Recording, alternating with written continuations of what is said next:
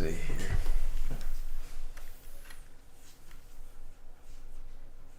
Do like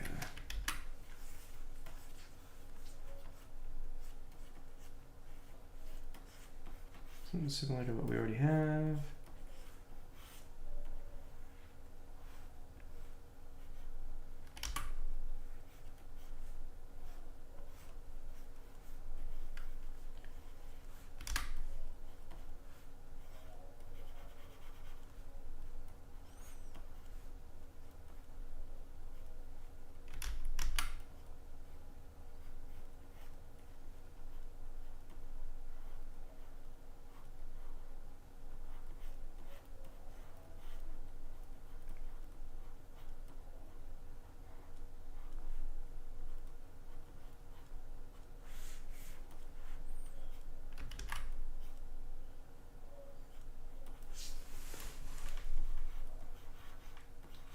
Actually are a lot bigger now. Hello, hello, hello. So today we're doing some concept stuff for Zeek. I don't think we need to do a lot of concept stuff because the robots are all kind of the same. But the big question has just been, I kind of like Zeek to look a little bit more I don't know, modern.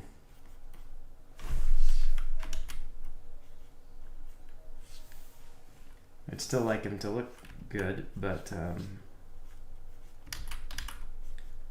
it's like, what should he look like that would appear modern but not like unfriendly? We don't want him to look like a Cybertruck. We want him to be friend shaped.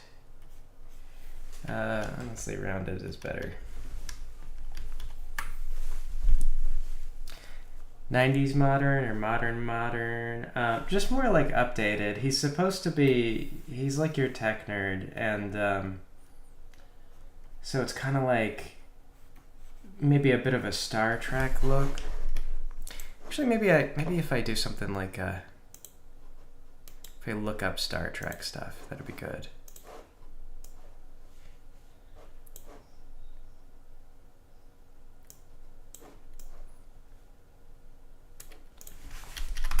Star Wars. Maybe like the Voyager class ships would be a good inspiration for a look that I could do with them. Because they're kind of an ovally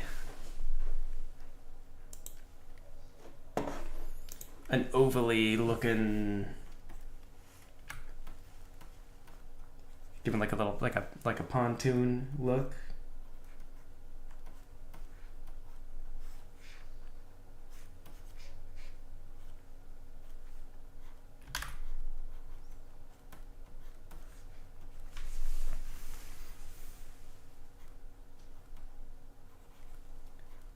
Kind of a narrower middle section.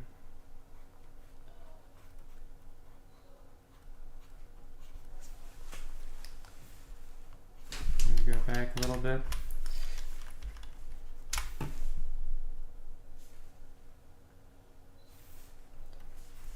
Yeah, that kind of helps. I give him a little bit of a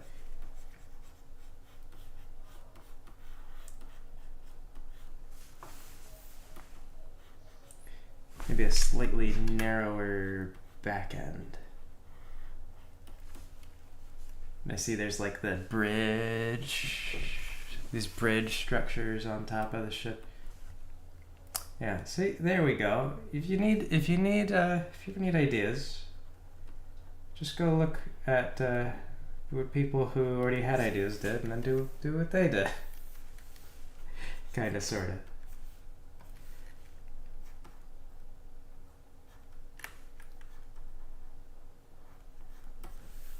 There we go. Bit of a pontoon. Kind of a pontoon. He's a tech pontoon.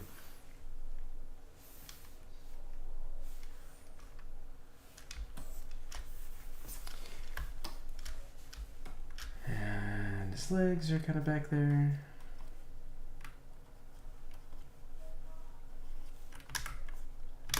Still like the chicken walker legs. His chicken legs. Chicken legs. Let me see, where's the horizon really? Like there.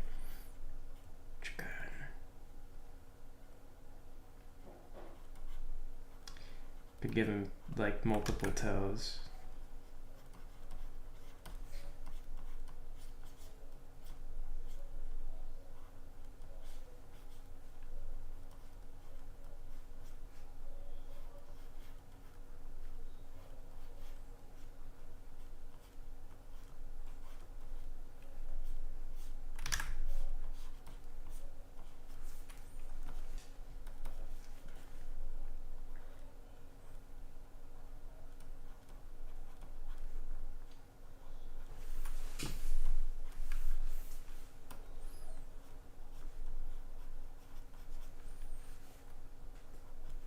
There we go. Got the three-toed model. It's all the rage.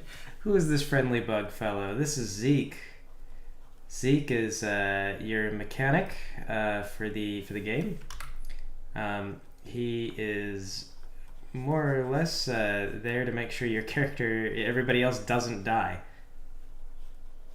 That's his contribution. It's a pretty solid contribution, if you ask me. Oops, that's a little...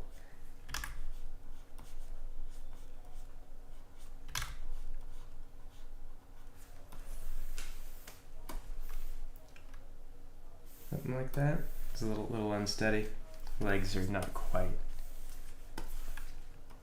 where they should be. Yeah, moving more like that, honestly. A little bit of perspective, like a grid showing the floor would have been a better idea than just kind of going in blind as such, but that's fine. That's fine.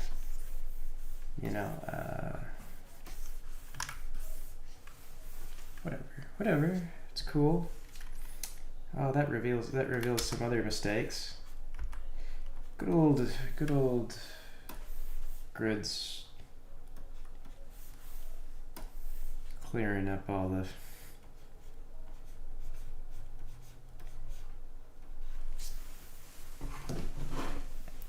yeah. So this is your friend. This is your friend Zeke.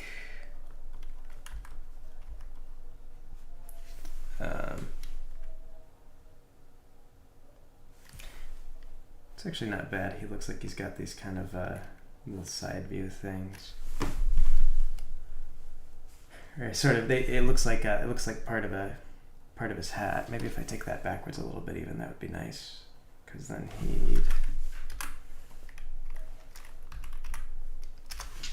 it'll look a little bit like he's wearing like an aviator cap.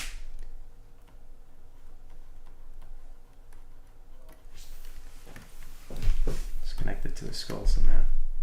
Connected to his brain, which is in here.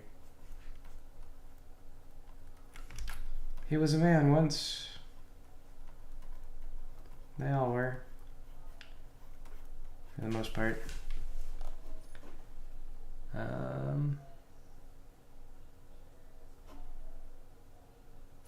that should cover the basic body shape.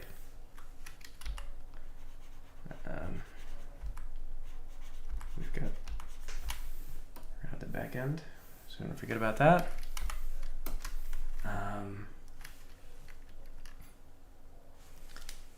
And then he's got like a utility hand, and that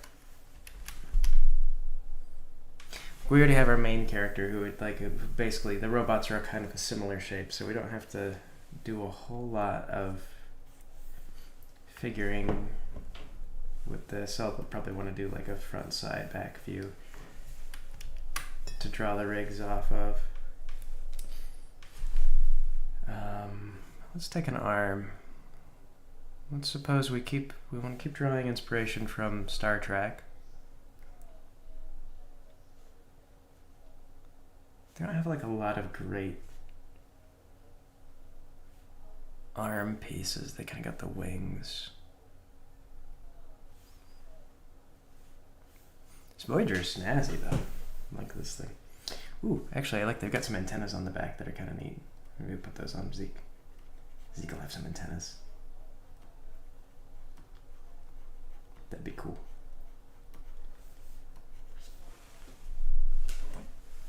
Future.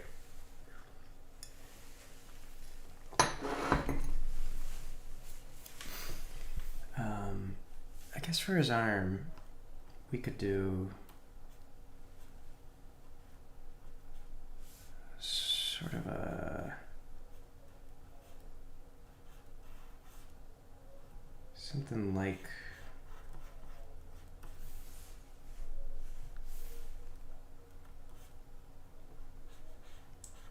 what they have for the wings.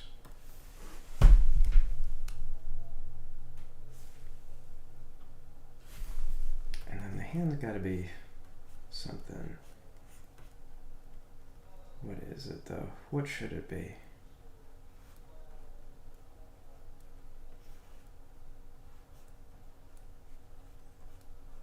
We'll just keep the ball joint thing going, I suppose.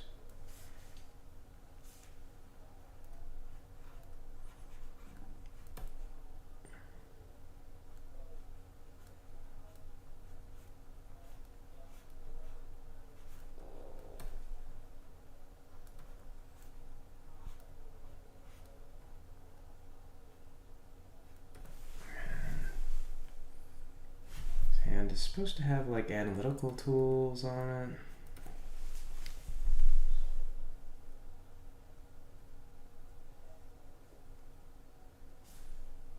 So it's like maybe his thumb could have, like, let's see.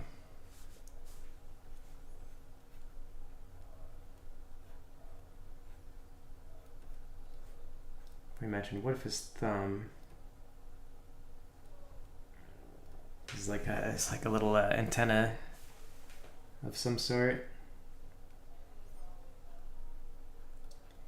A super delicate antenna. That would be really sucky as a hand though.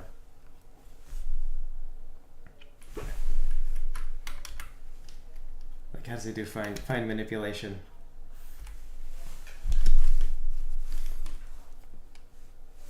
Hello, Mitchell. It's nearly 1 a.m. for you. That is an awful time to be watching a stream where I sit here and mumble to myself about designing a cartoon robot.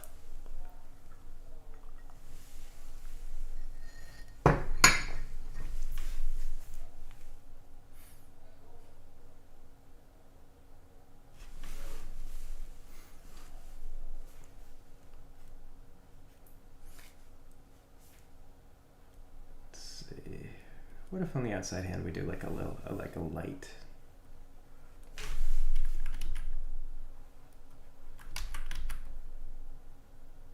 Or something to that effect.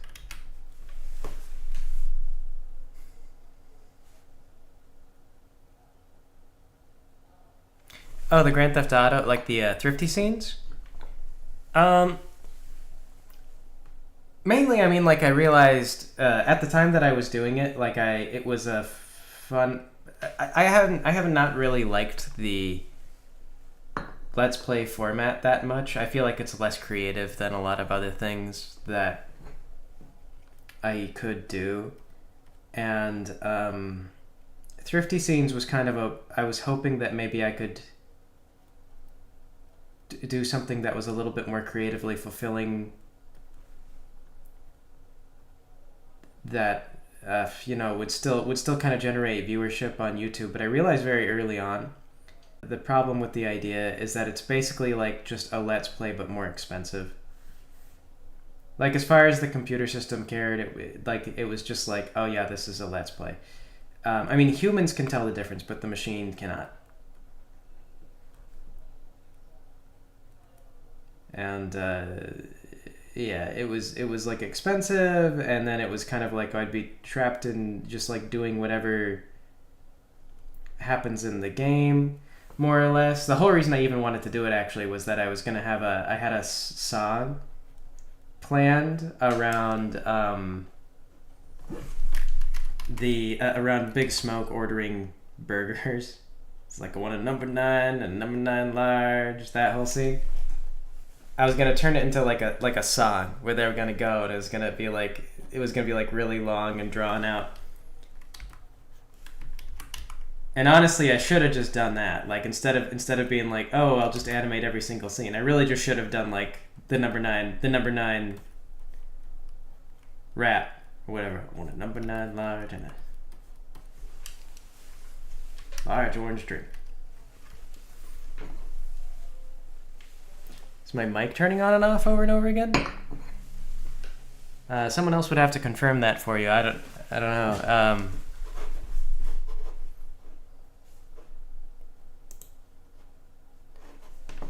As far as I'm aware, it should be fine. The number 9 lost media. Yeah. Like, I had other ideas that were kind of funny, like Pulaski being like a Pokemon.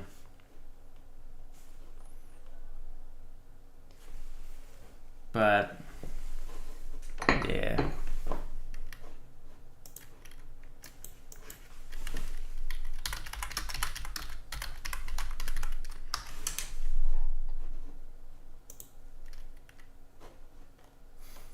Let me see.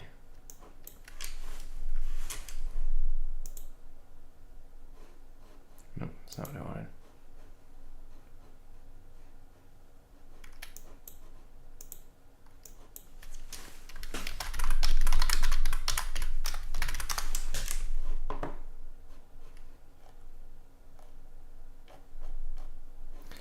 What do they call those? What do they call those tools that they use to like quickly strip the tires off of things? That's supposed to be his other arm. It's like a. Maybe I have to look it up.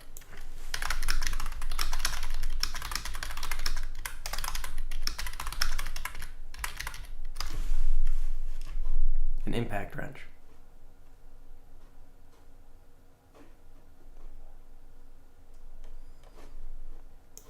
Okay.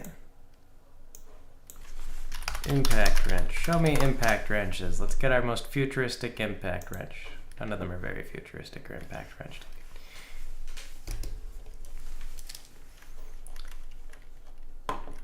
So we can take for him. We'll get like the largest looking impact wrench I can get, I guess. Okay, so we'll just do like this. We'll kind of take the inspiration from the wings of the Voyager. Widen out on one side.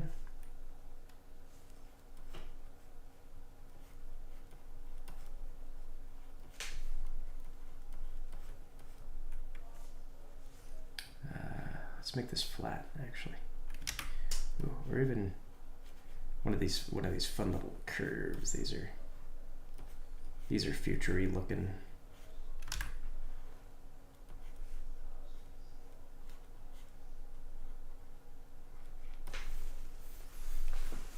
Greg Strain.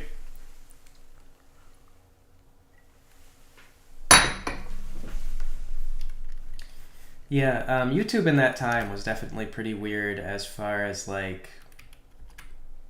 can you survive by making things that people want to genuinely watch?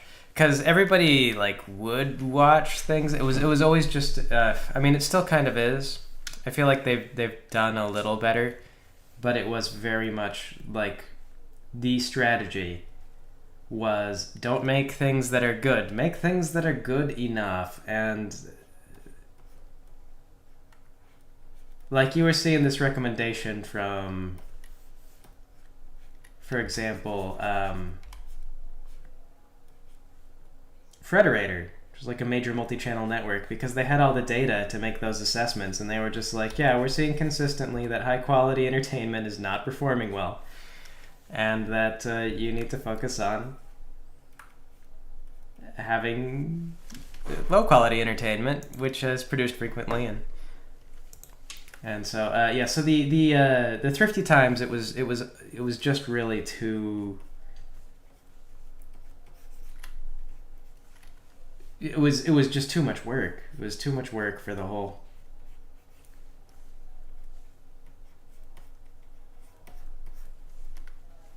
For the whole shebang, for the website, really.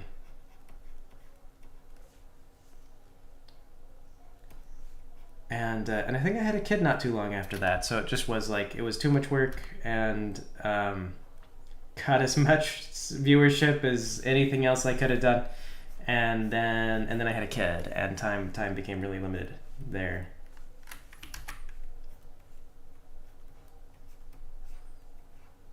Do like a curvy thing.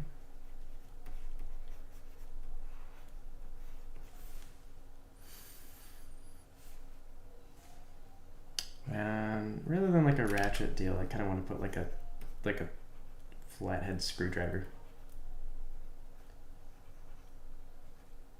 It's got more of a tool look, or I guess it kind of looks like a jackhammer a little bit.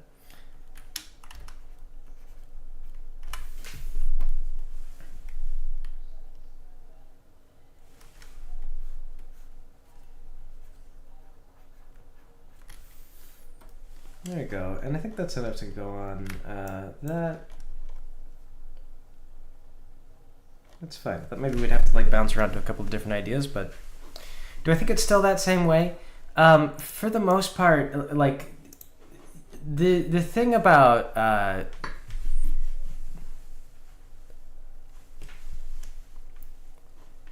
oh yeah, no, I am not actually, well, I am a small content creator these days. I got started back in like 2011 or 12 or something like that, and back at that time, if you were making really good content, people would subscribe to you, and then they would always get notified when you released something new. And so that meant that you could actually like work really hard and grow up an audience. And so I was doing like parodies of the My Little Pony show and My Little Pony fan fiction and things like that. And as I was gathering audience members, you know, every subscriber was a new person that would be notified of stuff I was doing. Yeah. So back in the day, the channel was really healthy, and that's why we have like 200,000 subscribers or whatever, but we only get about 1,000 viewers now. Pony. Yeah.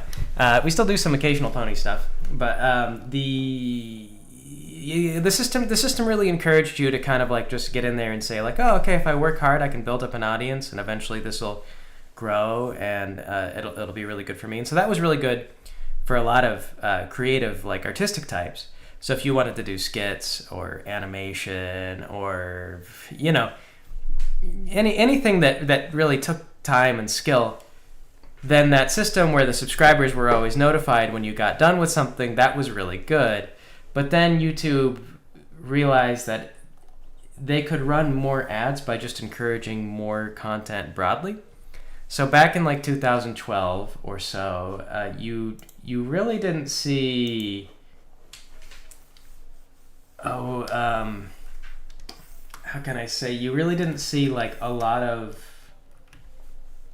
vlogs or whatever as being peak entertainment. It wasn't seen as like the ideal thing. It was kind of more like, oh, this is the content. This is just like people make this content for themselves. It's not really about entertaining anybody.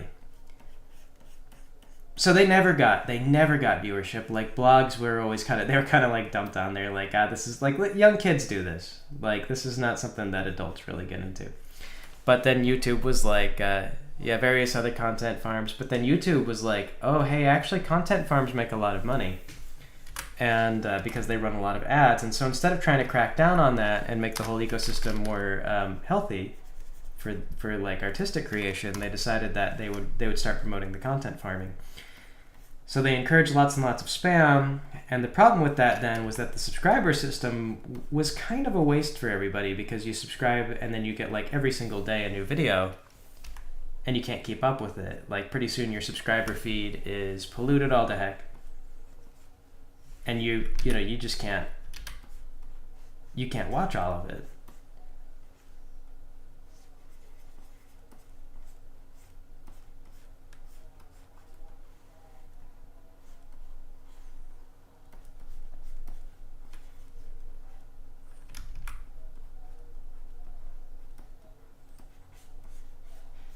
So they did away with the subscriber system, more or less, and so now you really don't get viewership from subscribers. Like they still get notified sometimes, but the system is highly selective about how it does it. Yeah, and then they introduced the bell. Yeah, Dungeon Men. That's a podcast, and I've actually been running that. That's only just recently come to YouTube. That's been off of YouTube for a long time. Cause like I've really grown used to the idea that YouTube is not really here to help me. YouTube is kind of here to generate revenue for YouTube. It's not a this is not like that. It's not a super mutually beneficial relationship is what I've come to understand over the years, and so I just don't worry about YouTube that much. If they want my viewership, they will come and take it by force, and I won't be able to stop them. So they're like a strong corporate monopoly. But anyway, once they made that change over to spam, I really didn't adjust with it very well. It just wasn't something that I really liked. I never really liked doing Let's Plays that much. I always wanted to do animations and other things. Yeah, it was available on like Spotify and Apple first, and YouTube wants to, like YouTube's getting cleaned out by TikTok and other things. Well, maybe not cleaned out. I mean, they're too big to be cleaned out, but they're facing competition somewhat from these other things, and they're wanting to take the audiences away. But I don't think they know how at this point. It doesn't feel like they really know how to make a product that anybody wants to use. It feels to me like they were good at buying things. Like that's kind of what they did, is they just like bought stuff, and now they don't. It's like they already bought YouTube. So now what? Like, where do they go from here? Like, how do we compete with TikTok without just buying it outright? They don't know. So they're like, okay, so we'll have.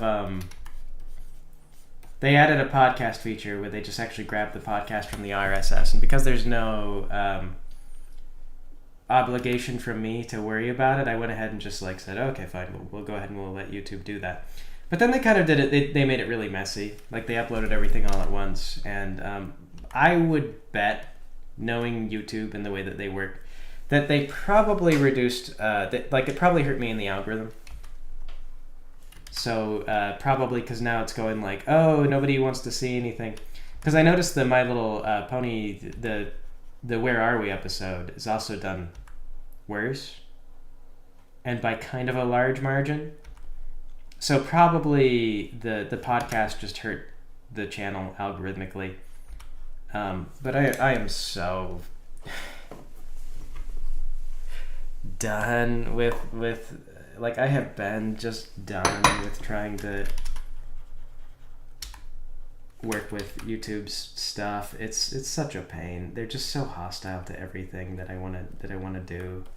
They're so just against achievement.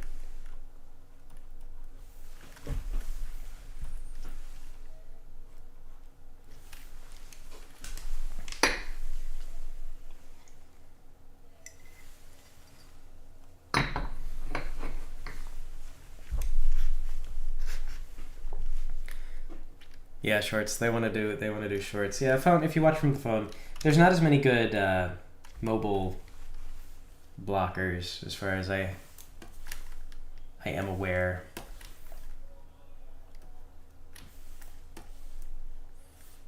What was I trying to copy with this? It's like a little circular thing and then a little knob on his head.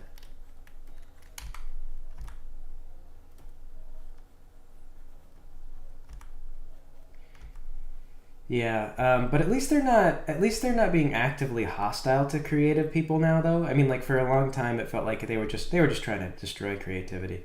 Now I at least see creative people again. Like it feels like they exist again. But there was like a dark age where it felt like YouTube had just successfully annihilated pretty much anybody that you You'd want to watch?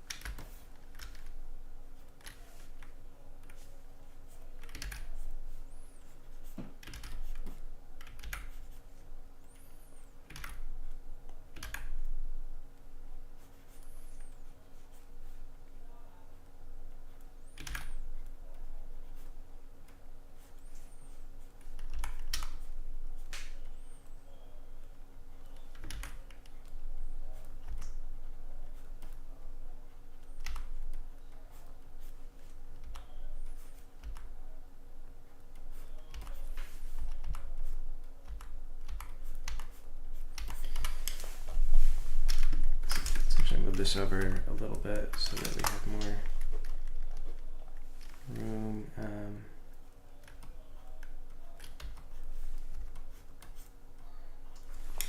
Also kind of need to think about how this is going to look next to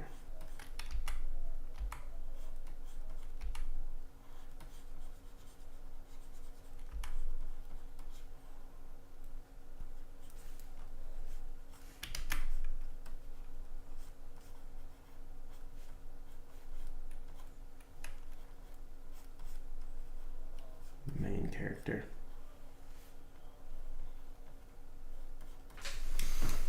Cool frog. Thanks.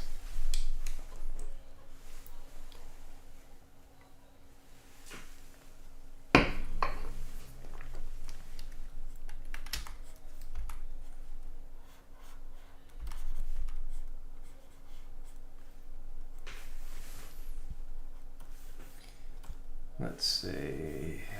And for his legs, we'll do pretty much like a standard leg. This isn't really too challenging. We'll do pretty much like the other leg.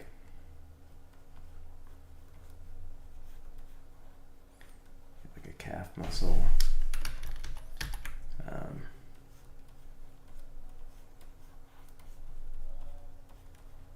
Use very similar leg to what we have with the other.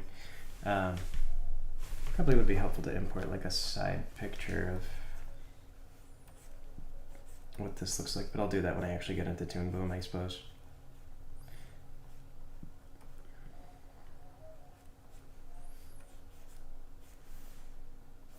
Because this already looks like the leg is a lot longer, and I don't really...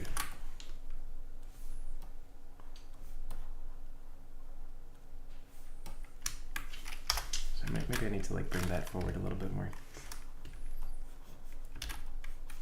Bring this out more. Give me to look at it.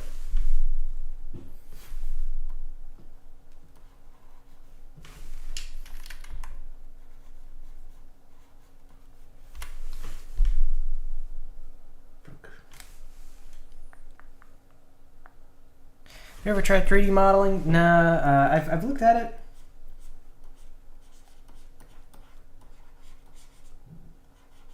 But nah, I have not.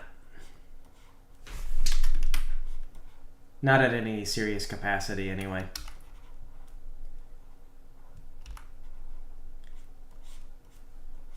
It's kind of the way a lot of things are going now, but partly that's because you can do things like having a pretty, like you can have a pretty complex set of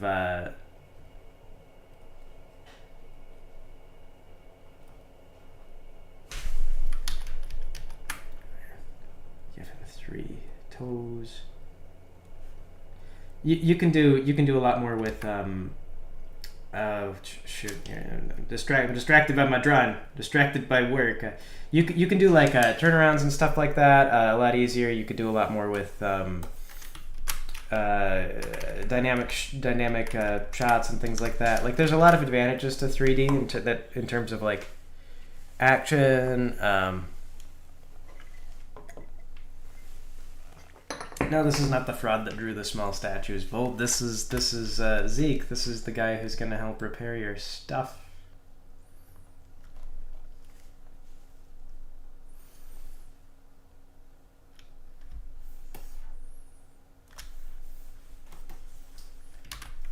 We'll do like a front view for him.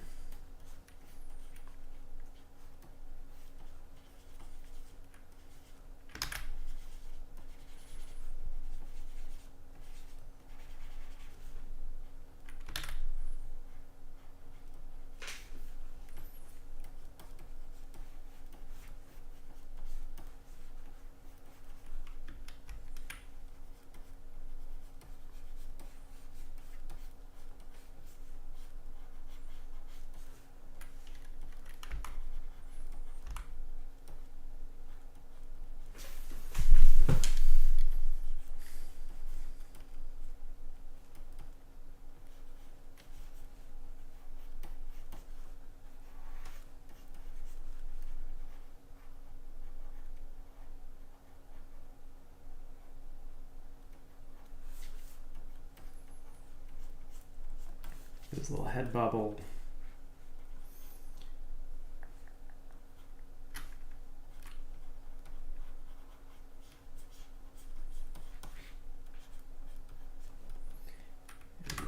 And he's got kind of the that little skiff look underneath him. It's a bit of a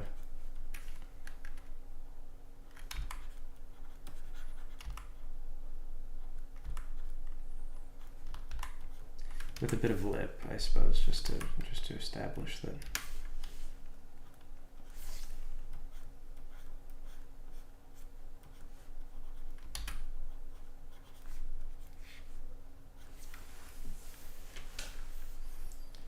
And then somewhere here we're gonna want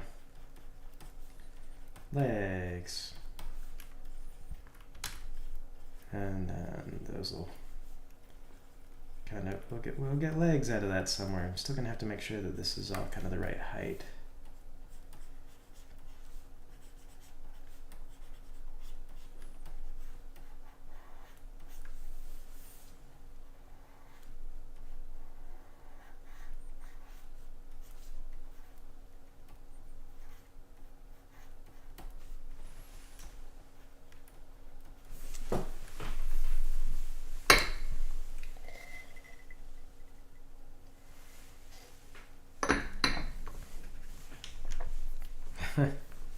The Blender tutorial makes you hungry. Hungry to do art.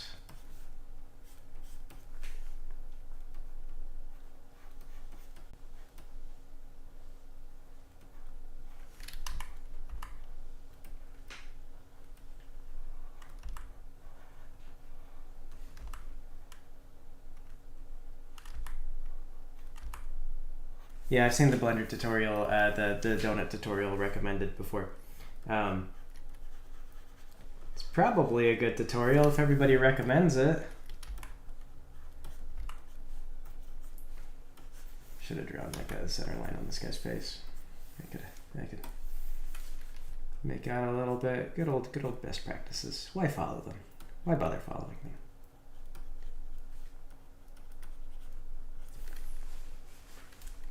Who cares about best practices? Not me. I don't care. I don't care. I don't care. Ask me if I do. I don't. I don't need a good product. I just need a... See, there's the feet, sort of. I don't think I really want to draw them out all that much because they're pretty simple shapes. Doot, doot, doot. Doot, doot, doot. Kind of come down like this, and there's our stuff. It's going to be more like this. Except they're going to come up a little bit more because he's standing there, sort of. Then we do the other side, and then he's got like a rear view. And we could do that.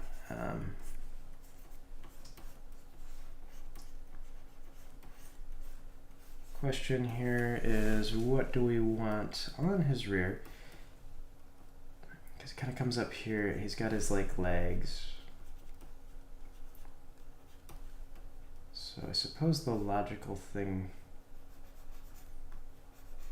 this actually comes out a little bit.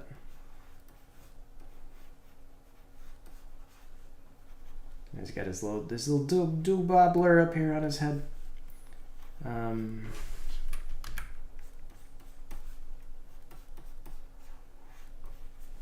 Maybe a little wider. He's got his antennas.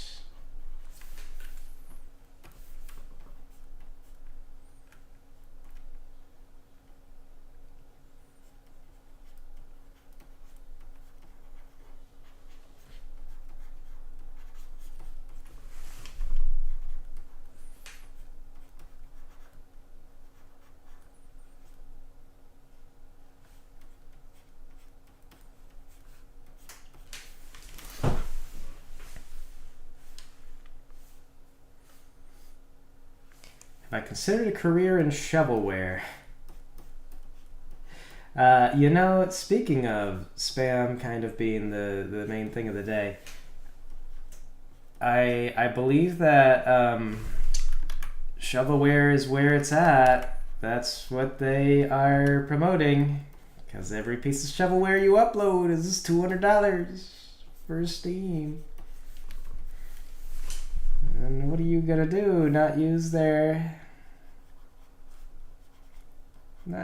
product? Fool.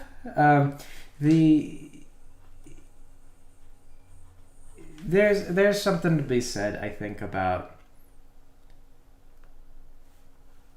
like making things for people versus making things for the corporate systems. It's different. Like I feel like I survive based on support from fans and the goodwill of people that want to see stuff that I make. And although, like, I don't think that everybody who makes shovelware really makes a good living. I think an important part of making shovelware is that you have to be somewhere where you can like live on the income from shovelware.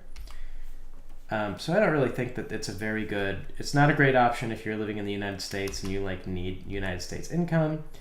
And like making bad stuff on purpose is really not that, like, it doesn't endear you to anybody.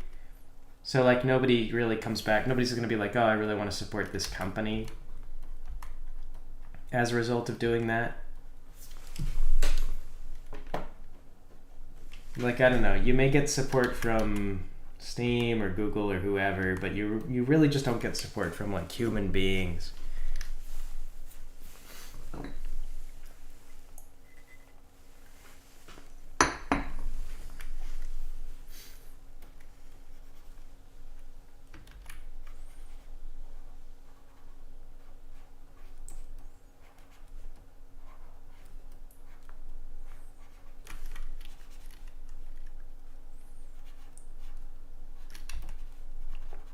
Let's do this. We'll have his rear section. That's where the little skiff piece connects to. This little skiff cod piece.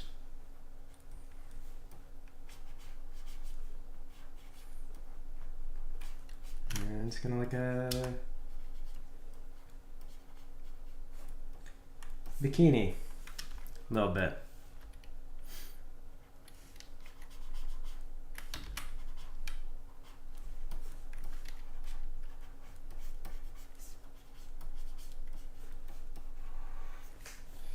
So scratchy, I can barely make out what I'm doing. Okay, and then let's have the vents. that are on the back. Let's make them a little bit more futuristic-y looking, future-y looking. So we'll make them be like slightly deeper.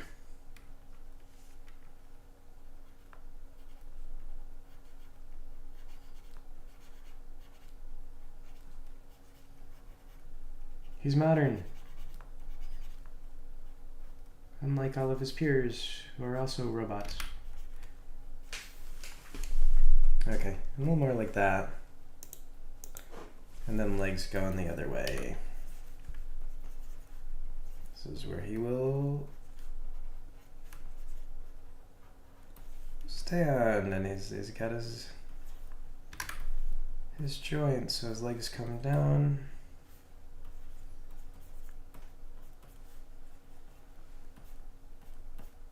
And there we go, and we'll kind of sort that out while making the regs.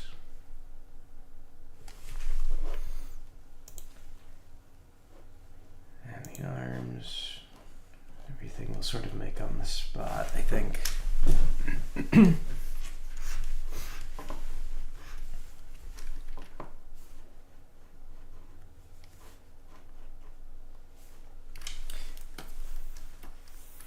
Yeah, shovelware, I mean, like, creating things that people don't actually want and then making a living on that, it's a really weird it's a really weird system, and it's like not one of those, it's not like one of those things that it's like, oh, this is really genius. It's one of those things that's like,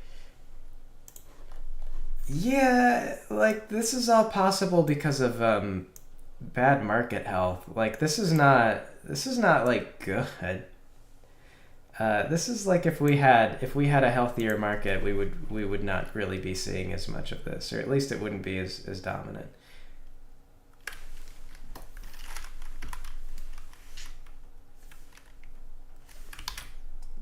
Here, this is actually a little too wide, or a little too long. There we go. So that's kind of nice. That's like he should look a little different. Human beings have barely kept me alive. I mean, yeah, but they're keeping me alive.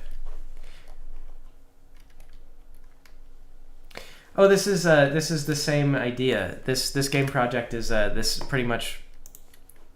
I was working on this. It was called It's a Living, and I was doing it in Unity originally. The Unity looks a little bit different. I was going for even more simplicity. So like there was very little like to the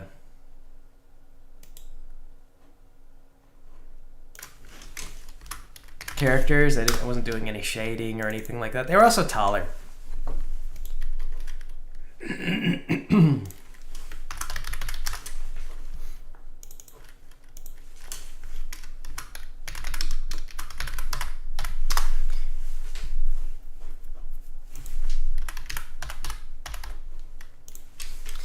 They were taller, and then all the characters were the same robot originally, which saved me time because I only had to draw one main character and then just do everything off of that one file. But I don't know. I'm going to put a little more effort in now. We're actually moving. We're using RPG Maker now, which is got pros and cons, but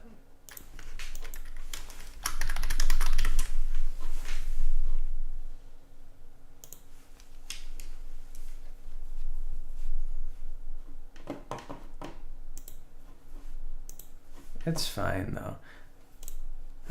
Let me see, we want to do like 96? It's 48 by 48, 96.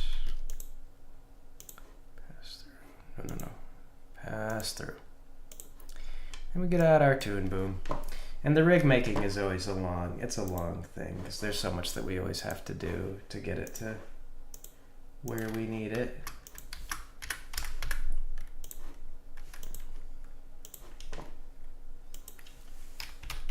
because we intend to use it for like lots of different animations and export lots of times. We'll do for like the scenes. I intend to have the characters gesture and stuff like that, and so we'll actually have a bunch of different portraits that show different facial expressions. They'll have little animations on screen, and they're pretty small. I can, in fact, I'll bring up RPG Maker just so that the newer people can get a quick look at what it looks like. There's our frog slide. So here we go. So you see, it's the robot that we had before.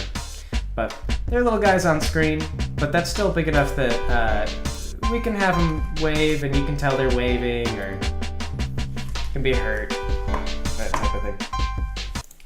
But anyway, though, yeah, we're just chugging along with this game. But we're about to be introduced to our friend Zeke, and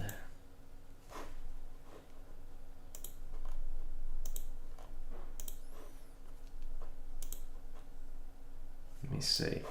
So we want to drag Unit 1 in here to give ourselves a bit of a reference.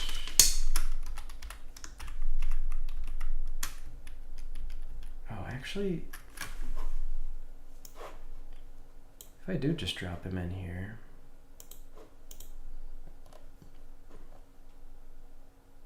Is he not centered in my other project file? Because that's...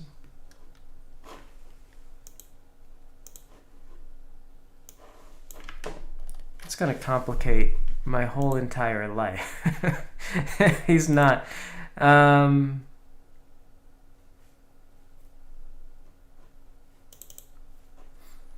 How much can you distract me from drawing? I didn't get to bed when I should have last night, so today I would tell you I could be distracted pretty easily. You could do significant harm to my workflow today, chat, if you wanted. Oh, he is a little off-center.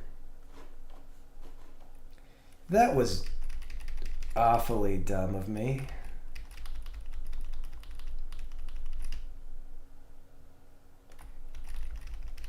Well, what?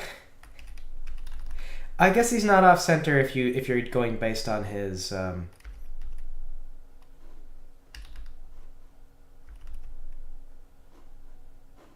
No, he's just off-center. Just off-center. Just a little off-center.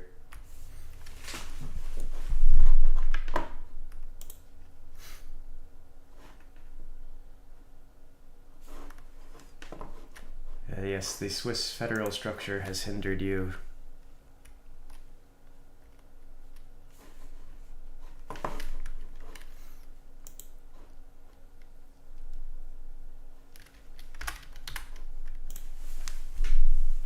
I know very little about Swiss politics. I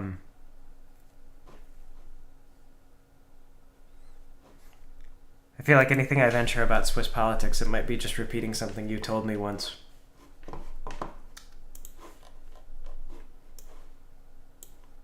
Oh, you know what I forgot to do? I forgot to group all of this. So import it and just get a giant spider web of nodes. Slick Sam! Yeah, Slick Sam is going to make a cameo as a praying mantis that lives in Zeke's house. Because the trick to this game is... so it's based on the hero system, right? And the hero system has a lot of modularity. And then I'm just going to tell you can buy your hull, and this affects how much HP you get. This is your armor. Batteries is how much energy you have. Generators is how much energy you restore at the start of your turn. Actuators is how many turns you get.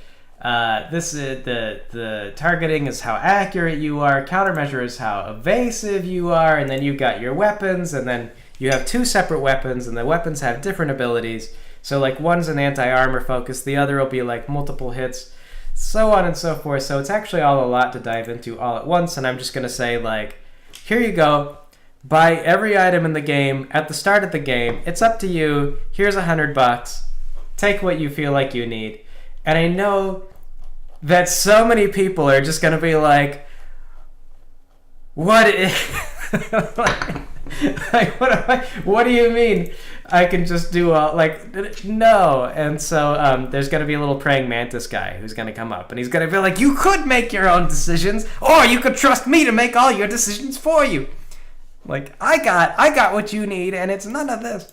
And so he'll offer to just create for you a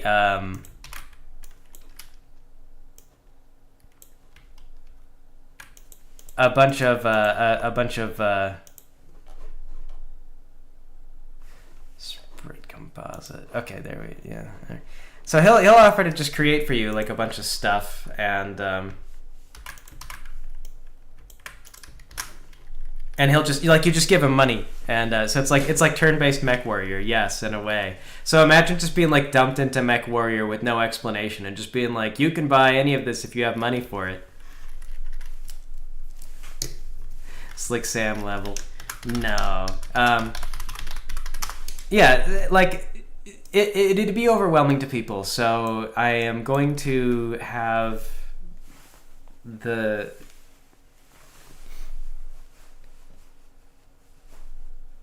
praying mantis will just be like, give me $100, I'll give you whatever I think is best, and he'll just like strip all your equipment. Yeah, hand me $100 and whatever you got in your inventory. Just give me all your money and everything in your inventory, and I will give you what you need to get by for the next section of the game.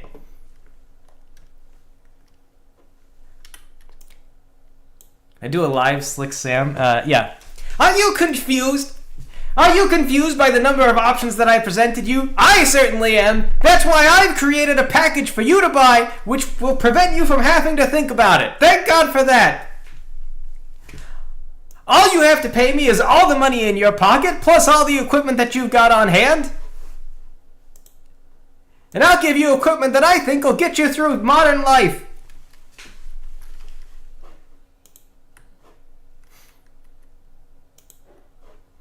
Oh, you tried to play through the MechWarrior games, couldn't get it to run on your PC. Was that MechWarrior 4? You couldn't get it to run on?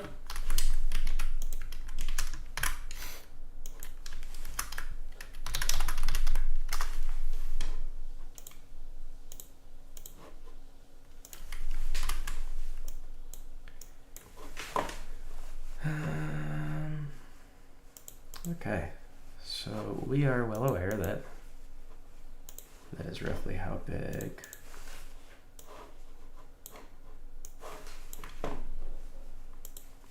MechWarrior 4. Louder and higher pitch. Yeah, Slick Sam is actually usually a lot more manic and a lot more This'll get you through modern life!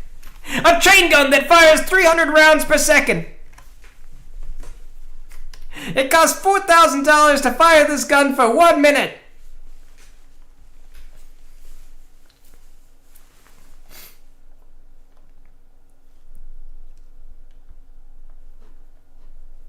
I don't know if you guys have seen the analysis of Meet the Heavy, where somebody explains that like Heavy reveals nothing about himself, and they even highlight this in the comics. It's like Heavy reveals nothing about himself, nothing about his mission, describes his gun, and the specs are obviously wrong.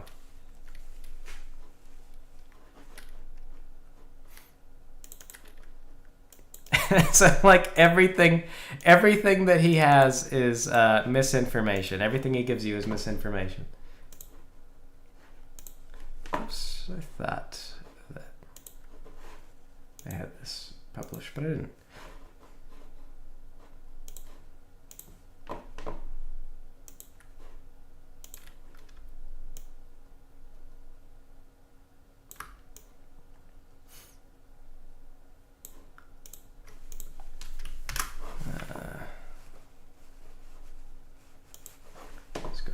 Like negative 0.5. No?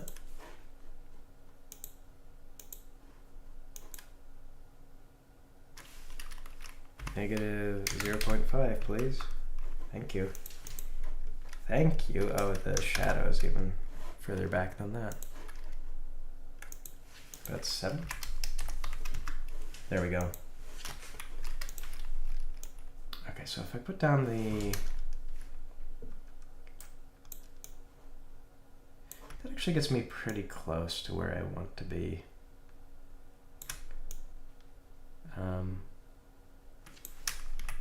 That's pretty good, actually. It's pretty good.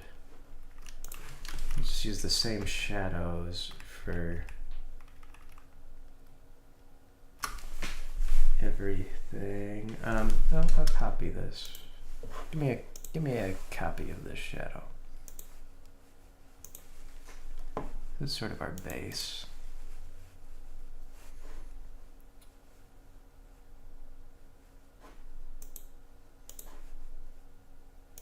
Where are you at? Where's the shadow? Where are you?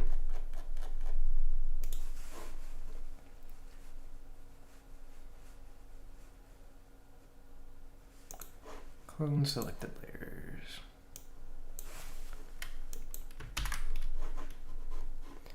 Alright, let me out of this. And let me put it in here.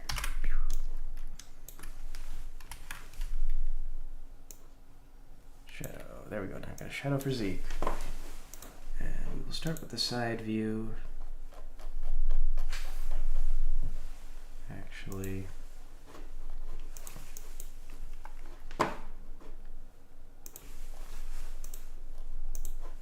Unit 1, left side view. But I put them in a group, so now we have to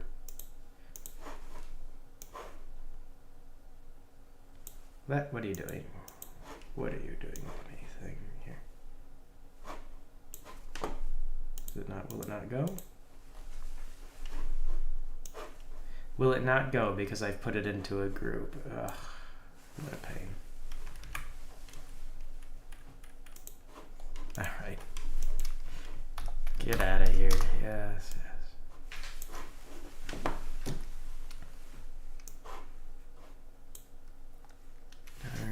Darn bloody. Okay. This actually makes Zeke's body a little smaller.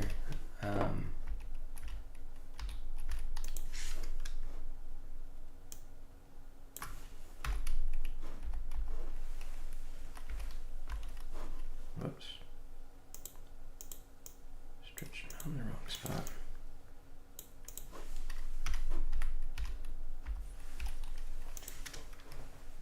We kind of want to make his head about as bulky as our main character.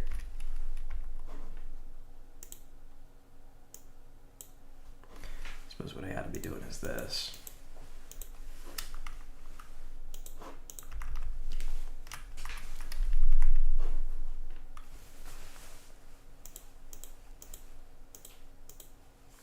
Okay, that should be good. Okay, yeah, that ought to be good. Yeah, I'm gonna use the restroom real quick here.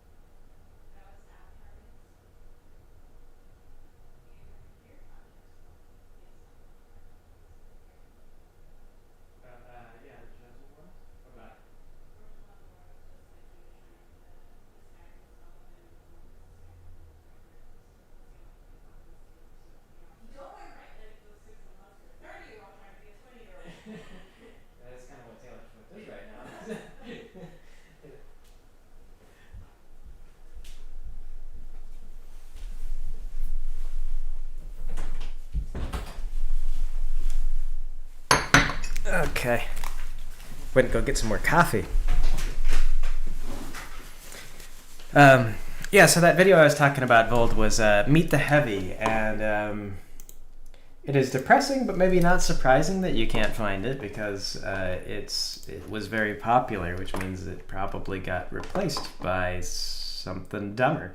The Meet the Heavy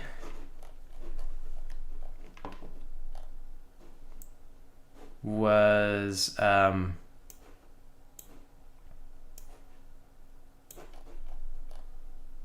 why is my Zeek composite blinded out? Because it should not be. Don't connect to the Zeek composite, please. This should be visible. There we go. You can find the original, just can't find the analysis. Oh, okay. I don't know where the analysis came from.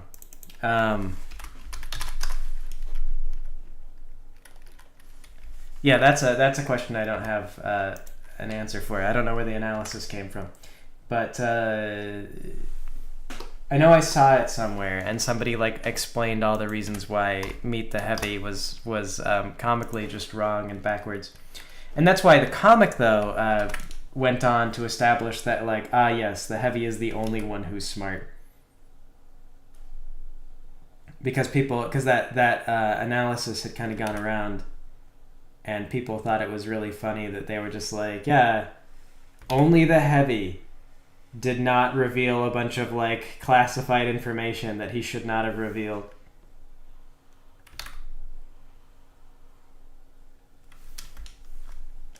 Only him.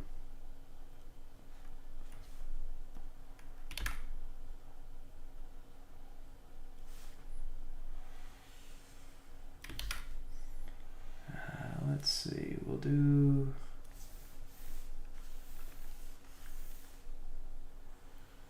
We kind of want to make this consistent, so...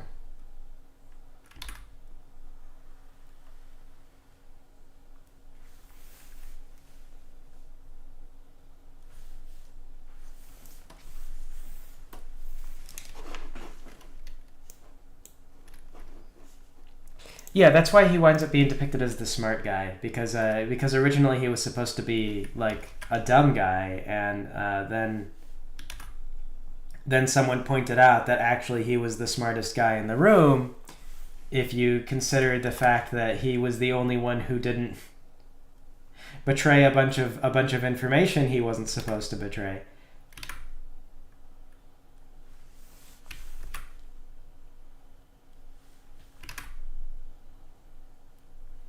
And then that got in the comic of like the only one here who didn't like, it was a test. You weren't supposed to tell someone all the stuff that you told.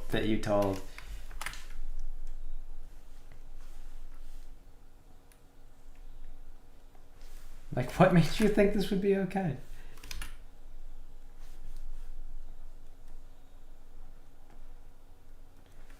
And then they kind of got into like, why would the Heavy be so secretive? Like, where did he learn to be like that? And it's like, oh, he's got family that's been hiding from the Soviet Union for the longest time. The TF2 comic was a lot of fun.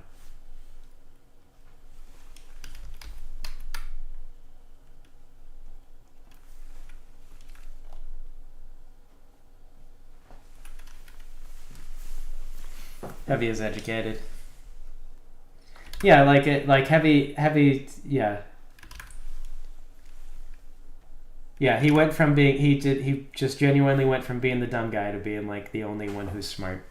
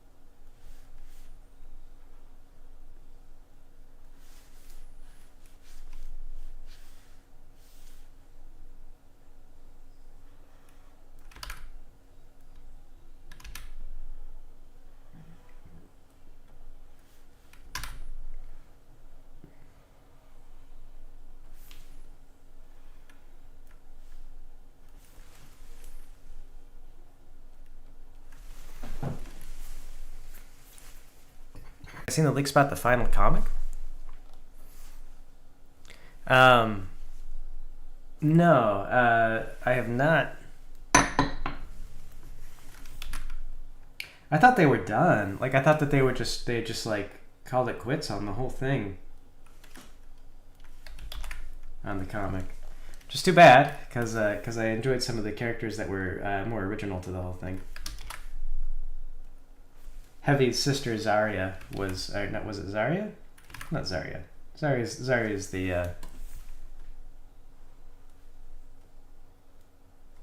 or was it Zarya? No, I don't remember. I know that was the name of the Overwatch character, but I didn't care much for Overwatch.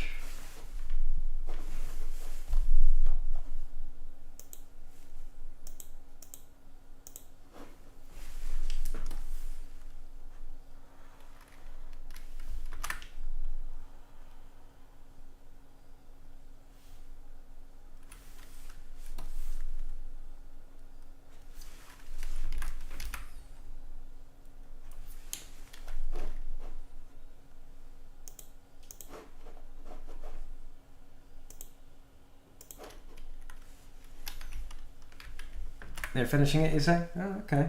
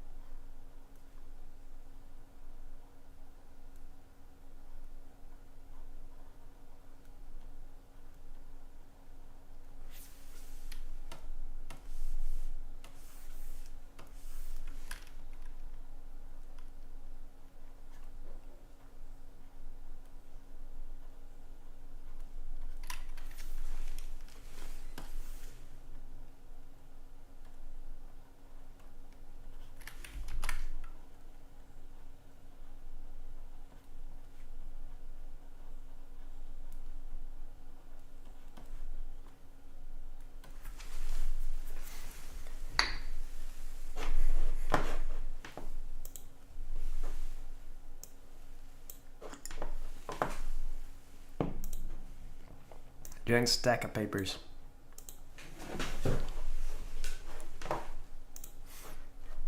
All right, that's kind of cool. Like I said, I like the comic, so it'd be kind of neat to see the rest of it, to see where they're gonna go with it.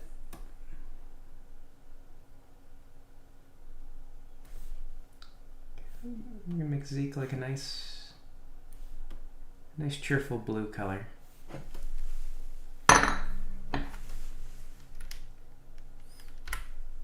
I forget that G is not my fill tool, my fill bucket tool. Where is my fill bucket tool? Which one is it? It's this one.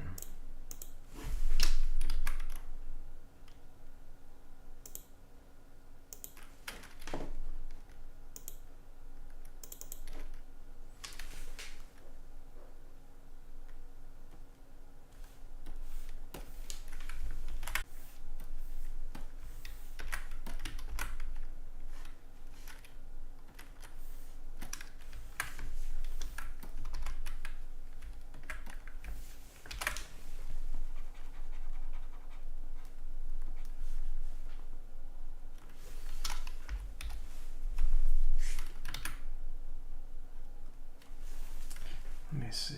How do I have the shadows on this guy?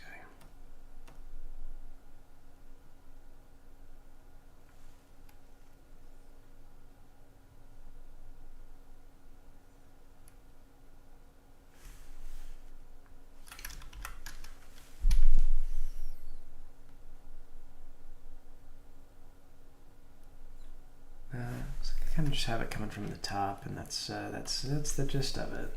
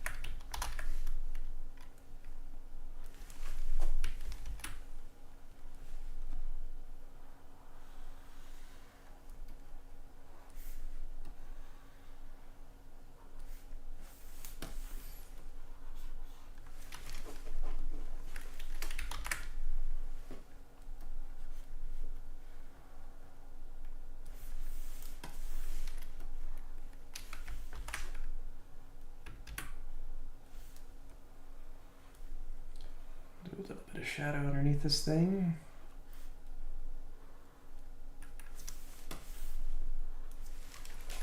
Not a lot, but some. Here we actually gotta maybe lower the shadow a bit on that.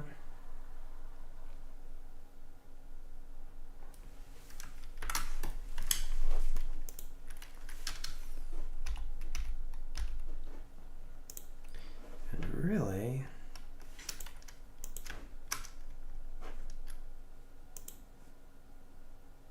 oh.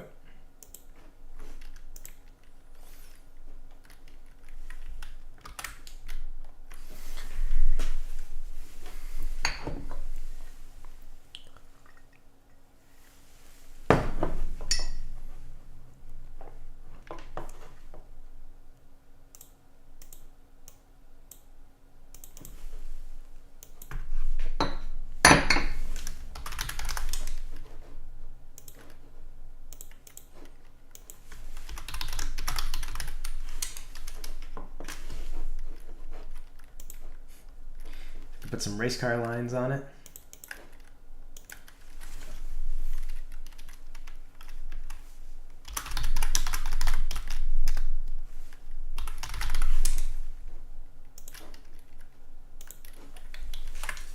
Make it look fast.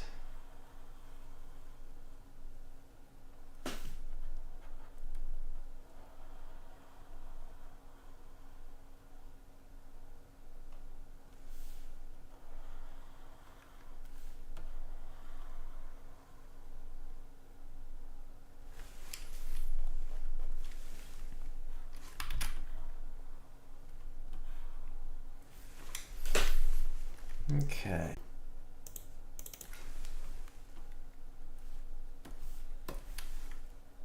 We're not gonna do like race car lines on him or anything.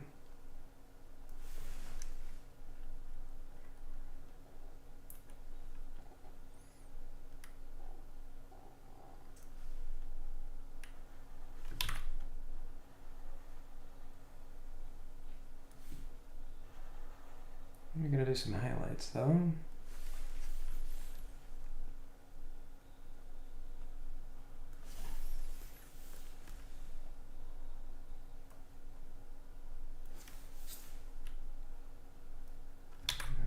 And back here, I suppose.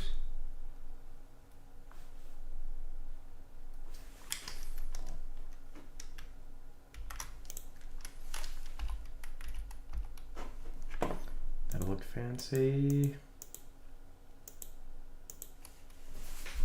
Do I have a drawing pad? Yeah, I've got a tablet.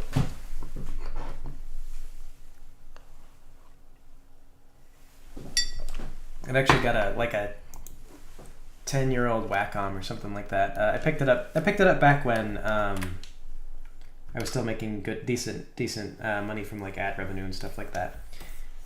I knew I had to get it when I was still making decent money, because same thing with the Toon Boom license. Actually, I bought Toon Boom like way back when I was still making income. like decent income from YouTube ad revenue. And I have just been using it's a perpetual license, so I have just been using it ever since I purchased it. So like, just don't let go of this license and I'll be good.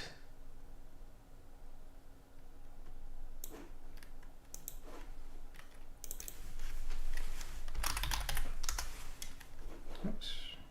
Just want to name it body to.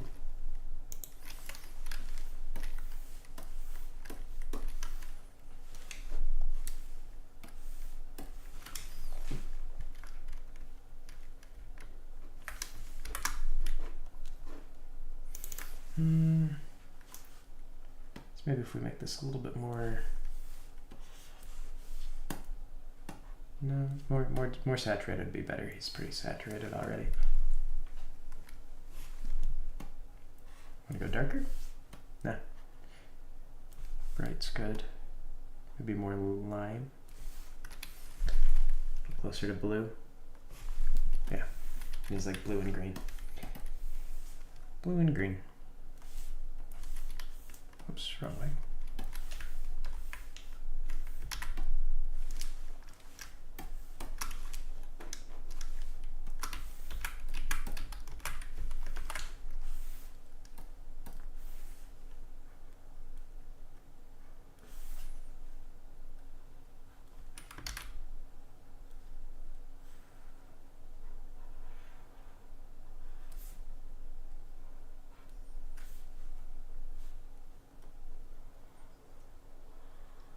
The Wacom was a big investment. It was like a $2,000, I think, when I bought it. At the time they didn't have very many alternatives. Nowadays I'm pretty sure you can do like a Huion. and those are cheaper. I actually got a Huion at the time, but its drivers were incompatible with Toon Boom. Like Toon Boom just could not see it, and that meant that I really couldn't use it for any work that I needed to do. So I had to send it back. But the Huion was like, I want to say like $500 compared to the Wacom's $2,000. I mean, the Wacom is really kind of a highway robbery. But that's they were one of the only companies that were producing this kind of stuff at the time. So it was just kind of a known fact that you had to shell out a little bit. Not so much anymore, I think. I don't know about studios, but individuals, I think you can get by on more affordable stuff. I mean, granted, Huion is coming from China, so you may have your feelings about that.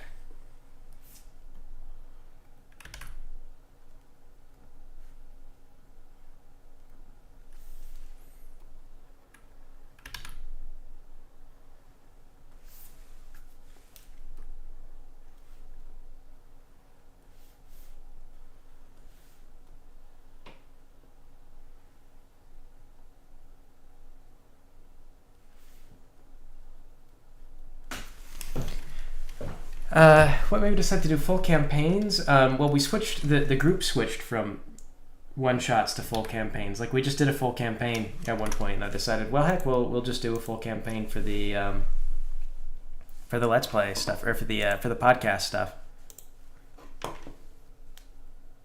And there it was. That was how we got into it.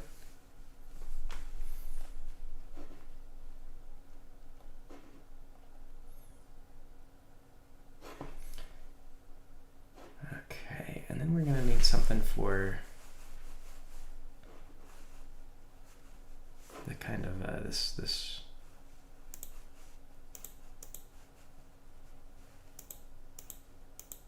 brain space. I think actually I want to make that brain just a little bigger, just a smidge bigger.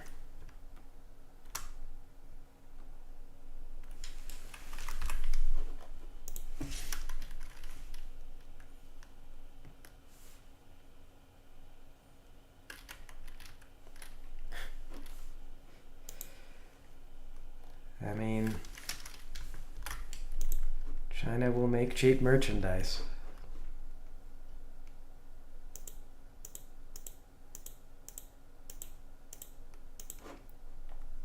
Let me see. The eyes are about the same. So do I draw new eyeballs? Do I not? I think I'll go ahead and.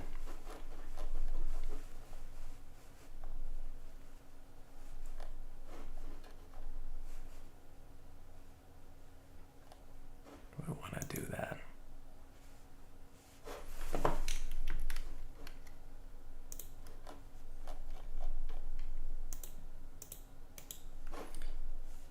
I just duplicate that, and then I can use the same eyes for the character.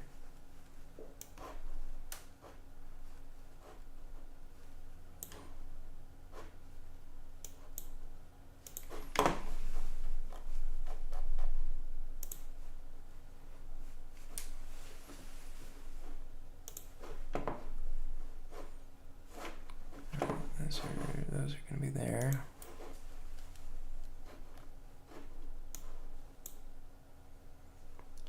Move Zeke over a little bit more. We're in the node view. I'm going to use the restroom again. Coffee.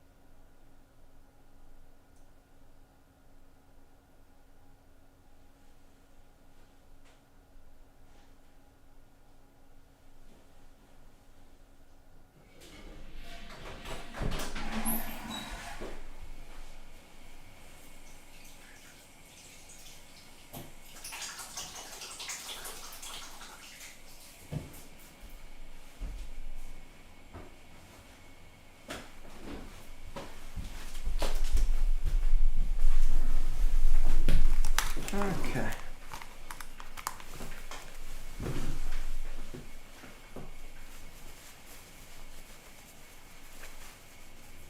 Debating as to whether or not I want to spruce up his body with any more exciting stuff. All right, let's duplicate these.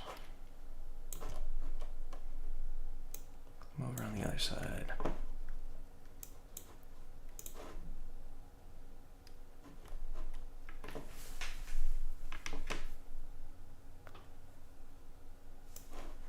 There's no reason for that.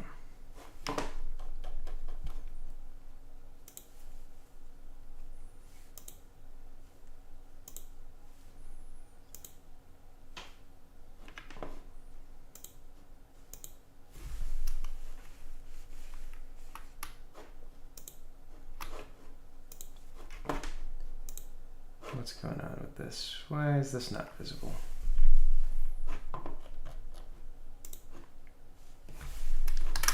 Is it still not back far enough?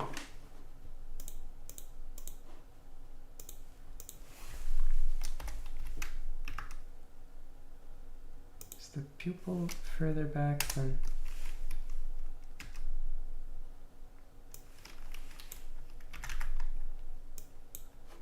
Let's try that.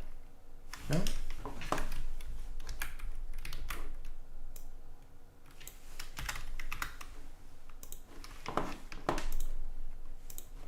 Why is it this eye is basically invisible? Oh.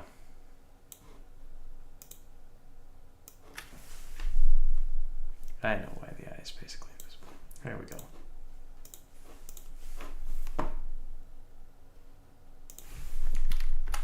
Okay, I'm gonna shift the eye back a little bit on this one.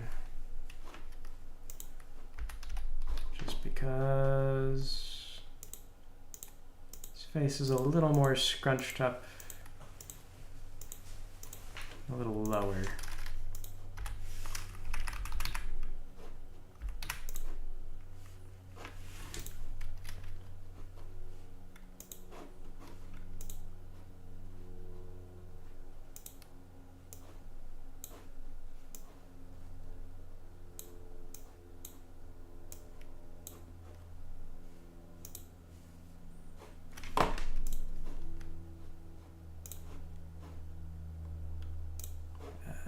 Here it is.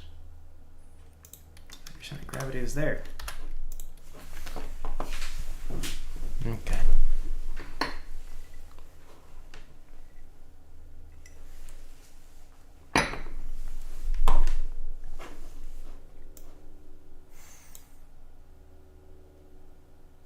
Let's see, and I suppose we'll do the mouth. Close. We don't necessarily want to take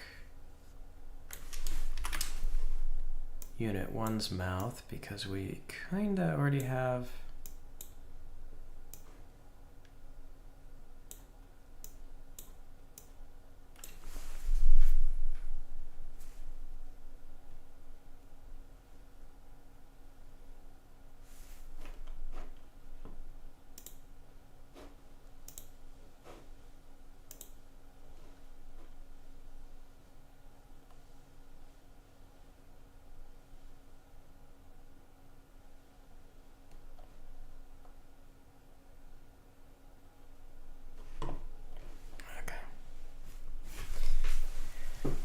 Okay, just try not to jump too much into any one thing with the rig and forget where I'm at and then have a stupid mistake I've got to correct.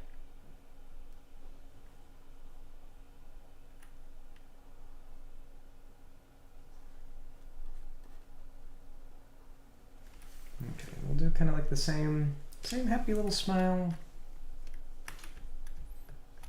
Maybe we'll make it about as wide as the thing.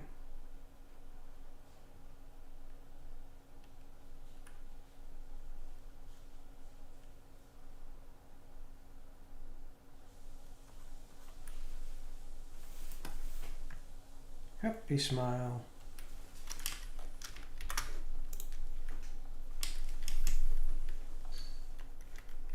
Happy the smile. Okay. There we go. That's a mouth. And we want him to have these goggles. Hello, Nav.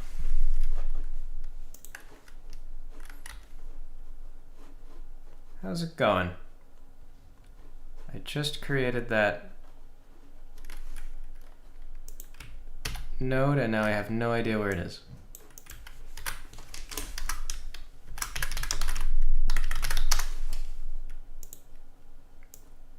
Oh. It's right here. Here we have the node. You guys can't see the nodes. All this exciting spaghetti is off on the other screen. Sorry to say.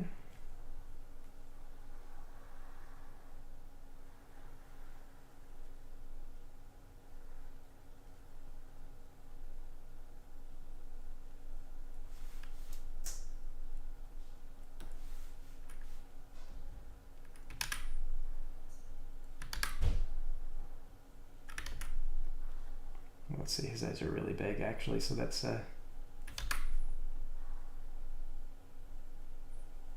keep a nice rounded shape all the same. Just because rounded is friendlier.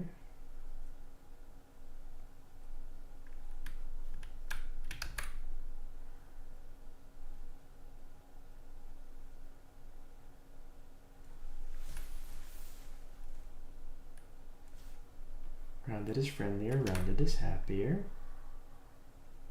You're a happy robot. Happy, happy, happy. I'm probably gonna have to put the shadow on the goggles because it'll be a pain if you lift some or move them, and they don't have their own shadow. I'll have to redraw the body. Yep, this is for a game. These are rigs for the game.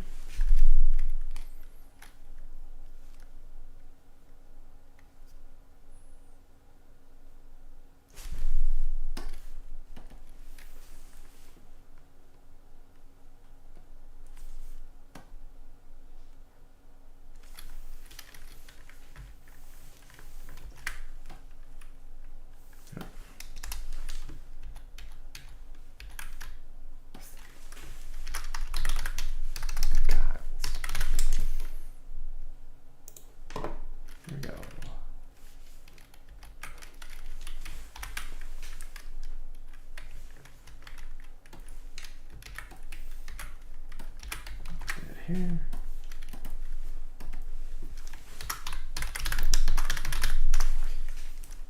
Yeah, so it's for a little RPG Maker game. We have got a decent amount started, and by decent amount I mean like actually not very much, but it's all hand drawn, personally made. We're not using any assets or anything like that, so we got to do everything on our own. But we're coming along with all that.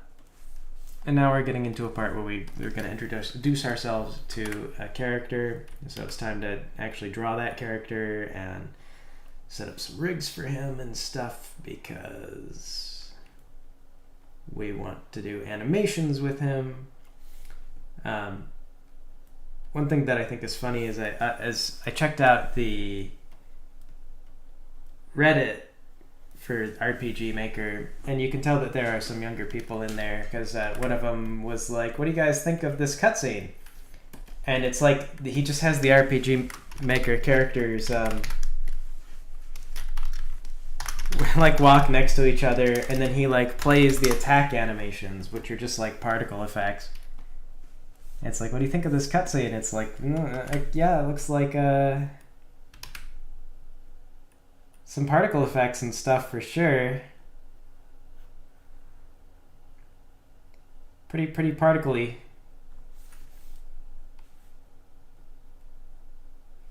Pretty particly. So I don't want to do that. Definitely want to be a little bit more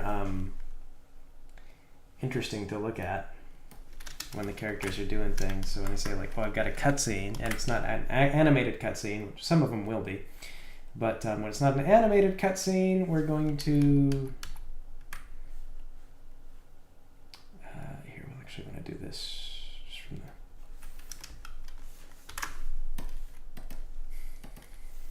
glasses doing their thing.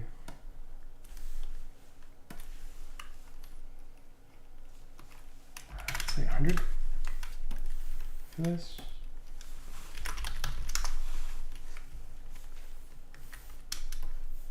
Smash Brothers intro.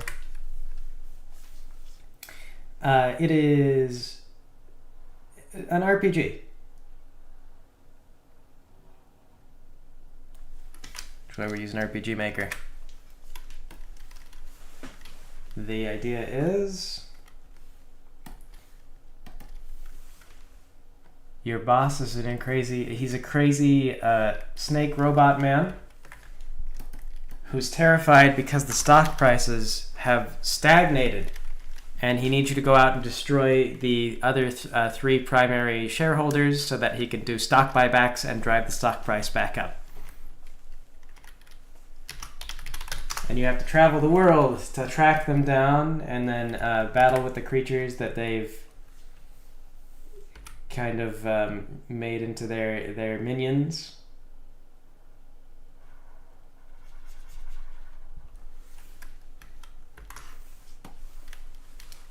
And that's the gist of it.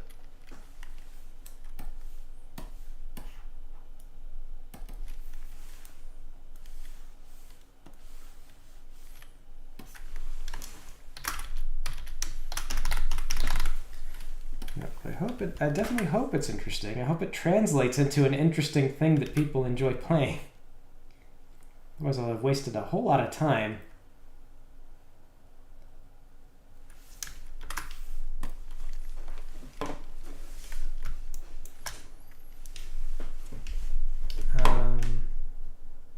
Okay, so there's that. All right, we gotta make sure we got all our pegs set up correctly. Pegs.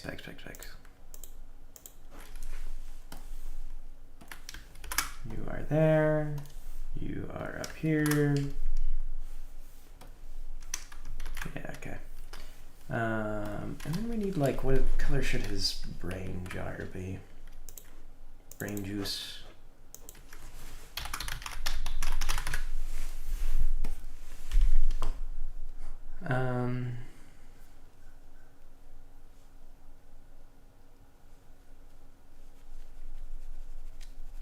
We're doing like blue and green.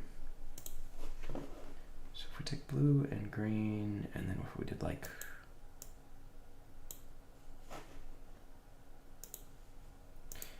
would a pink look ugly? Would a pink look really bad? Let's find out.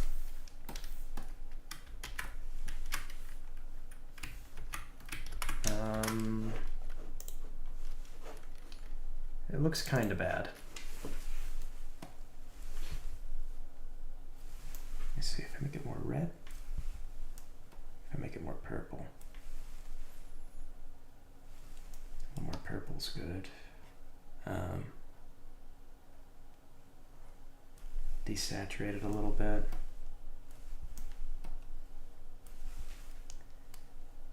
I'd like for it to stand out.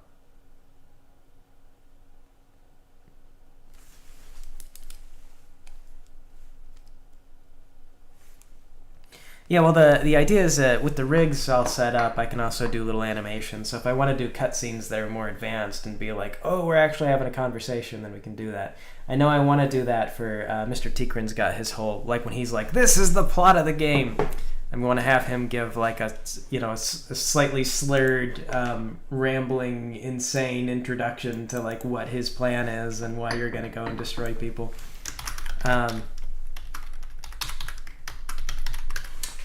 The tone of the game is sort of that you're not entirely justified in whatever you're doing, but it's what Mr. Tikrin wants, and he is the boss. One of the early jokes is going to be like, there's going to be these slime people, and it'll be like, so we just like, what do we just beat them to death? And they'll be like, well, they're on private property, so yes.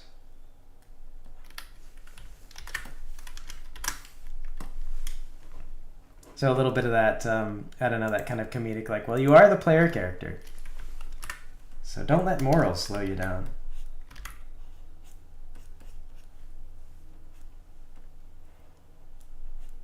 You don't want to.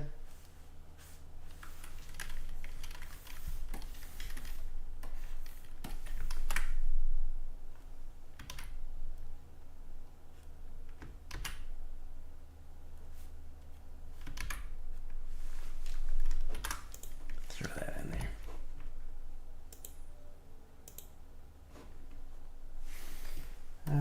Or actually, I'll just make the shadow a little deeper.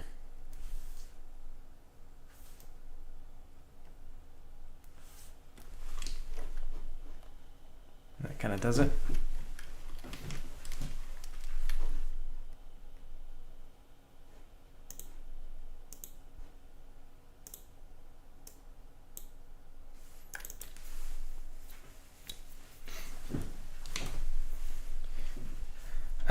No, this is actually not anything that I've done.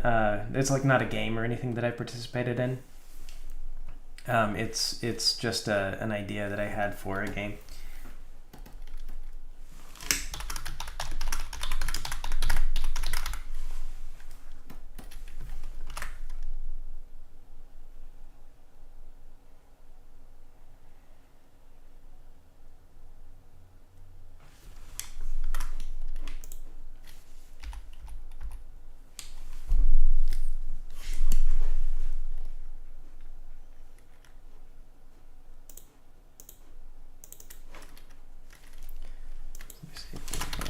brain, and a brain is kind of like over here.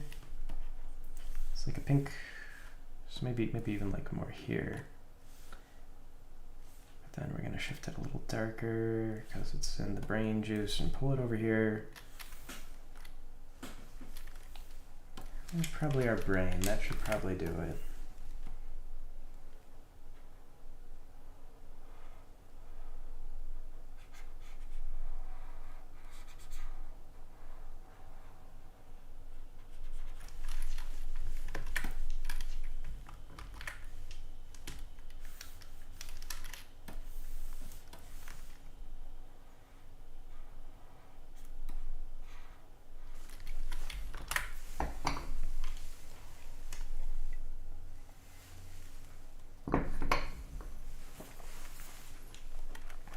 Yeah, there's a joke that you can't communicate because your voice box is broken. So it's like you're relegated to yes or no questions. So the player character doesn't communicate very well, but you do get you'll get choices to interact with people and things like that. It won't be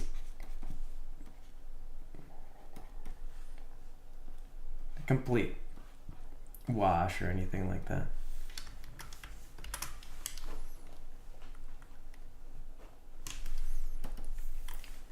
This purple shadow really does not want to show up unless you make it pretty dark.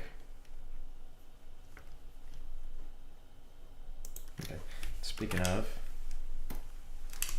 brain juice shadow.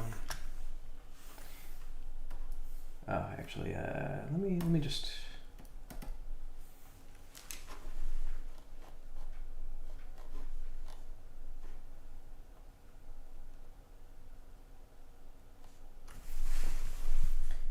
Do like 80%. We'll go over here. I can do kind of this.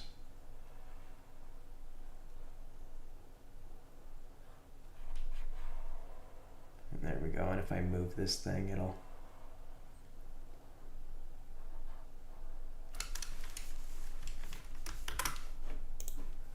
So there we go. We're kind of like resting on the head, and I'll move it, and then there we go.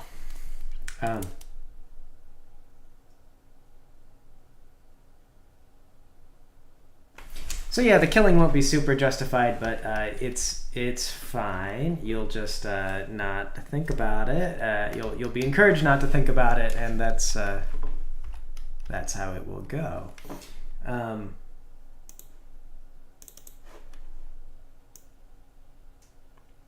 gonna put in like some bright neon lights on his thing, on the side of his little thing.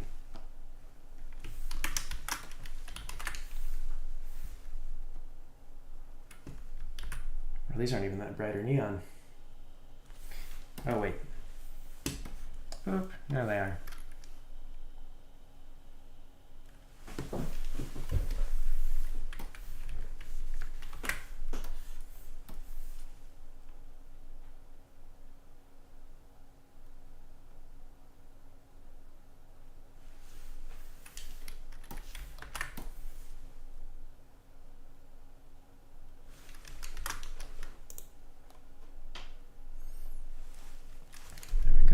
A little bit to break up the structure.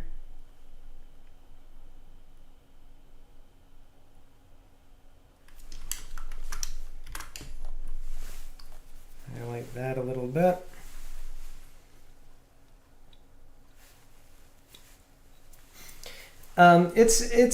You're not actually obligated to necessarily kill enemies. It's not like an Undertale morality thing or anything like that, or a big meta deal. What it is just that because you're going to start the game and you're going to have access to basically all the weapons and gear to start with, and the player could feasibly dump all of their money into like armor and then not have enough attack power to get through the enemy armor. So that would produce a stalemate. And to avoid like situations where the player is just like, oh, whoops, I can't do anything now. I'm gonna have to introduce a mechanic where, like, once the enemy runs out of energy or something like that, they'll, if they run out of stamina, they run away. So Enemies will fight until they're dead or tired, and then they'll flee.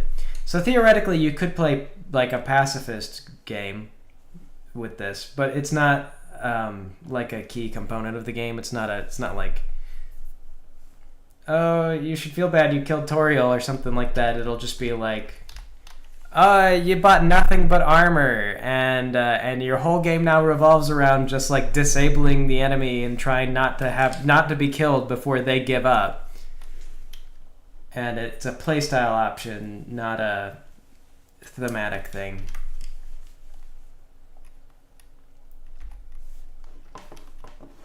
Yeah, more of a fail-safe than anything else.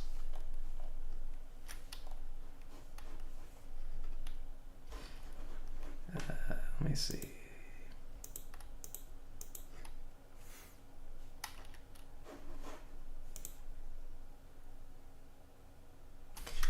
Okay, that'll do.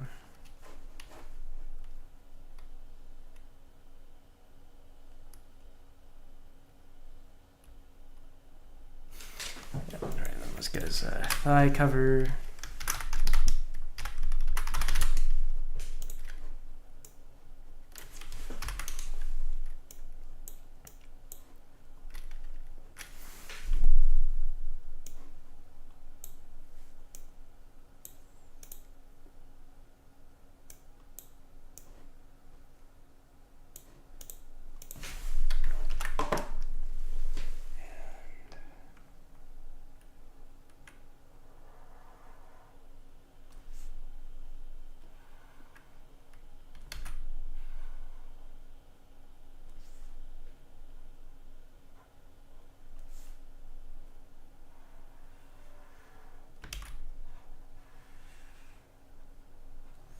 Make those a little taller than they need to be.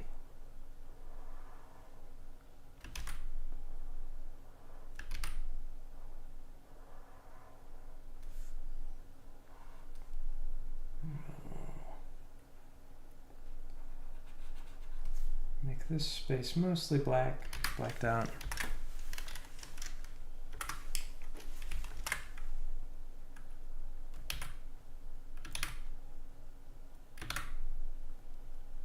Further away.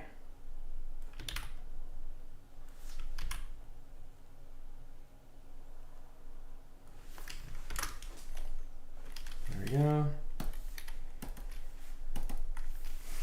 Let's go ahead and do not like a full black, but a pretty close to black. A dark purple. Oh, here it is. There we go. Okay.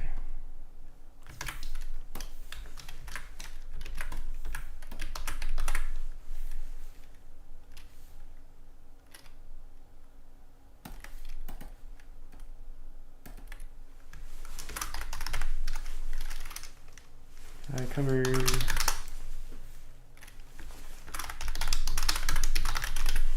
shadow.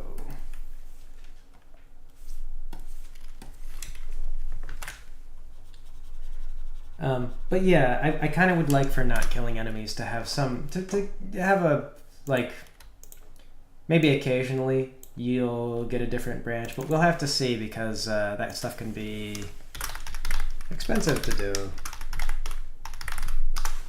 But battles could flow different ways, I think, depending on whether or not an enemy is alive or dead. You can set it up so that, for example, an enemy will only appear on screen in the event that they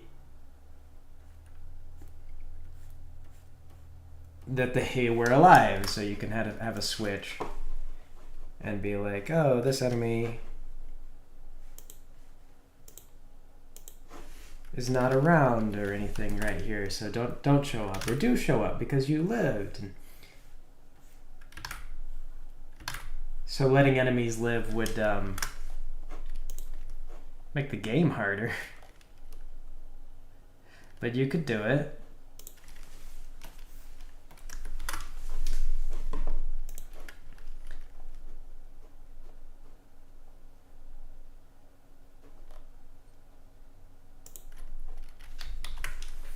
I think I'll go with the blacks a little bit here. little more black.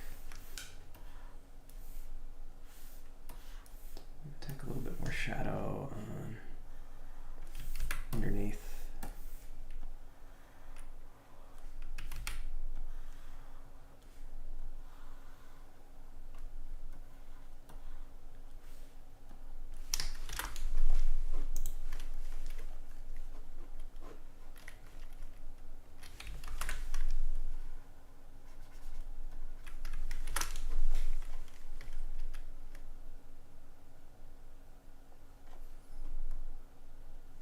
Go, and it's a little messed up perspective wise, but it'll be really hard to see at the distance the game's at, so we'll just take it. We'll be fine. Bye.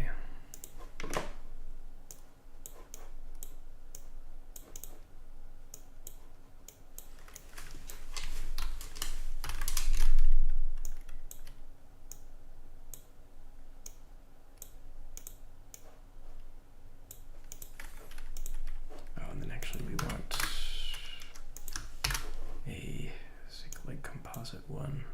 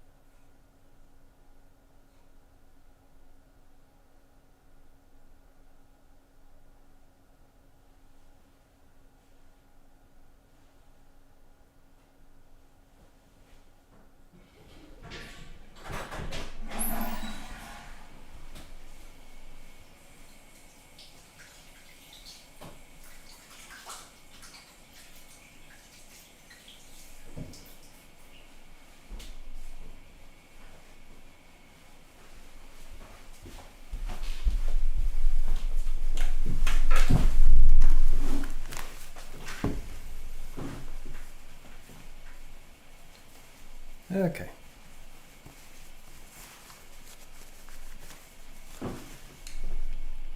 Alright, let's add a thigh.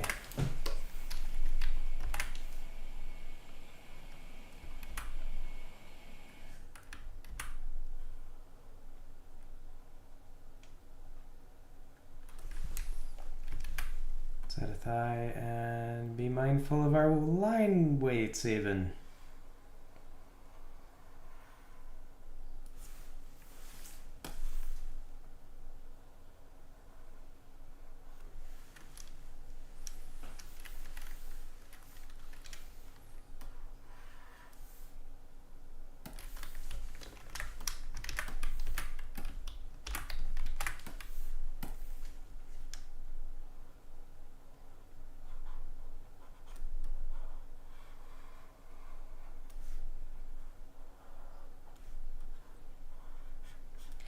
I guess actually your outside leg isn't going to have like that. Well, I suppose you would have some definition there.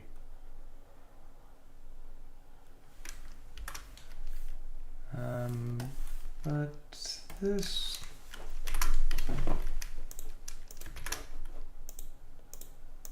shouldn't be sticking out as far as it is.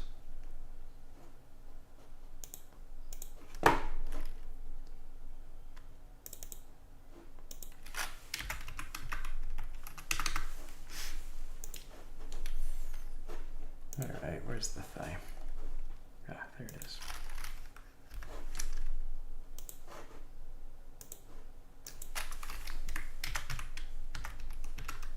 0.2. Here we go.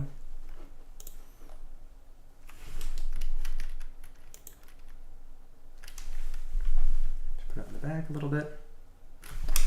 Did I put like deep blacks on the legs of? No. I did add shadows though. Felt confident enough to add shadows.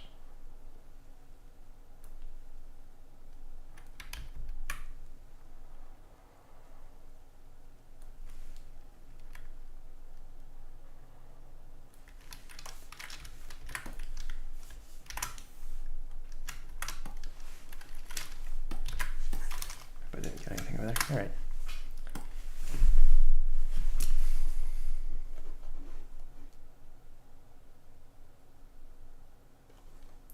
There we go. That's a leg.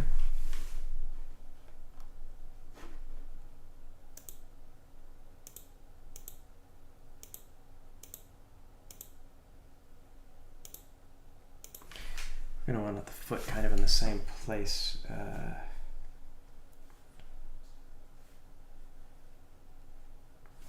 I think.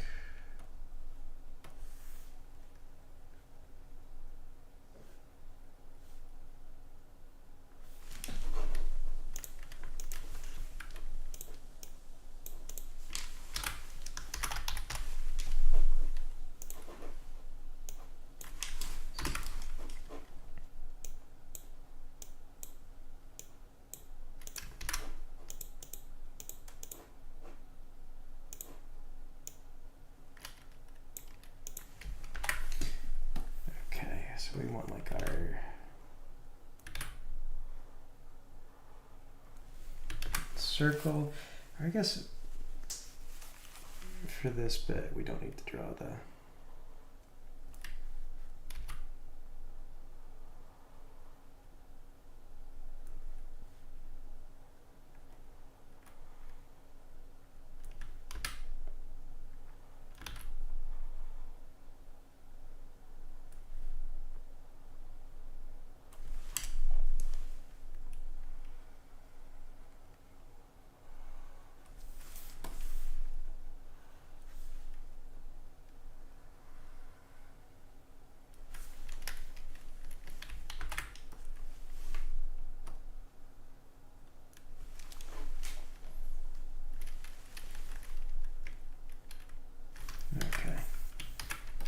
got a slightly different leg situation with Zeke, and that's fine.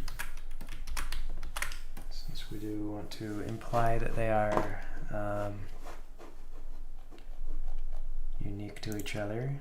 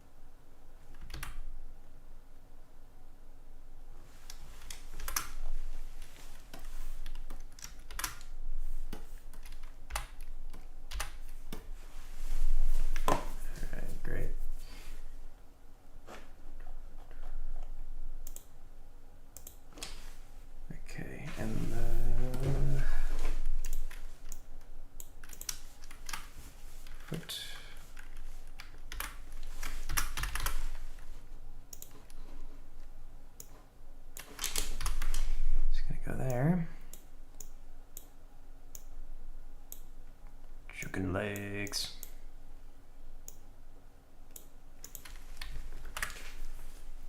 Okay, we we are going to want the ball joint,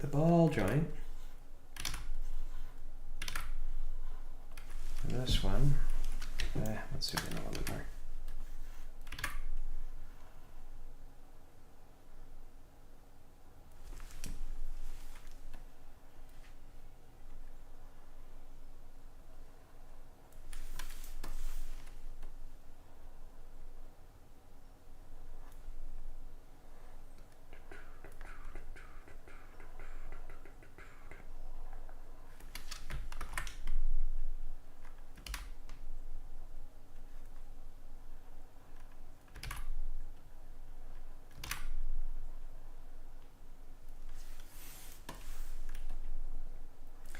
One thing I still have to do a decent amount of is I need to get done with the equipment section.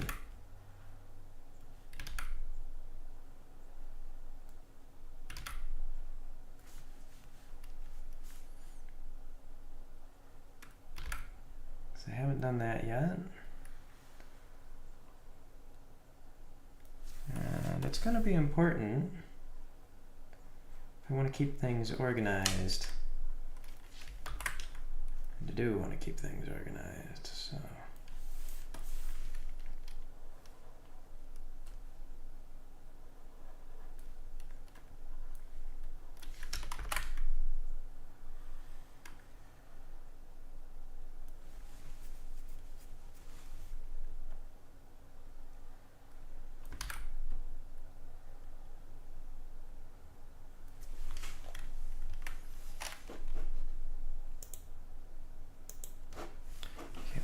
It's got his feet roughly in the same spot as our main character's feet. So there we go.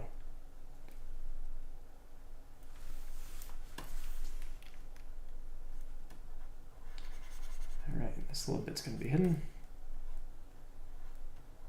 It's no ball joint.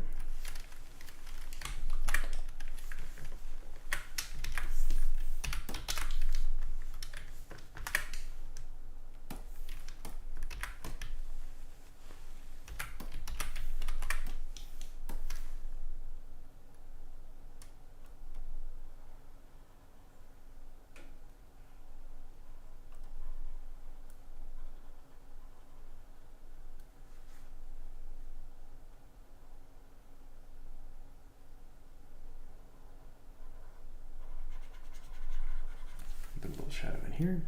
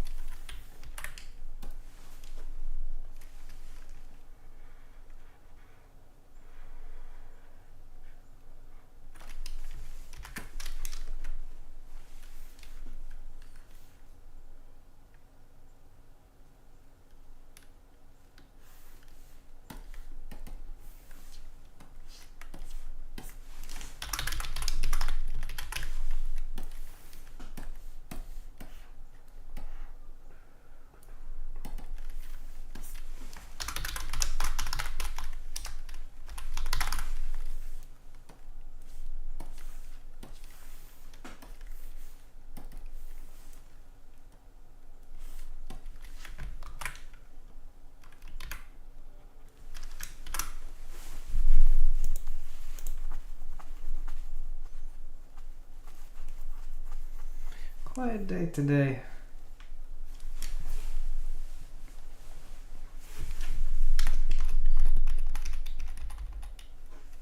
And that's my thoughts on that. It's quiet today. but also that's fine.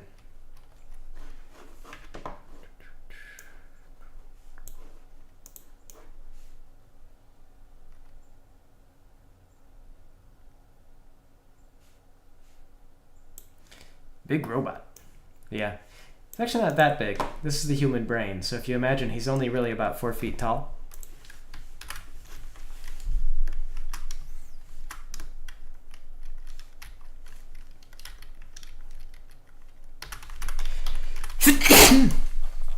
Me.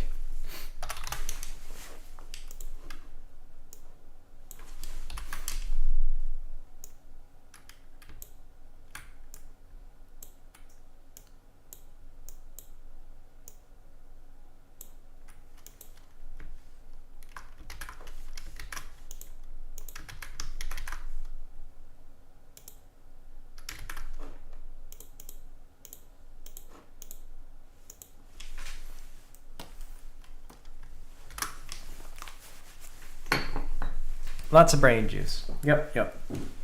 He needs it. It's all his brain nutrients. That's all the organic stuff that's left of him. It's body slurry.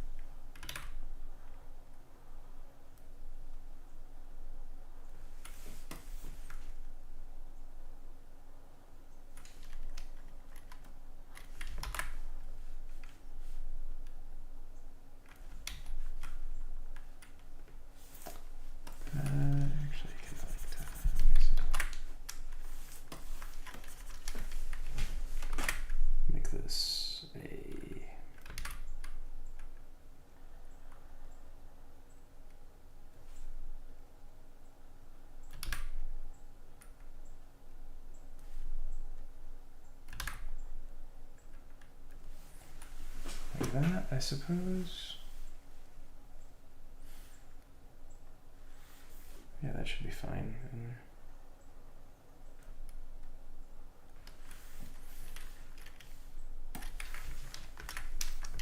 It's all over there.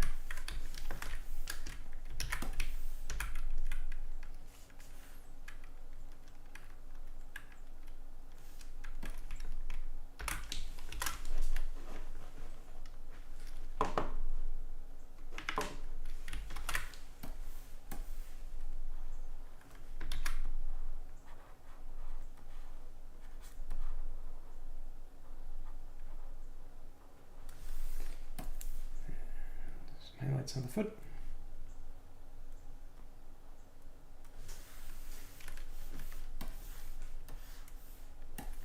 Metal.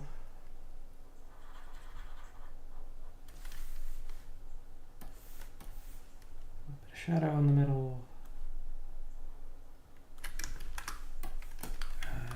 Let's adjust that so it's in the proper place.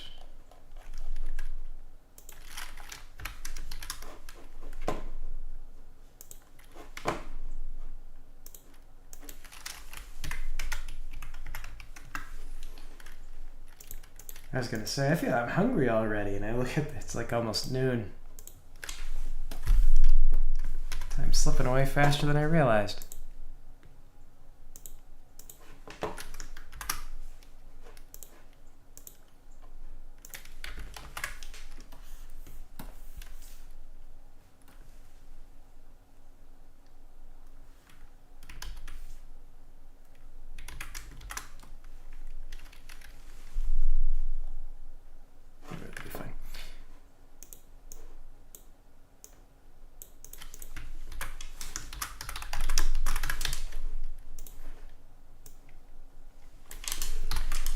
Made up of so many different parts.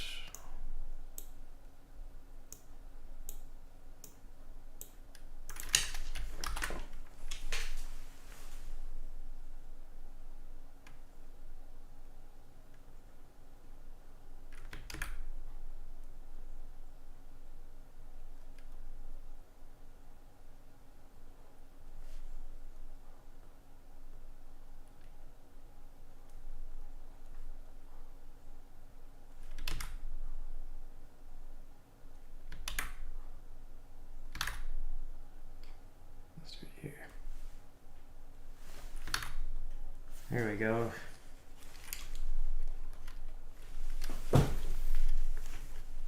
There's got little metal feet, and the big question is: should those be like silver metal, or should they be green?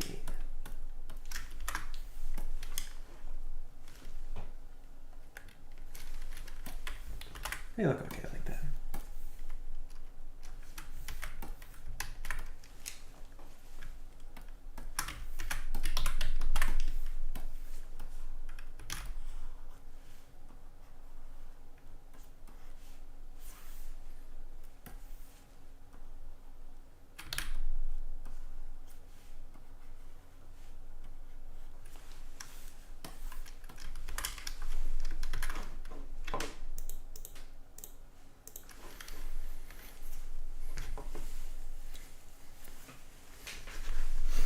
$100. Pick what you want. It's not chicken legs. It's $101.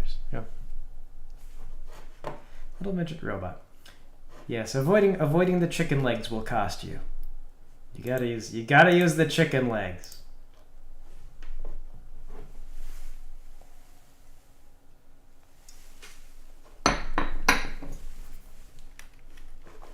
Nothing else is allowed.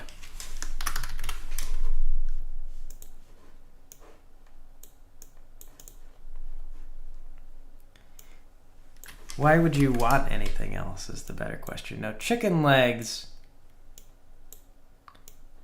If chicken legs aren't efficient, then why do chickens have them? Think about that.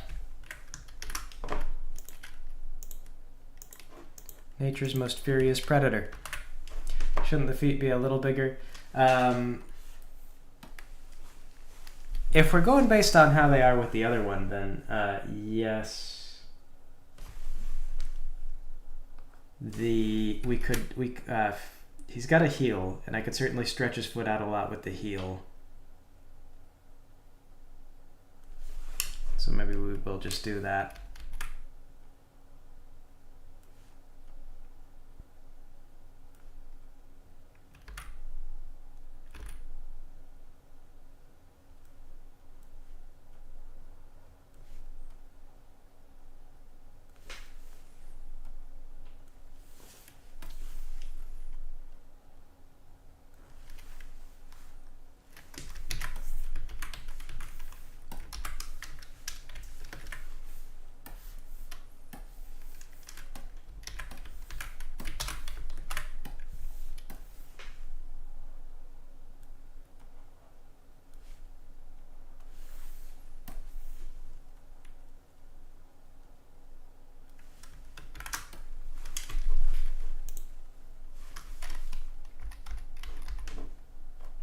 And there you go. He's kind of got a foot about as long as yeah, chicken got big feet. Yeah, chicken legs also taste good. So you see, it stands to reason. It's the shape that makes them taste good. It's not the chicken part. It's not just the chicken part. It's the shape of the chicken.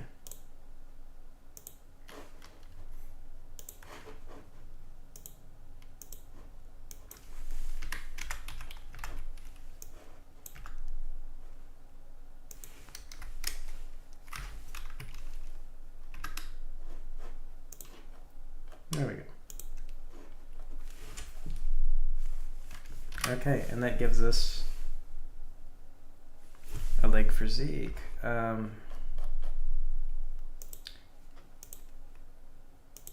We can do similar going the other way. The other foot, but we can save ourselves tons and tons of time by just copying the drawings. And we'll redraw the foot.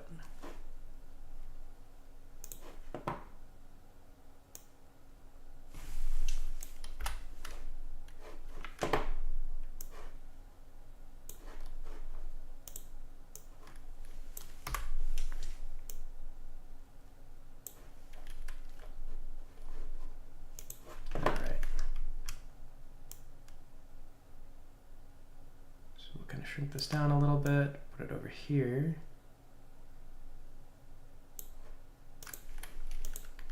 And push. No, it says like if you do Alt or Control, it's supposed to be able to. You're supposed to just be able to send those back and forward in their Z direction, but.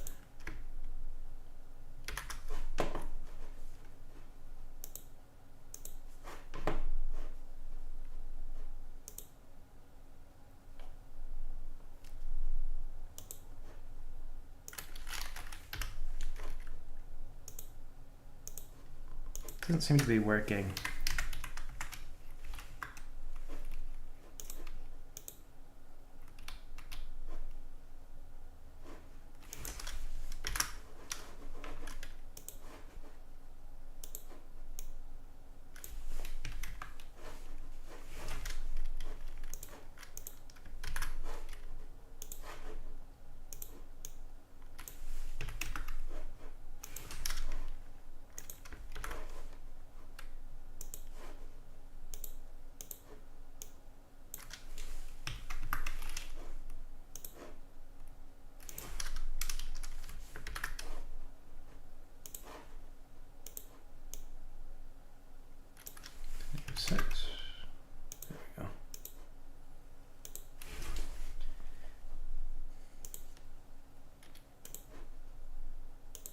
Then we're going to want to redraw this.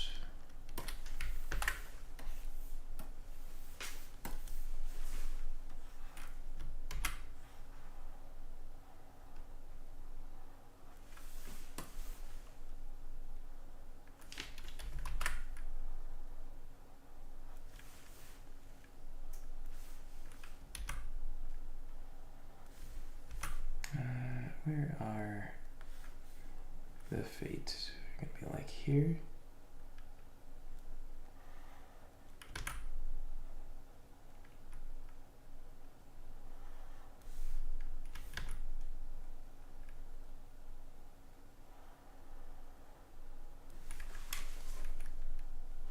I suppose actually I really ought to be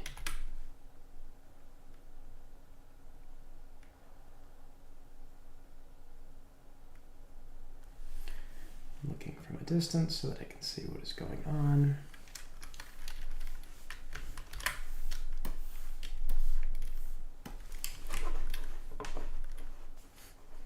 Got a whole chicken in the oven.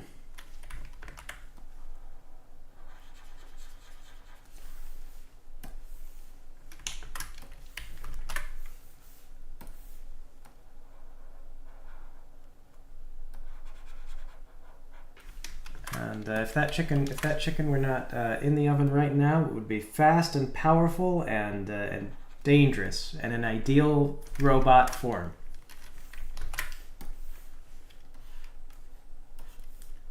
It's just basic robot principles. As soon as you move on to robots, you got to abandon the human leg shape and go straight for chicken leg.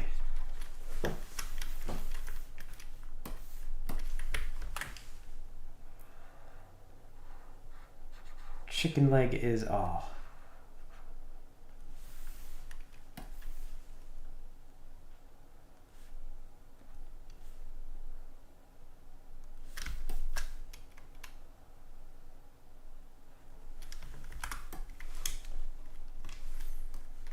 Okay, and then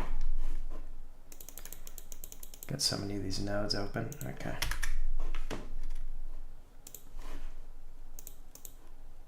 So on this one, negative 0.6, 0.7. There it is.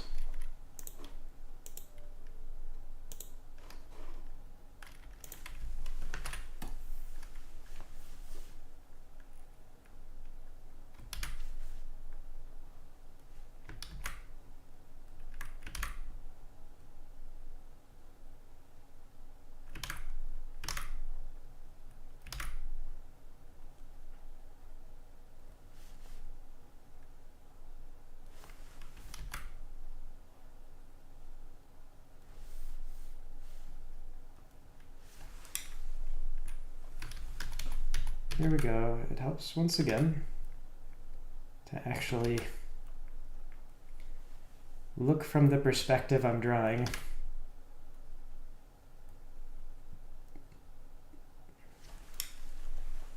as opposed to just getting really myopic and staring down at the feet and being like, yeah, this is it. Funny how that is. Funny how.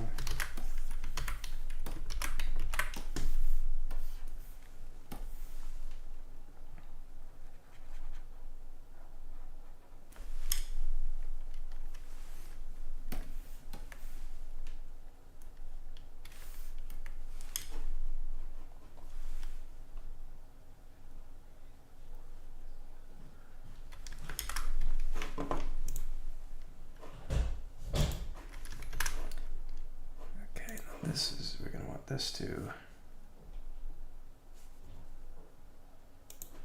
come forward, actually. Be 0. Even further forward. 1. There we go.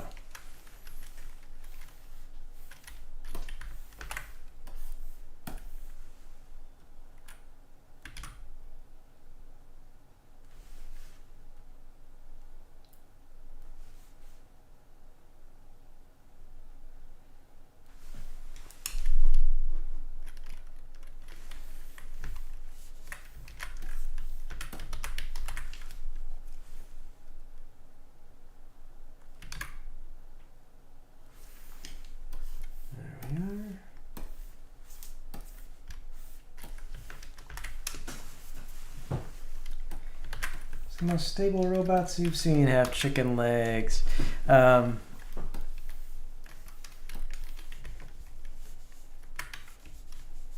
They are the best jumpers in Armored Core, or they were. I don't know if they still are. I haven't played the latest game.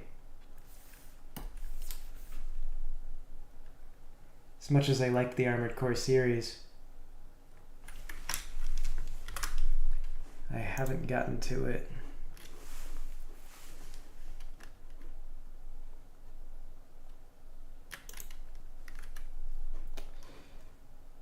Let me see if I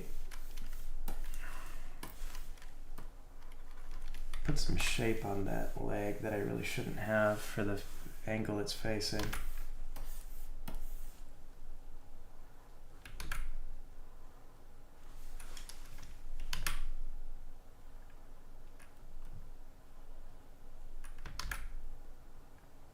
So he's got his foot like turned away.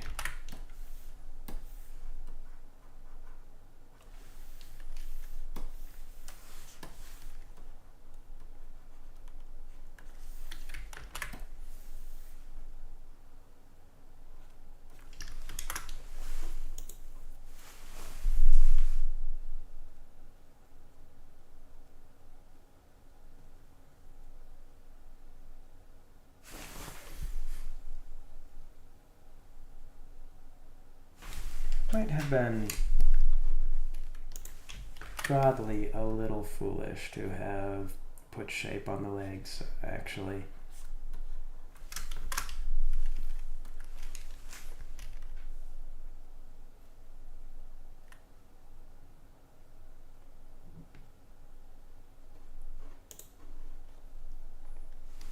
Like, the guy's so tiny, we'll mostly get away with it, but admittedly we might have a bit of trouble.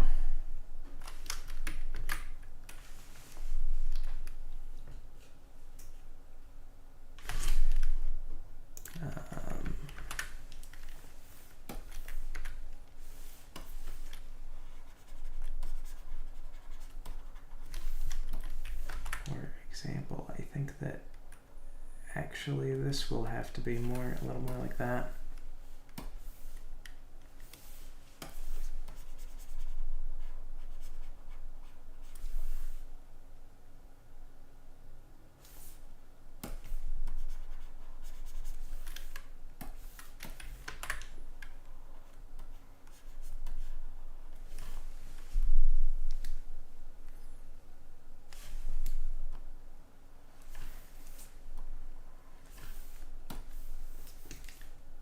My cheap leg hiding tricks aren't working as well this way. Oh, actually, I need to add some highlights to the legs anyway. Suppose it's good.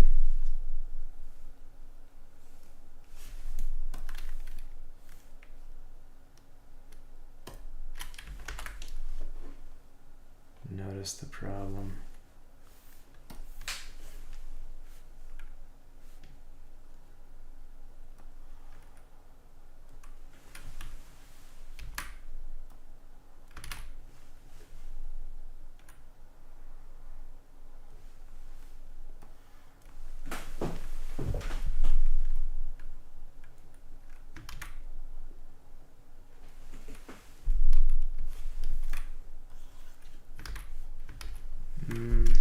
Okay, I don't know. I think I'll just try to get away with that. I think I'll just try to pretend I didn't do anything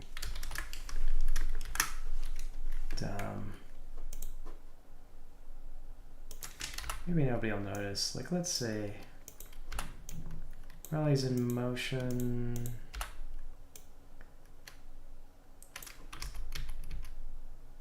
Doesn't even swing his legs up that high, actually. Or shouldn't. Yeah, it should be hard to tell.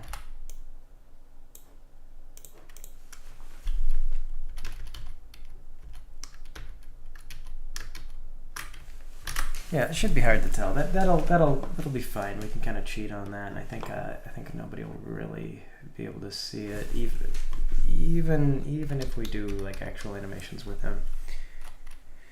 And if it gets too ugly, we'll just have to redraw the leg. But that's how it is.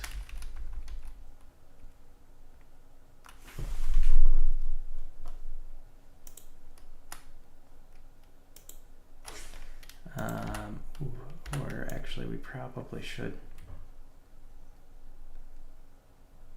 do this a little bit, and then that'll help hide it.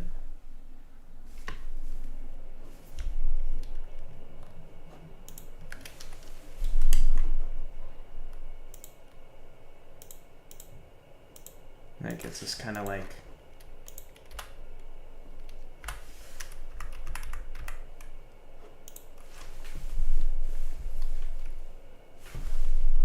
to where he looks more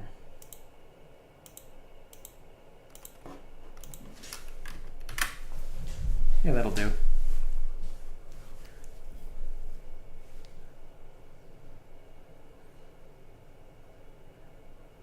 Then we got to do the arms and the whole rest of the robot.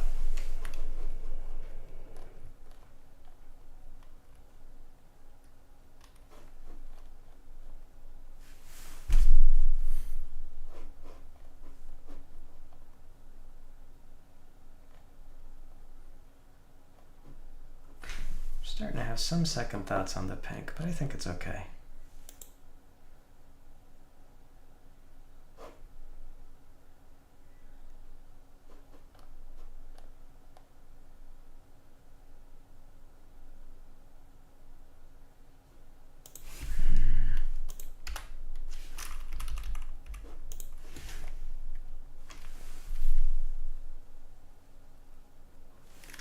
Yeah, that's good.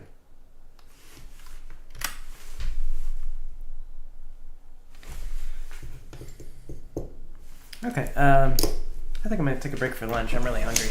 Go get something to eat.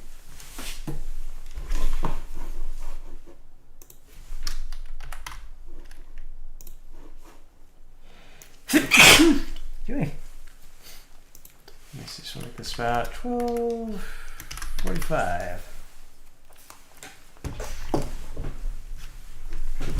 Thank you.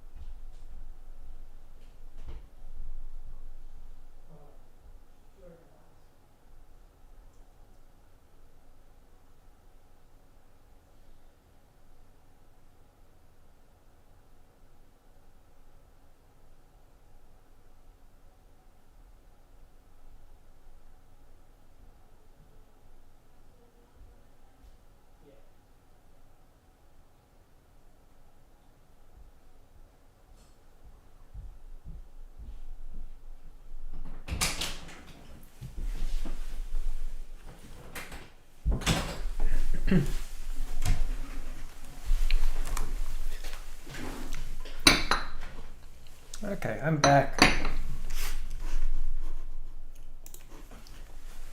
Back for Sleepy Day, Sleepy Stream. Sleepy.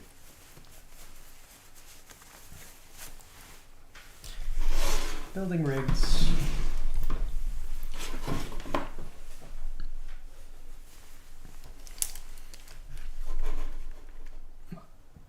Can be a bit bewildering. Not sleepy enough.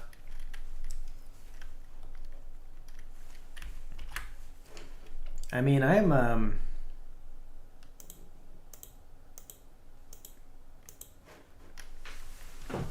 we're barely talking.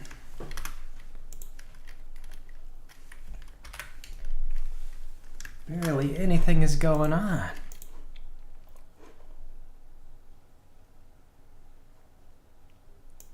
Here, let me see brightness contrast. I think 50.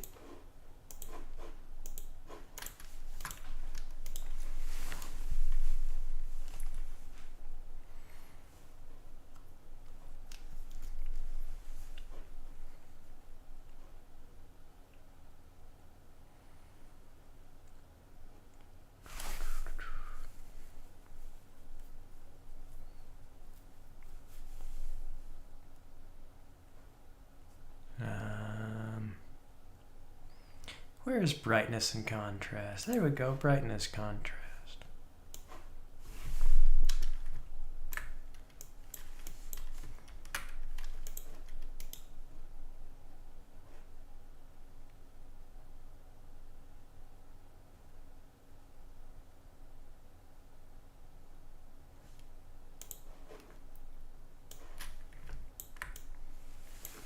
There we go.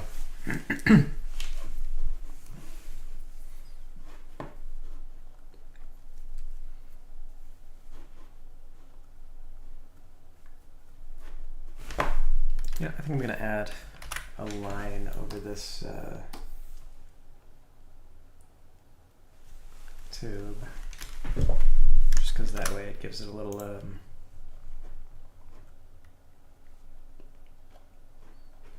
bit more of a tech feel to it. Let me see. Imagine this arm is just like a skinny thing.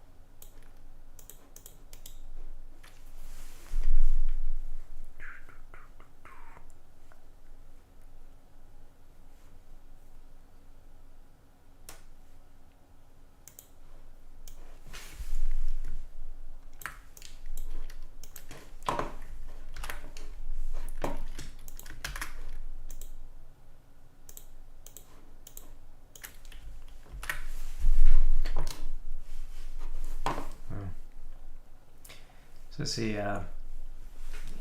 some of the guys over in the politics channel. Well, it's not really politics. It's more of a complaining channel.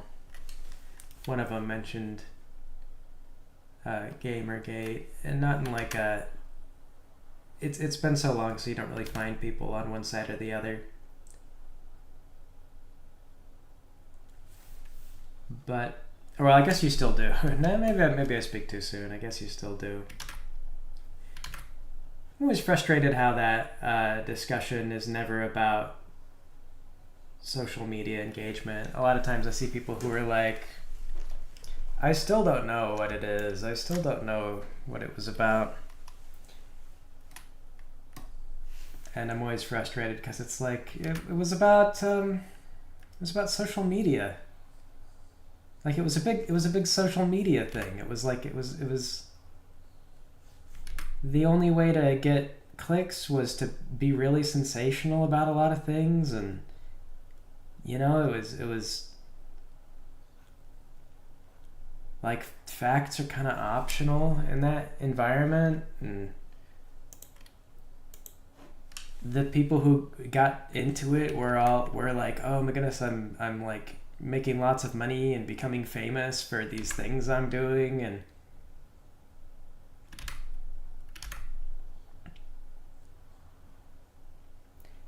it's interesting. I wish that Gamergate were ever phrased as a discussion about like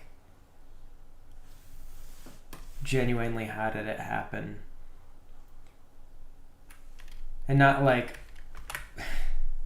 who was right or anything, but just like how did this actually happen? Like what were the key causes? Like what systems created this? Because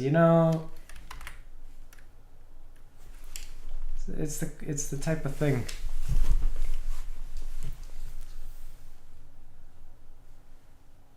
How and why mattered a lot, and it just was very stupid. Very frustrating that how and why never mattered.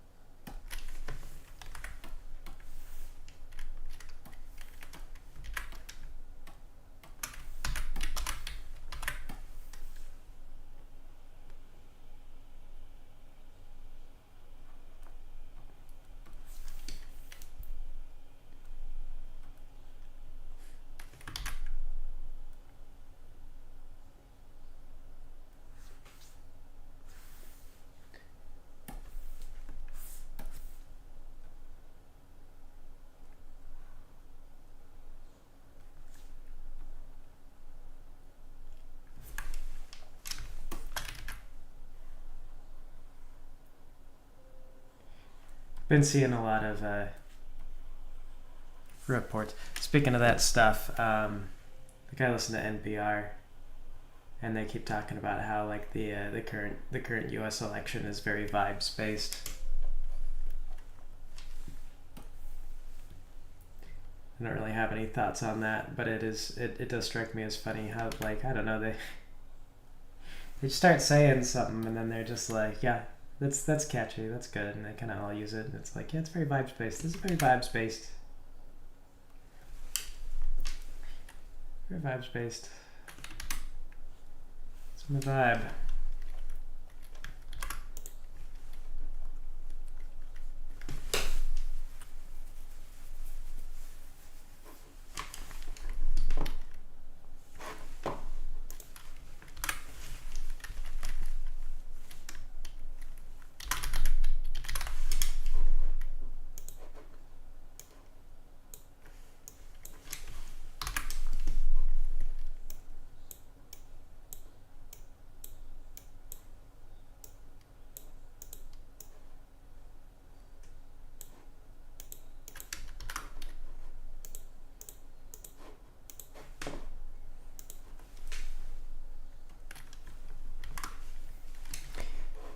That said, though, the other day I was listening to NPR, and so they did mention the vibes thing, which I bring it up.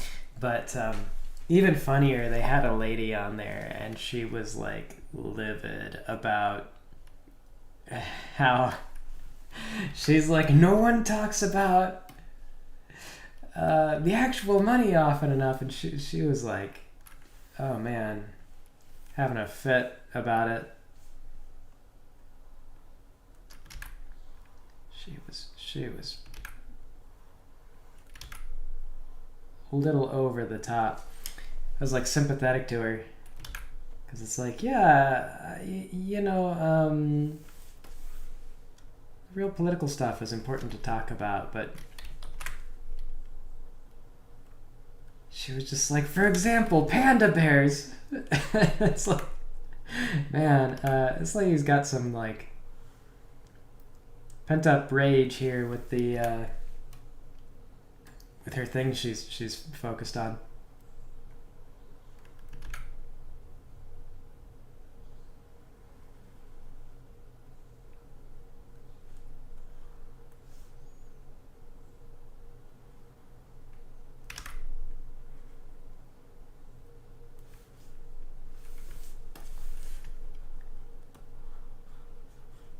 You'll have a hard time getting people on your side by shouting about how the panda bears are taking away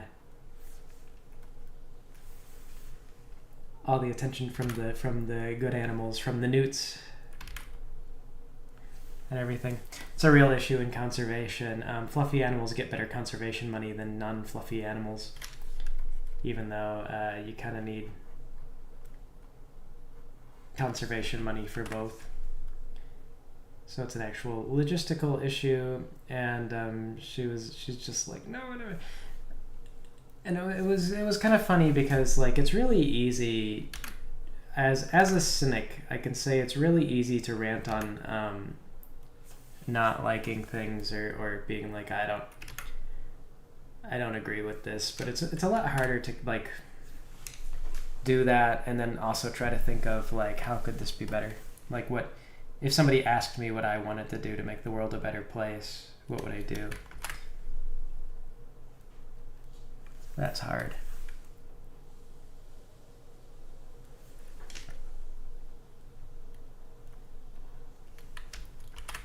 If you're serious about it anyway, it's difficult. It's difficult if you actually care.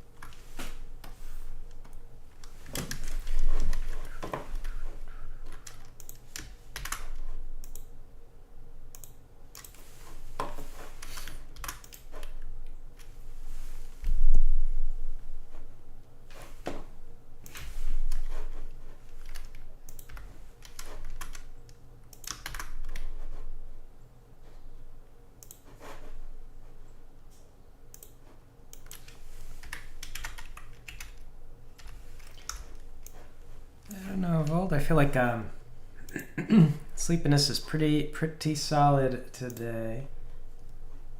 As far as it goes, I'm not seeing a lot of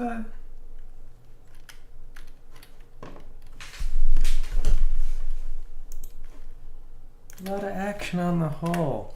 I don't know about anybody else, but my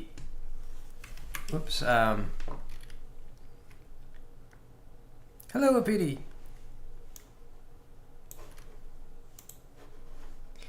How's it going? We're just talking about how quiet it is today. I was going to say, it feels like I had a long weekend. I did not, but it certainly feels like I did.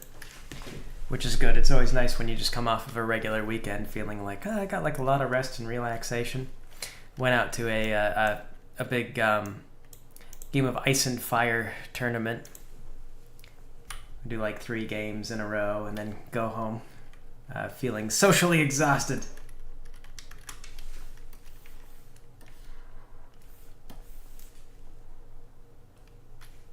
Like, oh my god, I interacted with people all day long.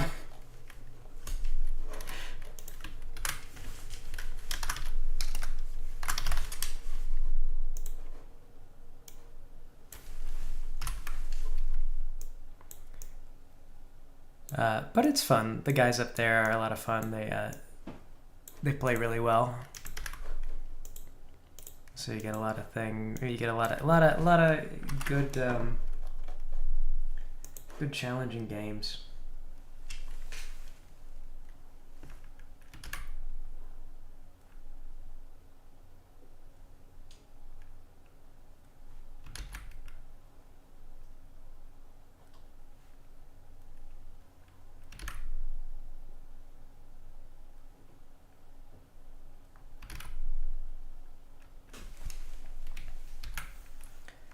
Good weekend is good, yes.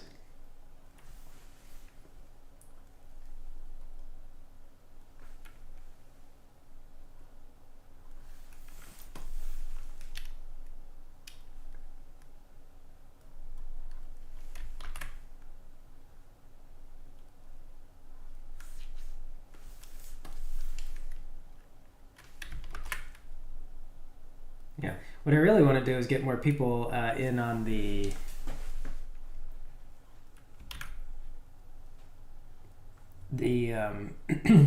server Ice and Fire games. That's what I'd really like. Just because I'd like to play fewer games against Targaryens. I'd like to have people not running Dothraki. More of that. So even at the game store, there's like two Targaryen players, and it's like the just like gonna ramble about a game that I play that nobody else plays, but I guess it'd be better to explain it. So there's a tactical game like it's sort of like Warhammer, based on Game of Thrones, and I've been playing it lately. I've been getting pretty good at it.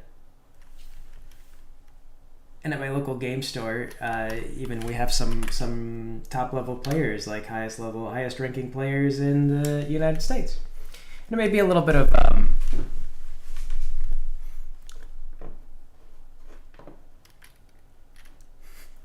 felt the need to help him entertain the crowd. I mean, it can be tough while you're working. You get really wrapped up in what you're doing, and then you kind of like today, like I've just been working, drawing, and then I look up at some point, and it's like I know I've been quiet for most of the day, but it doesn't feel like a lot of time has passed, and then you realize like, oh, actually, the day is almost done with.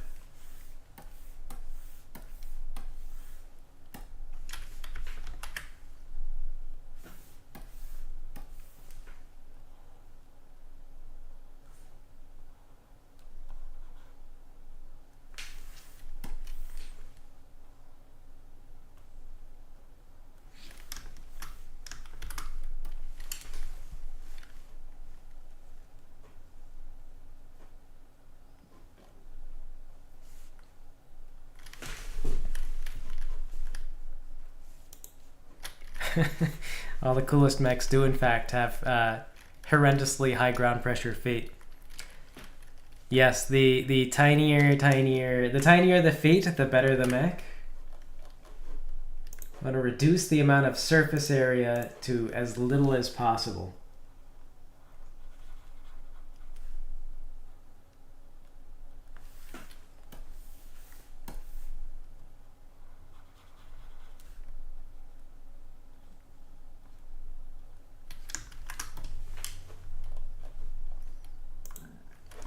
That's how you know you have a good mech. Now the robot's got hands. They're evolving.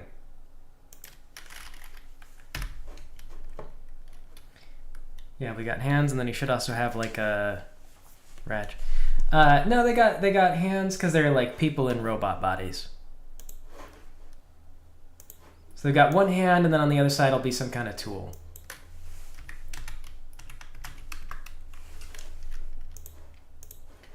You can actually see here on the this is the main character. He's got like a great big bulky hand. He's got like a claw hand.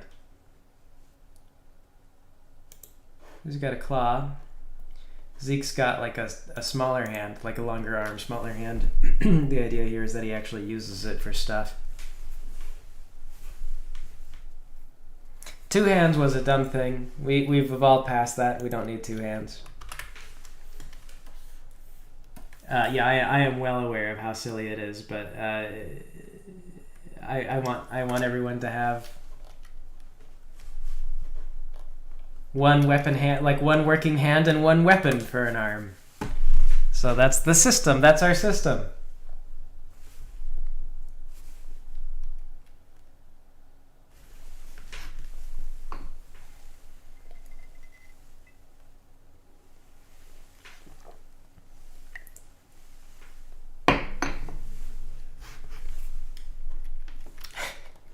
I did originally, so now we got Twitch and YouTube running. So yeah, Nav asks, are they gonna? Is the face gonna change? And yes, it is. Originally, it wasn't going to because I thought it would be funny if they were in like distress, but the smile was like just Sharpie. But I realized that so with the game sprites being as small as they are, the animations are good, but it'll help to have pictures to like convey their feelings and stuff.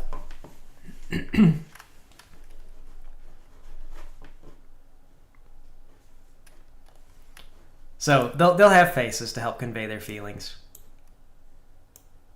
It's important. It's a story game. It's a story-based game, so we gotta make sure our robots have feelings.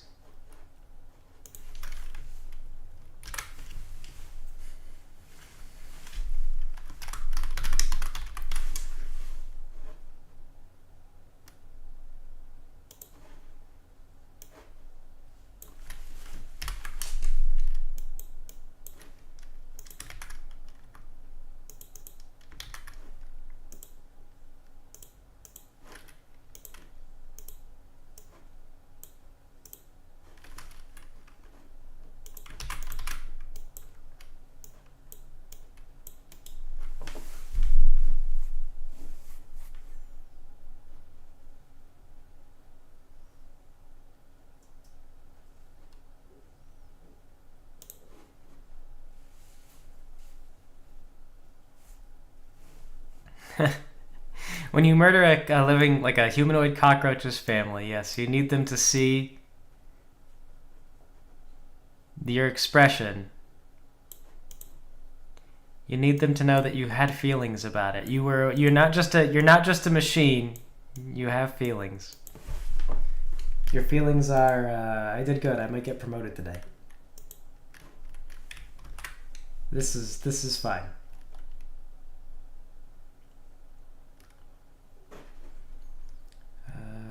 Let me go ahead and expand Zeke out.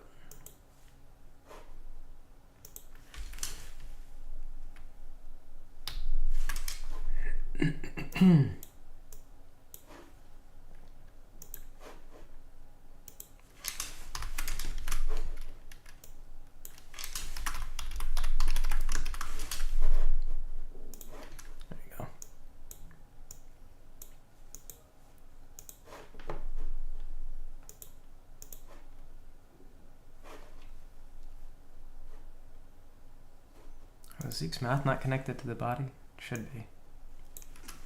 There we go.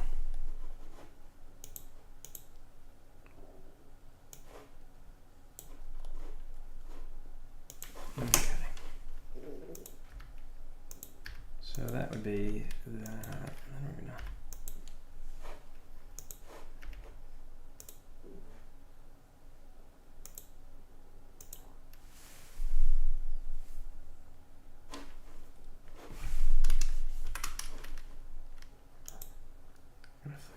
seek around so it faces the other way.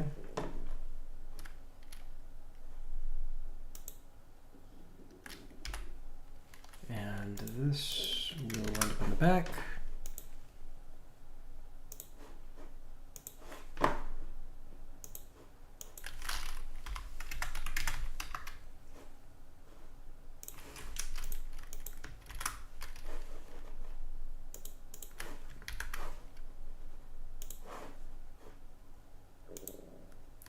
We better not be...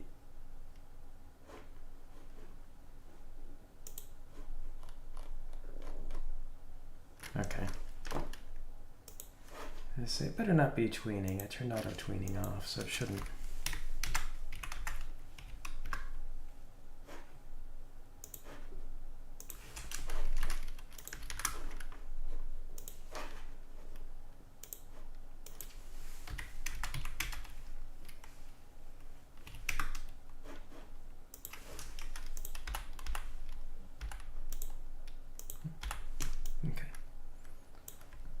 So I'm just going to go here. Actually, probably come forward a little bit. To like there. That's actually probably a little too far forward, but. Oh, what the heck. Ah, dang it.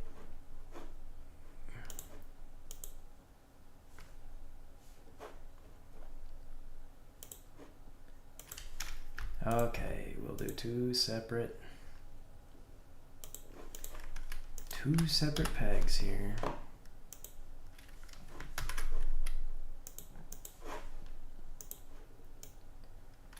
This one can just be 0.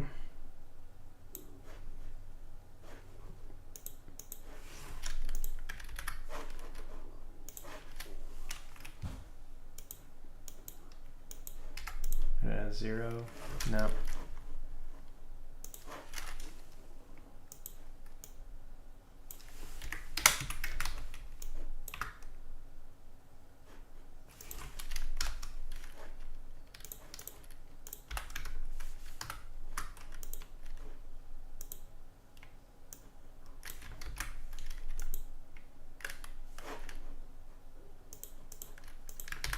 I wonder if I make this bring this forward, is it going to give me trouble?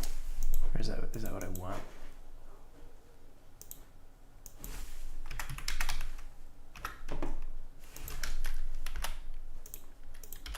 Is that gonna, no, okay.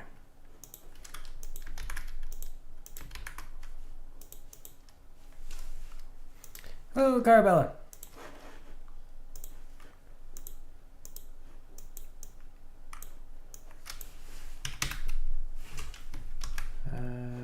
Okay, we'll do that.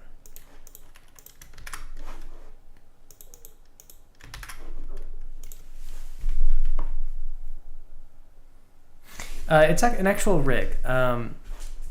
So what is going on with it is we're setting up a rig, and we could use this in animations and things like that. But where we're using it right now is that we'll do our little animations and then export them as a sprite sheet, because that's how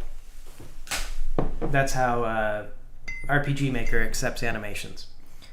So the nice thing though is that Toon Boom is a good program, and everything's in vectors, so we can just make the robots as big or as small as the project requires, and that's important because the battle sprites are actually a different size than the world sprites. So we can just change the scale, and we won't lose any detail or anything like that. Then we just import all these files into the game as we need, and we can build on it from here using the rigs. So Toon Boom, like, you know, I'm not gonna like export an actual animation, like not like a movie file, but I'll export everything as a sprite sheet. And I just you know, export the things. But because it's an animation program, the nice thing is that I can run it to see how the animation looks, and then say like, oh, okay, that looks. So it's got all the advantages of animating the frames in an animation program, and then I just export the frames individually.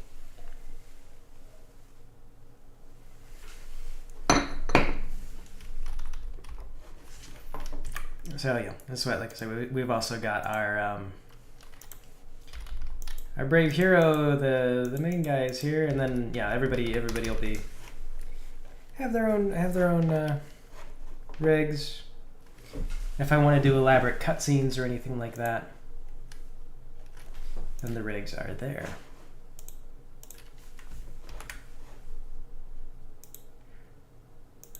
Let's see. Oh, here we go.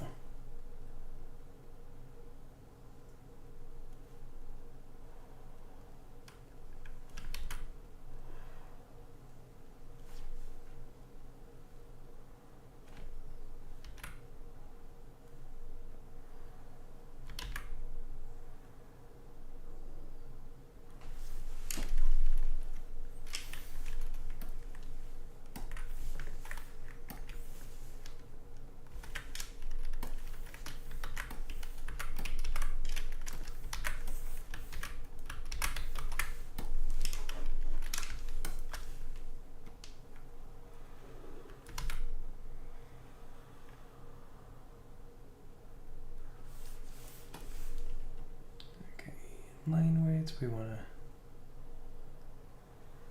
to have our line weights actually respect.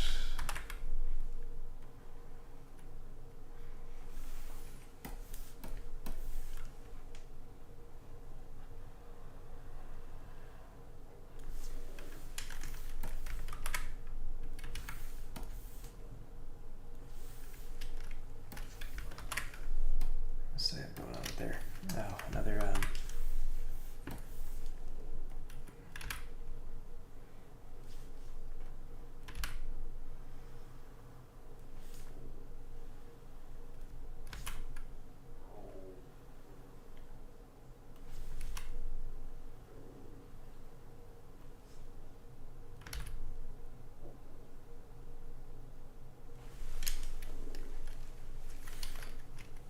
all right, there we go.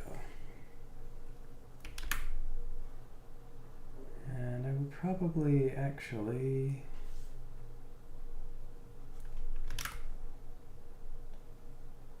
want to erase some of those lines later.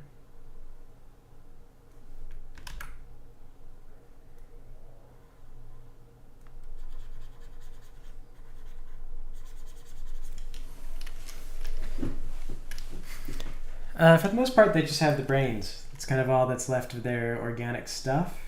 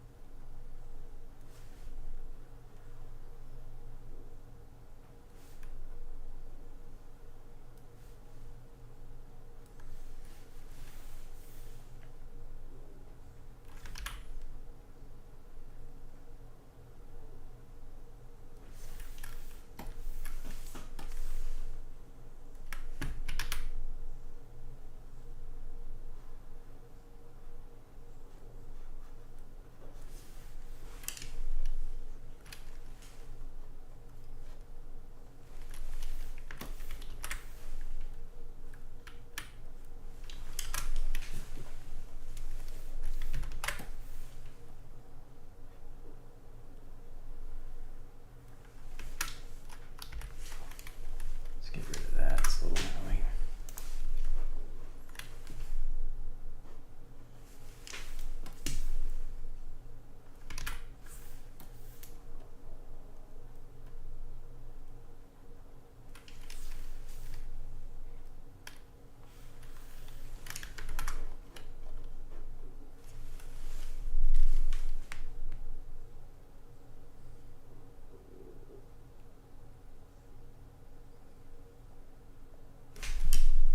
Okay, that looks all right. Go with that.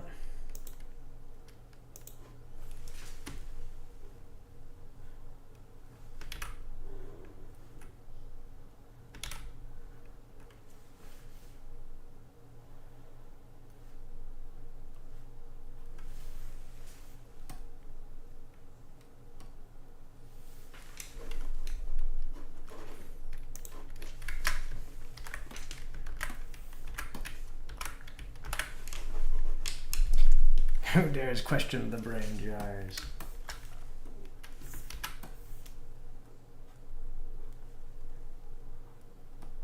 The brain jars are a working system.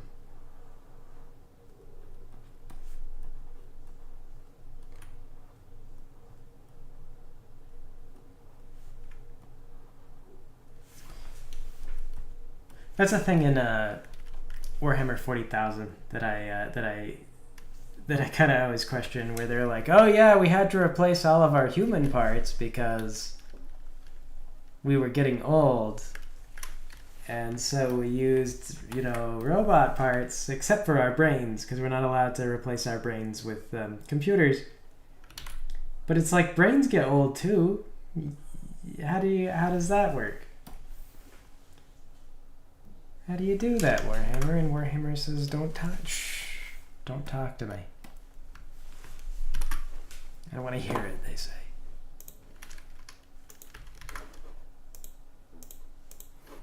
The Emperor protects.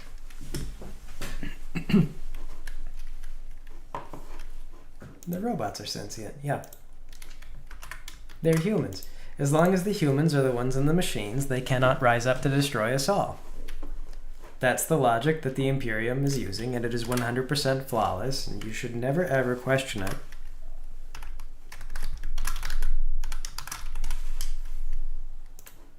Or else you are a heretic, and you will be executed for your crimes.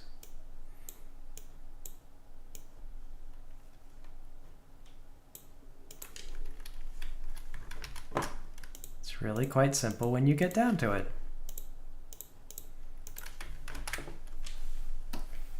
Yeah, I've been reading the Eisenhorn book, and it really is very much in that spirit of... Yeah, I've been reading the Warhammers.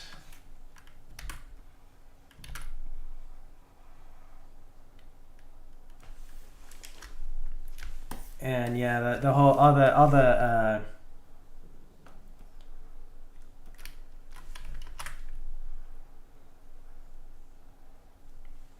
the Eisenhorn books, it reminds me a lot of like a role-playing game.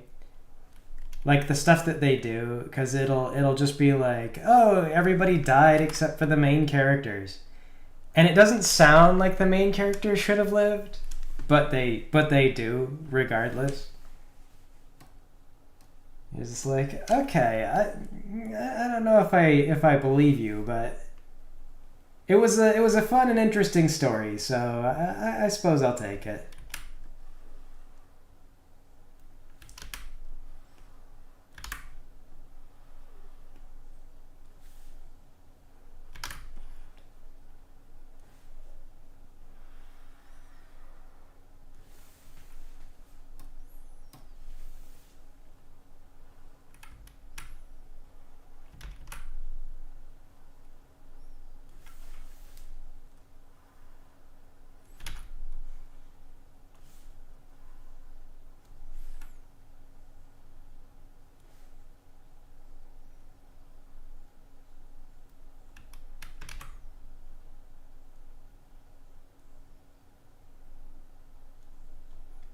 I'll accept it. I'll allow it.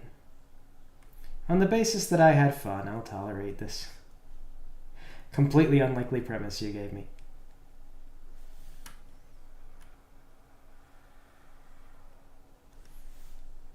That's kind of the essence of Warhammer, really.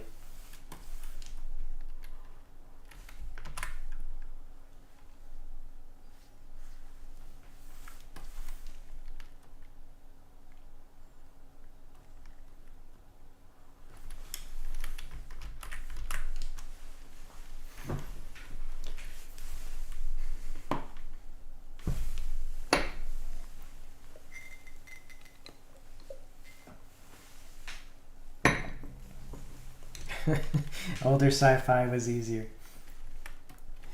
We didn't know as much then. You put a bowl on your head and ran around the planet.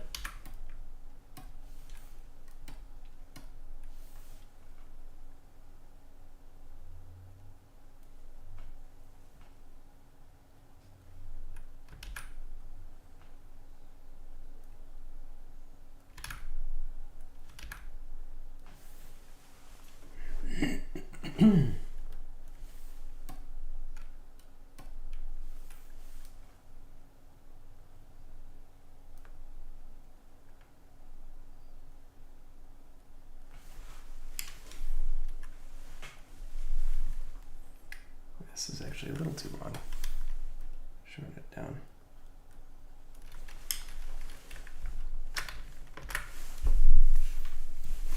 Yep, streams on YouTube as well.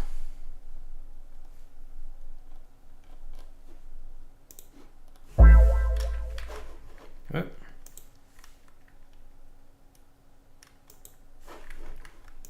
Yo.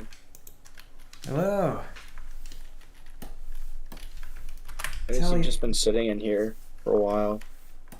Yeah, I'm streaming my workday. Oh, is it over YouTube? Yeah, it's over YouTube and Twitch. That's cool. Yeah. So technically I'm not sitting in here alone. I've got the stream chat as well. Oh, there it is. I see it. Yeah. Well, I'll hop in there. Okay.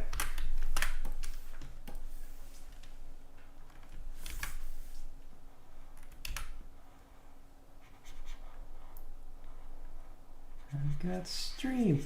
It's quiet today, though.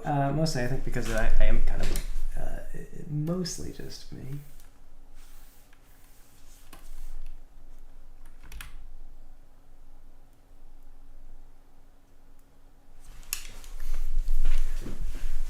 Wow, I'm in two places at the same time.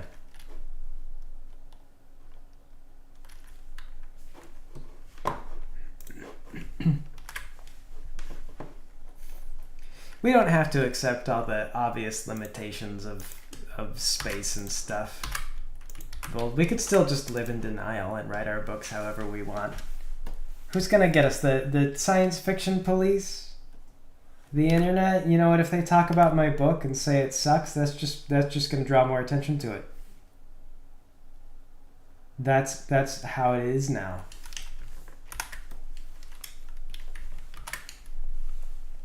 That's the real sci-fi dystopia. If you hate something, it'll just become more popular.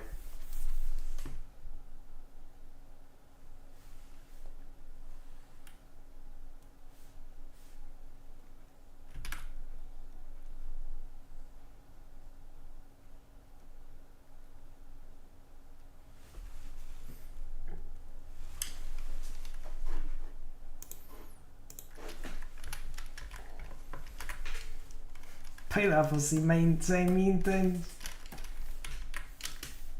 Analyze you.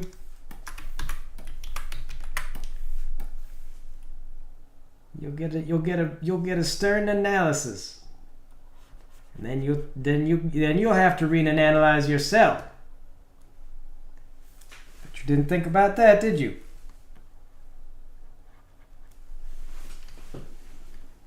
Most people don't. You can be forgiven for having not.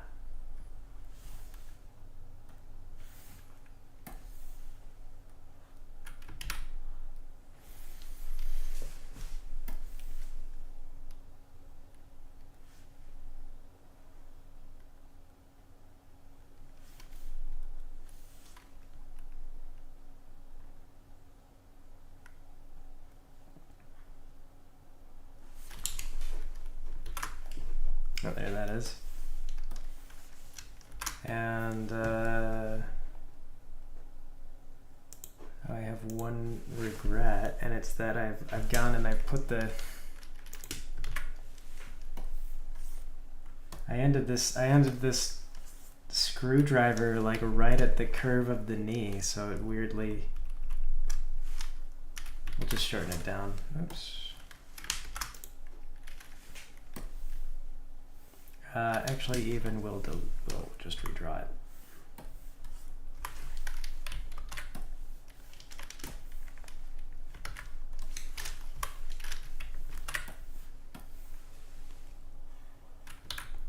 Didn't even really notice that there.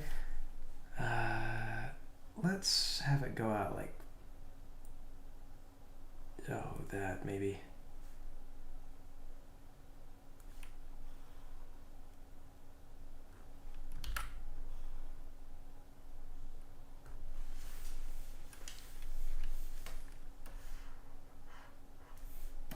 And that'll be better.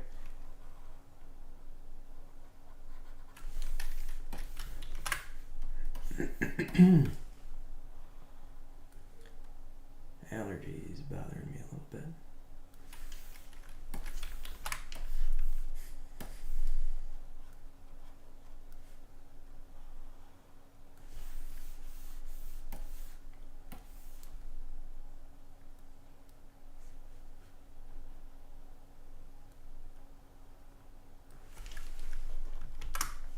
Ta-da!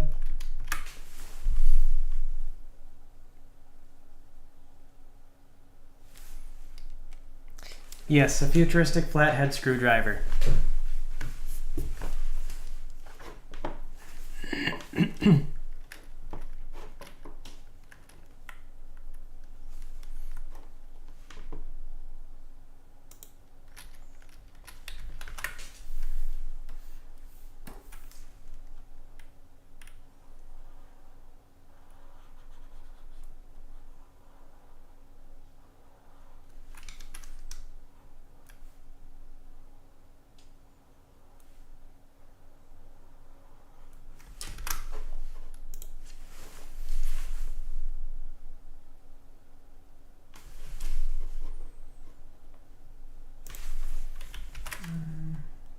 So I'll put a little bit of shadow on that too.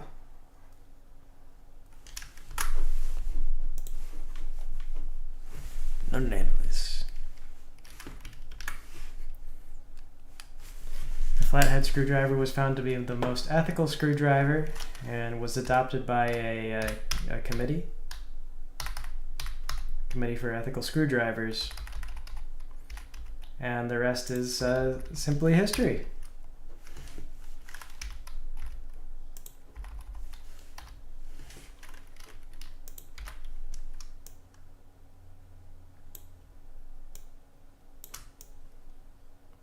Okay, we'll go ahead and we'll put that down there so that it's like visible. Oh, did I? Okay, good.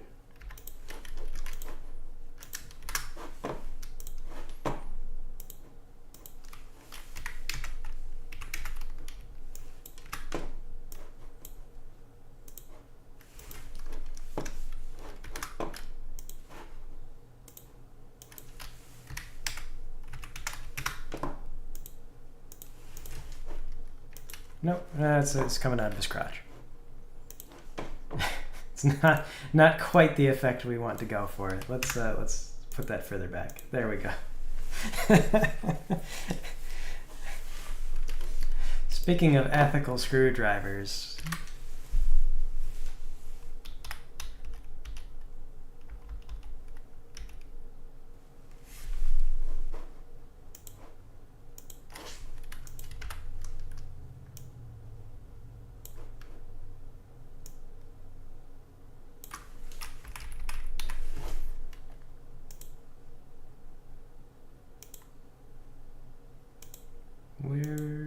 Oh.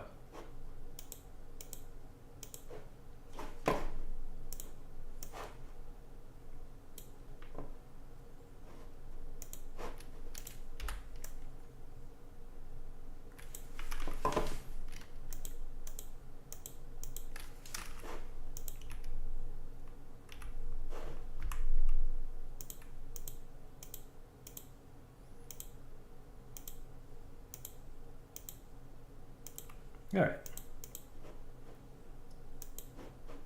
Oops, wrong one. Okay, let's get rid of all of this so we can start it all over from scratch.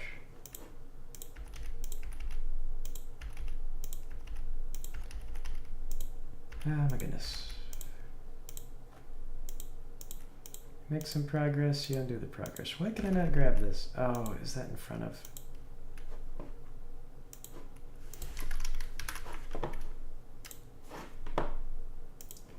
Put that further back, maybe.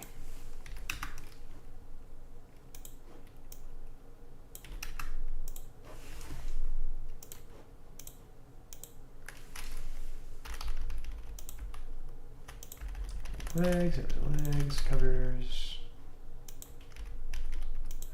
Everything, in fact. It's all going away. Smile, goodbye. Smile, goodbye. Alright, alright.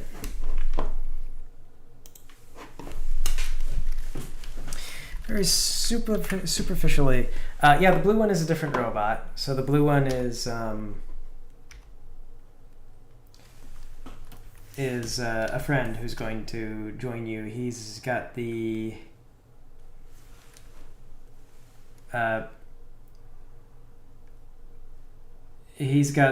tools to fix you up during a battle, which is like really essential.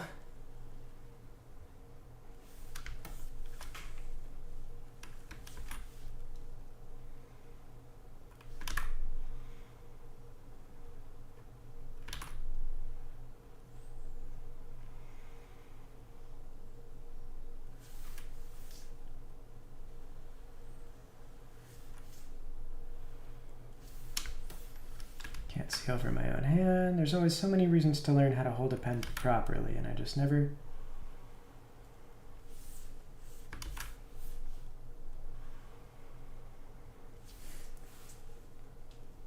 have.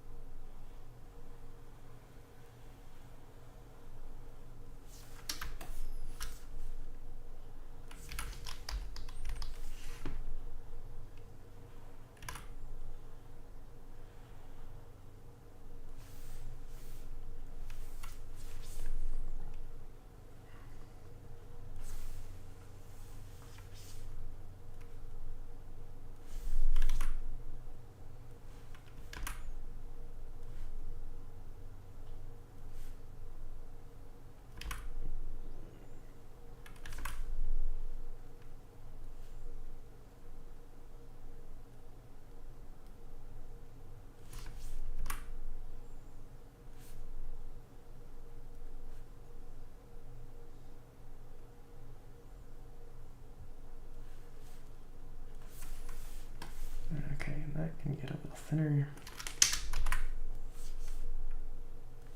Not much there, honestly.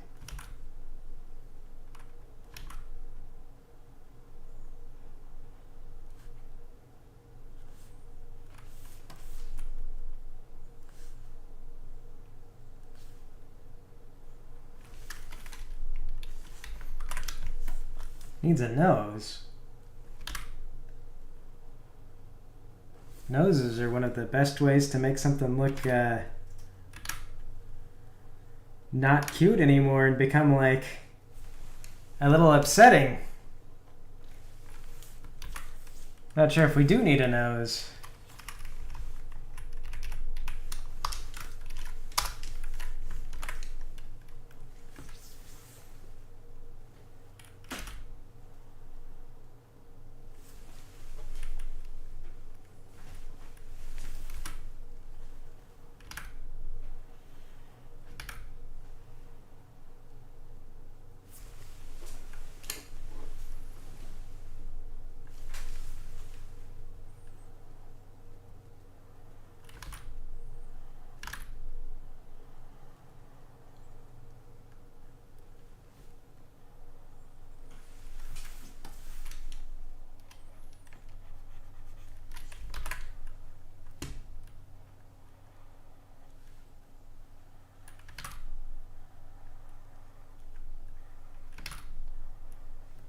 Maybe do like a little cat nose. Maybe a fake nose mustache. Well, you could do like a little cat nose, and then you'd be fine. But I'm gonna do like mustaches for some of them, not for this particular guy. But yeah, mustaches are gonna be a feature.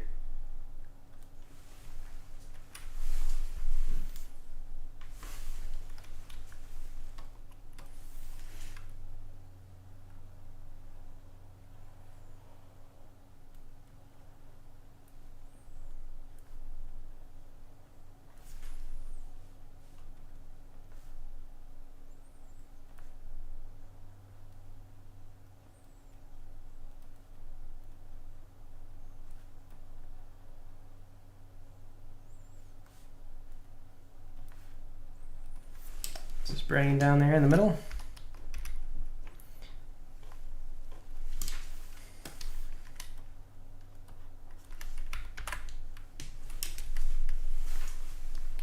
And it's kind of a codpiece thing.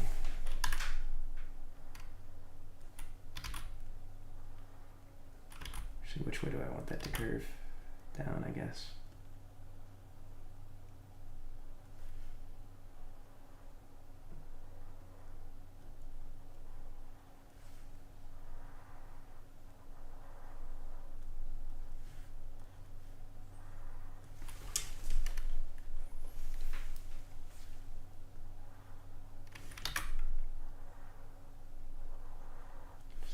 Pretty deep under there, so we'll do like that. Very deep shadow. I draw. Would you consider a blowhole a nose? I guess it kind of is, isn't it? A blowhole. It sort of is a nose.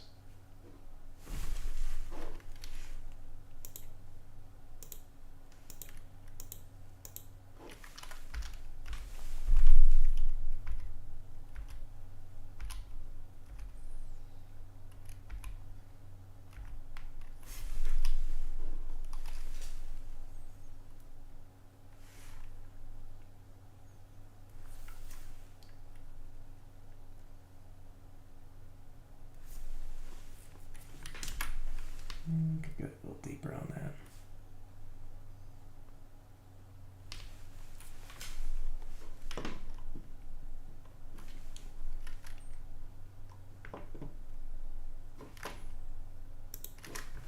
And there we go.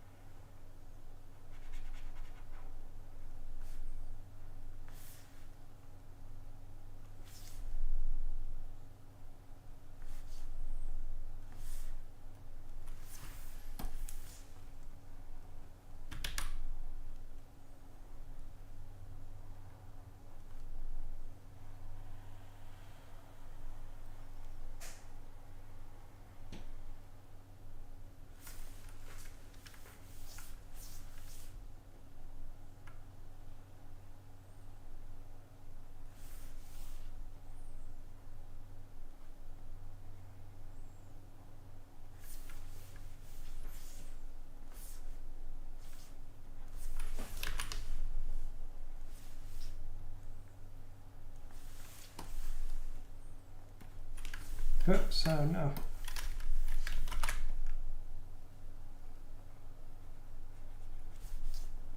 Did that in the wrong layer.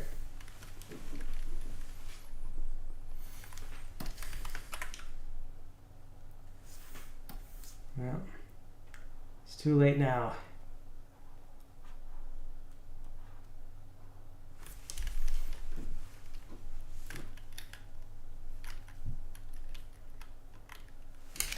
Oh, this isn't Game Maker, this is RPG Maker. Originally, it was Unity, and the reason I chose Unity was because I was basically programming the combat system from scratch. So there wasn't a lot of advantage to using RPG Maker. I've still had to reprogram RPG Maker system to get it to do what I want.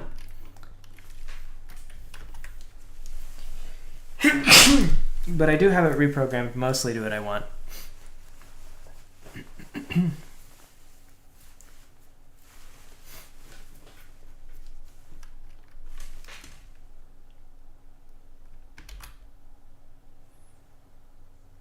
Zeke is perfection.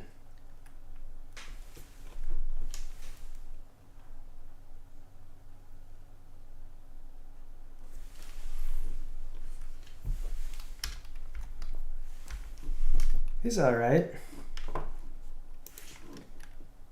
I don't know about perfection exactly, but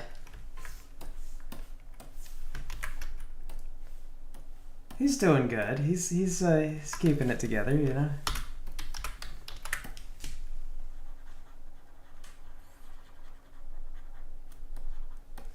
There we go. We'll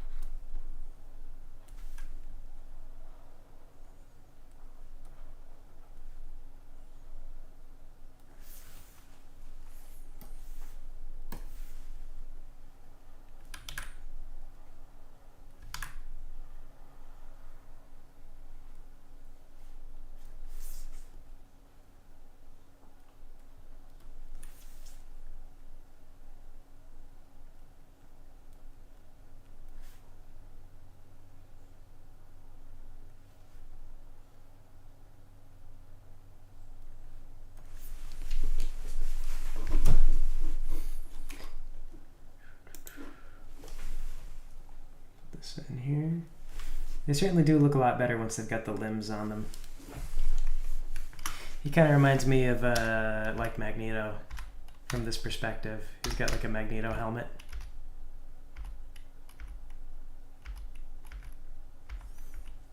I think I drew those lights a little too far back.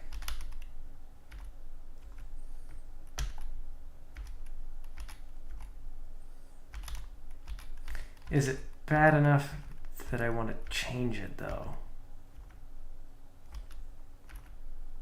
It is kind of bad. They do have some overlap, Game Maker and RPG Maker, in terms of what they get used to make. Yeah, but originally I was doing Unity, and you know, of course, I'm also one of the people who was spooked on Unity when they came in, and they were like, okay, we're seeking rent. We hereby take all the money. And like they got in a lot of hot water for that, and they supposedly rolled it back. But, you know, fool me once,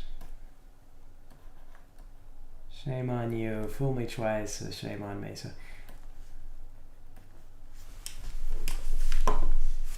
don't really have a lot of intention to just like trust that they were only kidding. They didn't mean it. It was just a big misunderstanding.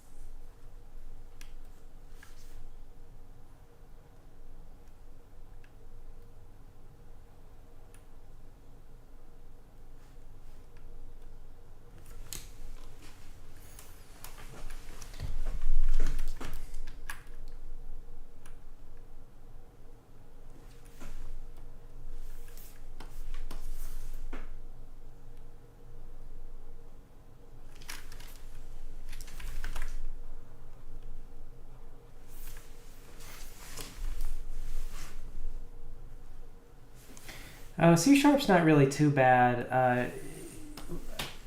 You can get a book. You know what I recommend, and this may sound silly, but I have found that consistently any kind of like programming book for dummies, they are surprisingly well written. Like I remember learning this from a class that was like Visual Basic, and our professor was just like, go out and get Visual Basic for Dummies. That is your textbook. Yes, I'm serious. And I got it. And at the time I was thinking, I was like, okay, weird. But he was just like, yeah, like we can get a big expensive like textbook if you want. Like you could pay $200 and you could like then have to go through all the academic claptrap and everything. This is where we could just get the For Dummies book, and the For Dummies book is going to be, it's going to teach everything we need to know. So get the Dummies book and be glad that you saved hundreds of dollars. And so yeah, we got the Dummies book for that, and it was really comprehensible. It was easy to learn from. And so when I went and decided like, okay, I'm going to do something in C# for Unity, I already had a little familiarity with Java. Like, and I don't do any kind of like major programming on the whole, but like it's kind of like I'm familiar with all the basics of programming and everything like that. It's comfortable. But then I just realized, like, hey, if the Visual Basic book was really good, then if I just go get if I go get C# for Dummies, I bet it's the same thing. Like, it's probably better than a college course on the subject. And so sure enough, I went and I got C# for Dummies, and it was a very large book. But it is, I mean, it's just like, this is how you program in C#. And whenever I wanted something and I didn't know exactly how to do it, I would just open up the C# book, look for it in the back of the book, be like, what is this? How do I do a sorting algorithm in C#? And it would just give you an example of a sorting algorithm, and it'd be like, this is how we do sorting. And it's really simple. It's not too intimidating. So if you're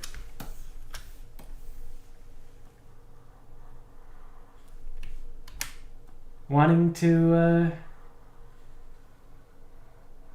learn to program in C#, it's C# for Dummies. It'll get you there.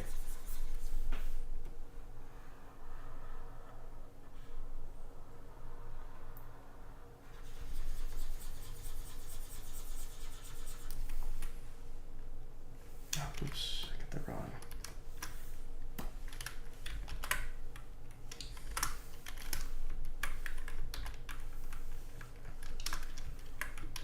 Not only did I have the wrong one, it's also not filled in properly.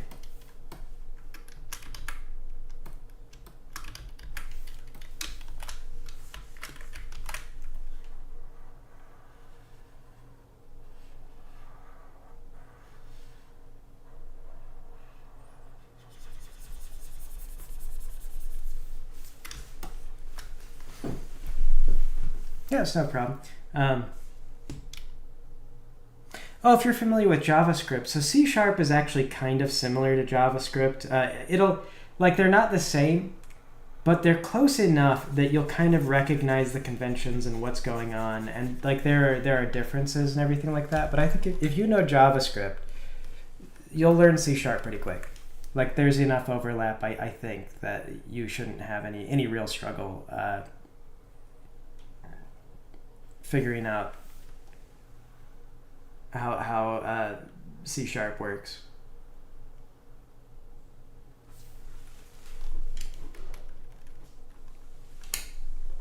So you gotta be good. You should have, you have no trouble. No trouble. Yeah, C-based languages.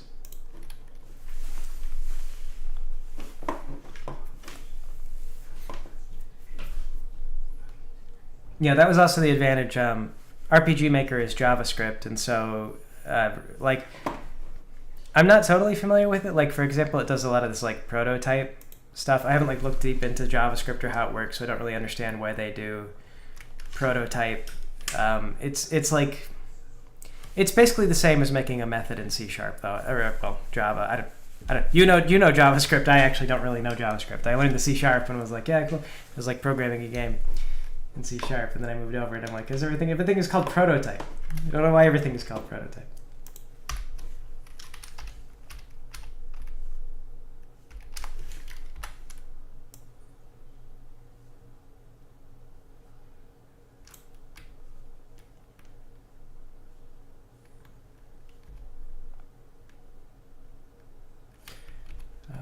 I think.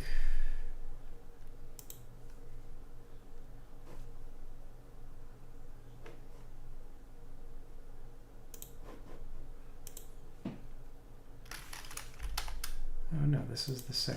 Okay.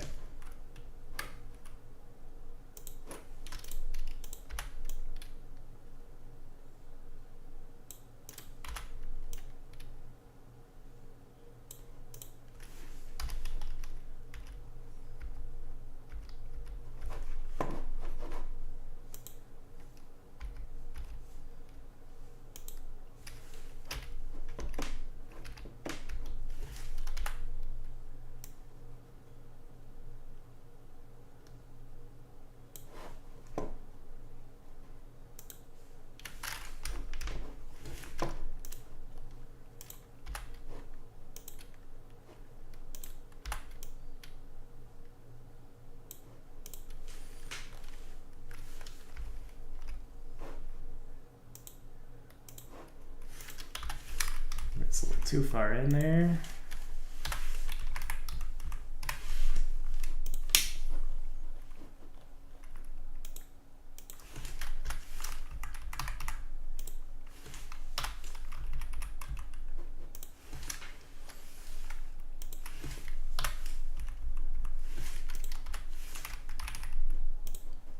So bring the eyes a little closer together.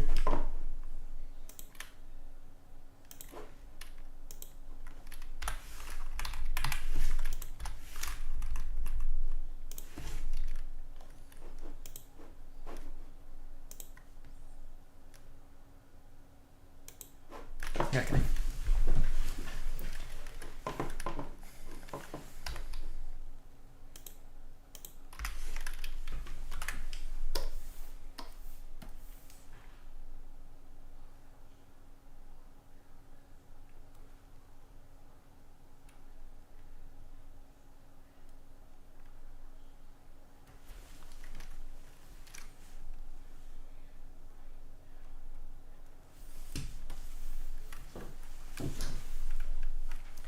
An idle game?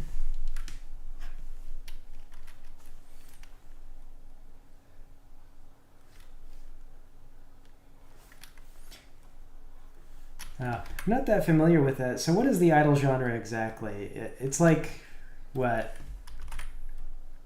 Like it kind of runs in the background and makes money while you don't do anything?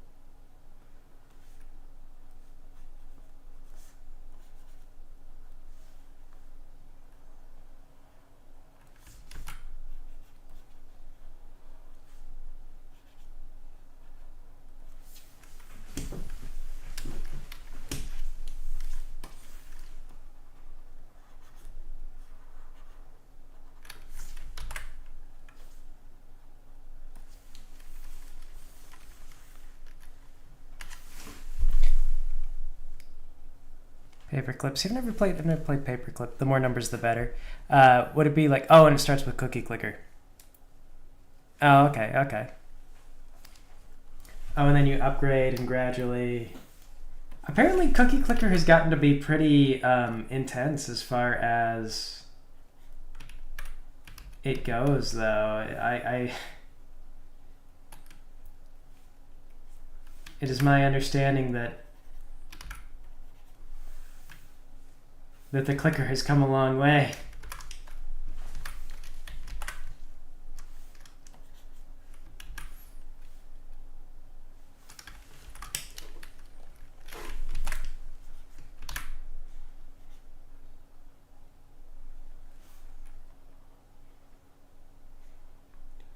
Like now there's all kinds of strategies and stuff.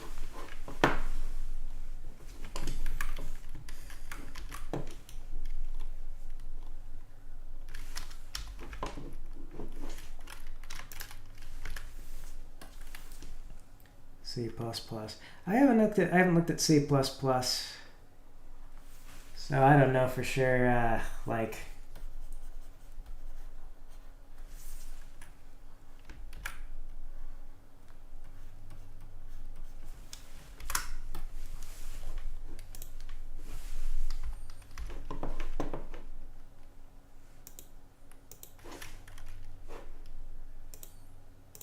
oh, okay, I did do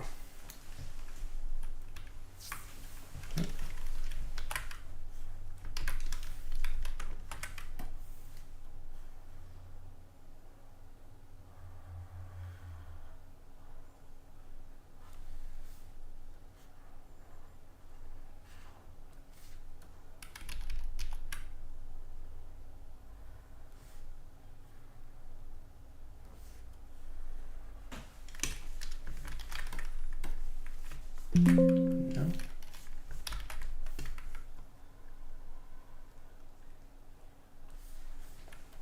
Take on.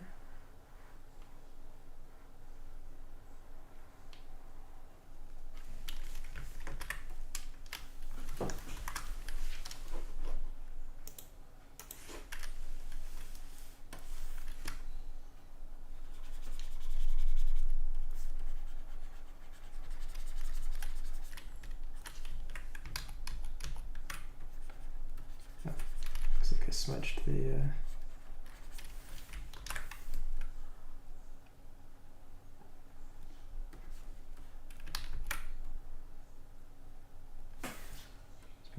careless with these lines and forget that my highlights are in there.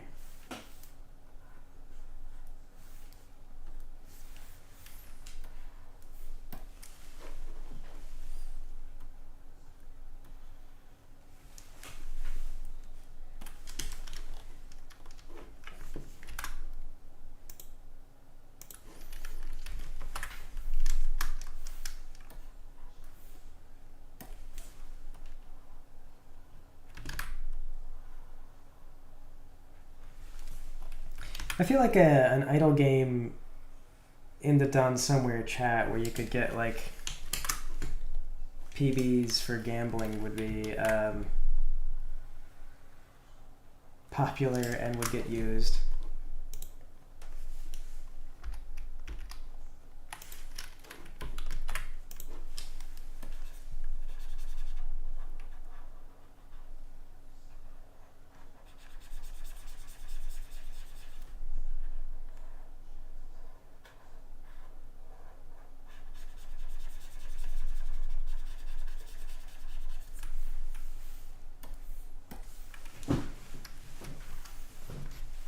C++ gang.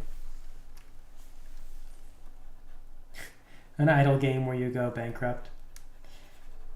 It's like a jump scare. Like you're just trying to have a nice relaxing game where you know, idly don't do anything and you lose all your money.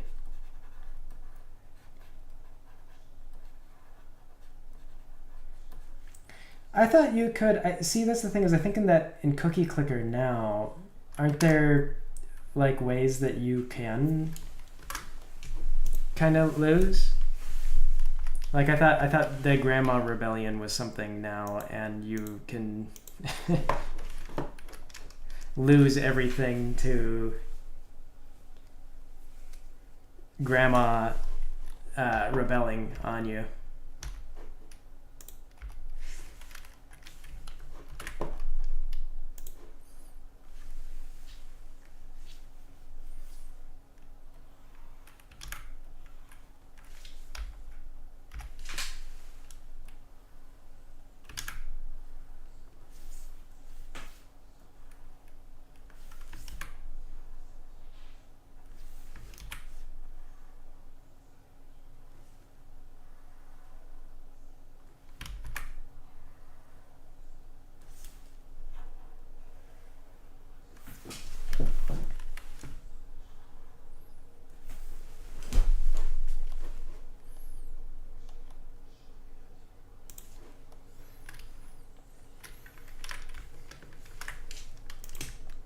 Yeah, RPG Maker uses JavaScript.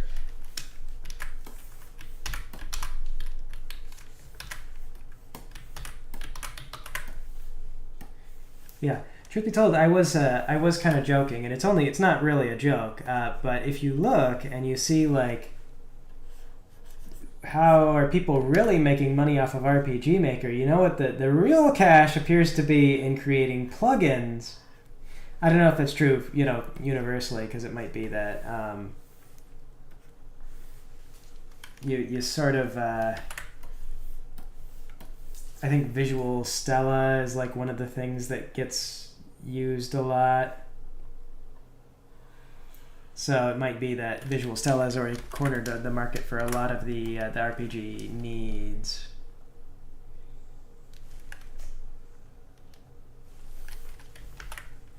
The RPG Maker needs. But doing plugins for RPG Maker, like there's a lot of people who want to make games or who just enjoy doing it as a hobby, but they're not experienced programmers or anything, so not wanting to touch the code, they'll hire someone. So I think that means that if you know how to code, oops, so that's the wrong. You may very well be able to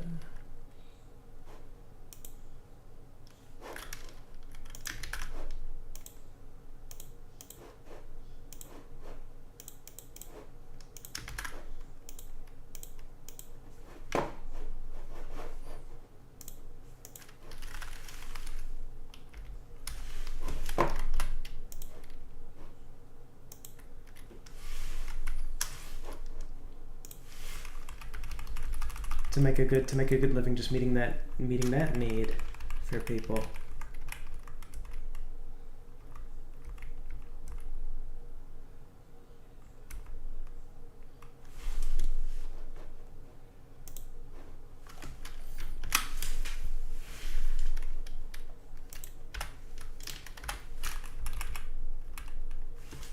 I personally would rather do it myself. So what I've got is a situation where I can't use any plugins because instead of following, like they're like, remember, don't do this or don't do that, and they're like, you want to follow best practices with your plugins so that they're all compatible. And or you could get rich. Yeah, you could probably make assets. I think that's another thing, is you could make assets. So in theory, like making my own game, it's a big endeavor, and we don't, it's like, is it going to pay off? I don't know. It's hard to say. But I think, like, it looks like people would pay a decent amount of money for assets, but one trick would be you'd want them to all jive with the existing assets, because I do see that there are people who like sell assets for RPG Maker at actually kind of ridiculous sums for how they look. They're not very good looking in a lot of cases. Or sometimes they're good looking, sometimes they're not. I'll see if I can find an example of one of the ones that I thought was a little underwhelming. It was like monster packs. The monster packs are bad, are often worse. The tile sets tend to be pretty good, and I think it's because, like, a tile set, so long as you understand technically how to make them,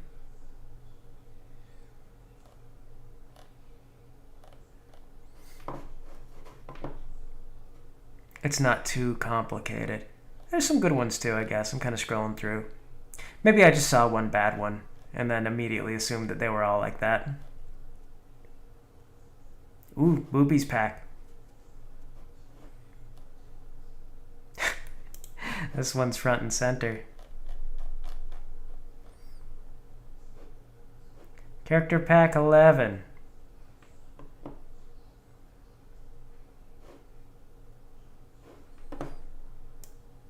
This is our character pack 11. I like this because what I see here is it's like, okay, boobies, boobies, boobies, and then this guy who's given the side eye, and I just kind of like that. He's like, yes, this is the I'm in the boobies pack. Yeah, I gotta drag it over. I was scrolling through. I was looking for an example of my assertion that these are not all very good. Oh, here's an example of one. So here's one that's like not very good. Oops. Try not to. I don't know exactly what I'm protecting. I just try to be nervous on streams. But anyway, here's an example of one that's not very good. And if you like will check it out, they'll be selling this for like $20-$30 or something like that. But this is kind of like not really like I could draw something like this and be at that level. But I don't know how many people buy stuff like that when it looks that way, because it really is very it's very amateur.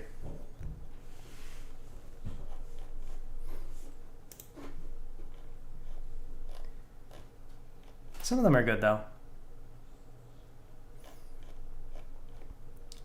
But the trick really is, it's like if you get a bunch of packs and they don't all look the same, then it's super awkward. Yeah, anyway. Let me see. I kind of have Zeke standing a little like to his side here, and I sort of like how that looks. So I think I'm gonna do that. I'm gonna have him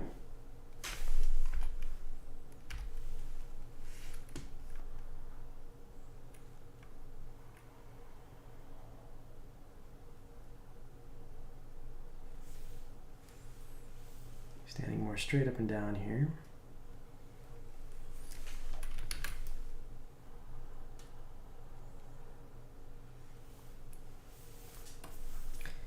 Anyway, point is, yes, I do think that if you wanted to make money in RPG Maker, you might have a better shot at selling assets than you do by making games.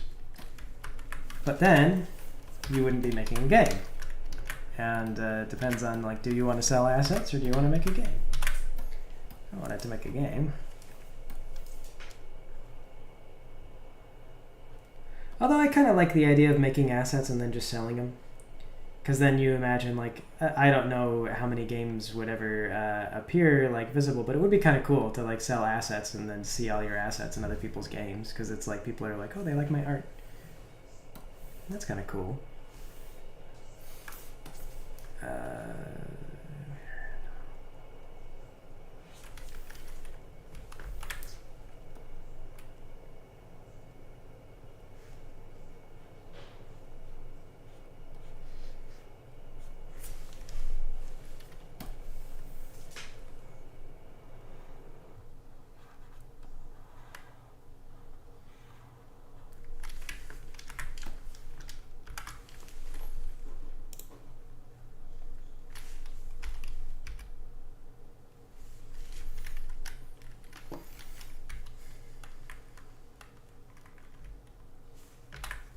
Yeah, everybody using the same asset packs would make your games all look the same. And that is one thing that they will tell you not to do. They'll be like, try not to make your game look like everybody else's game.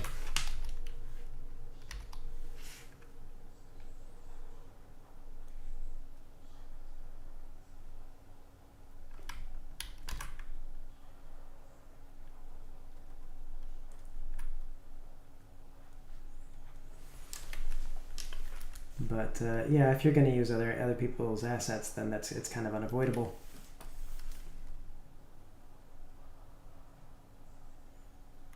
But that would be one reason why it would be nice to like strive to be the best asset provider, because it'd be like everyone. Actually, maybe that would be bad, because then it'd be like your art style would just be like, oh yeah, that's the RPG Maker art style, and people would start to associate it with RPG Maker. They wouldn't think of it as being like your art style. They'd just feel like that's, oh yeah, it looks like RPG Maker. You'd be like, no, hang on. It's me. I do that. I do these.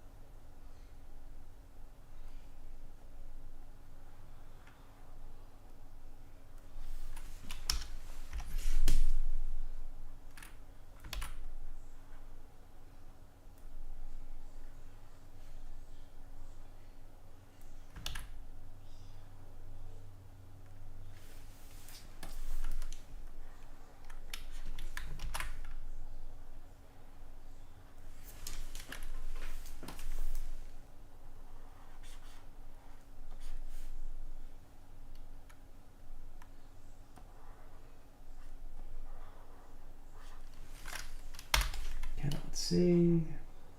There we go.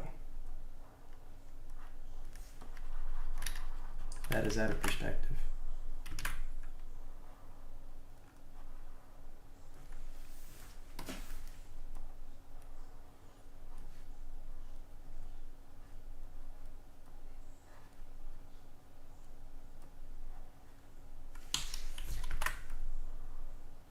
I'm always so nervous when erasing things. Toon Boom used to do this thing, and it hasn't done it since I've gotten this version, but it used to do this thing where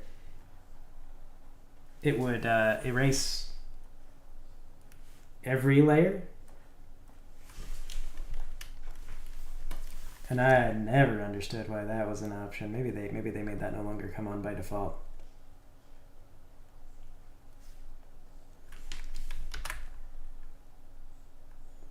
You used to have to look out for that.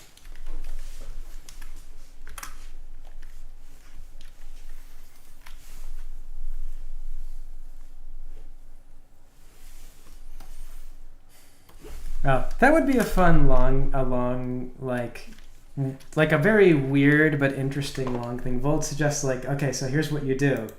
You become like the RPG Maker asset person to the point where like no one recognizes your artwork as being original anymore. You're just the RPG asset guy. And then, because you can't use your own art assets in a game, you buy somebody else's. and then your games look nothing like everybody else's games, even though you're the artist for everybody else's games.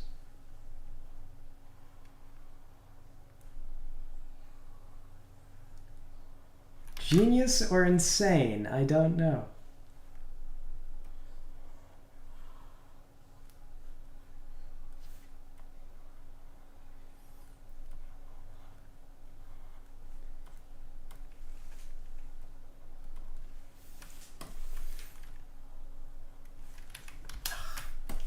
Darn it. Wrong layer again.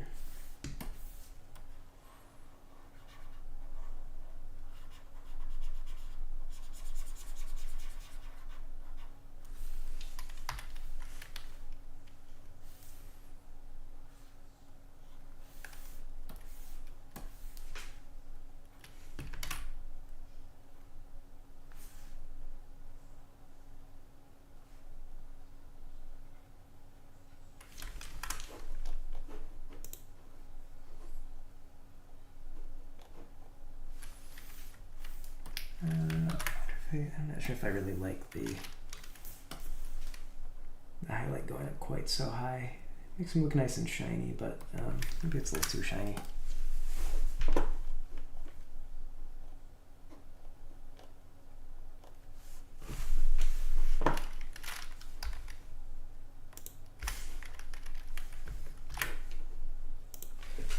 Yeah, it'd be kind of funny. You could do like interviews about your game, and they'd be like, "So why don't you use that?" I can't stand the look of all the RPG Maker games. They all look the same. Hate them.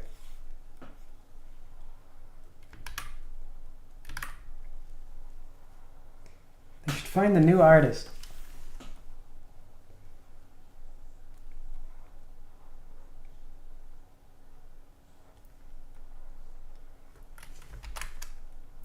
That would be a very artsy thing to do.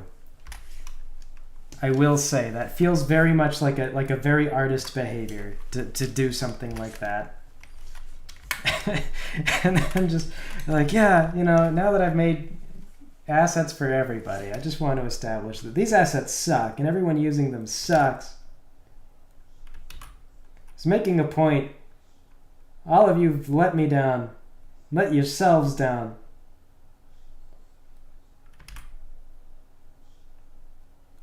Do better.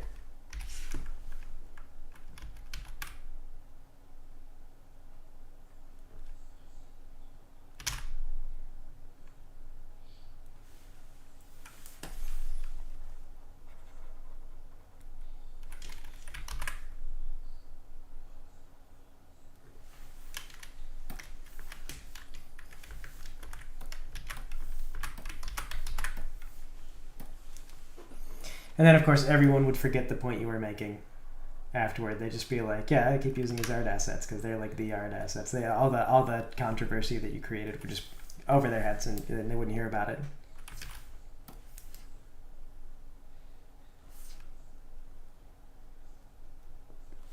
Then people would be like, that guy sucks. And they'd be like, oh, really? But I really like his art assets. Spice Funeral was a neat RPG Maker game. It says,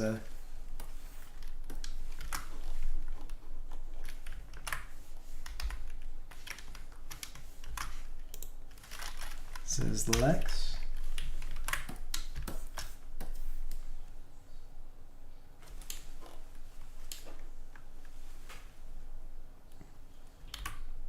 Never played it. What's Space Funeral about?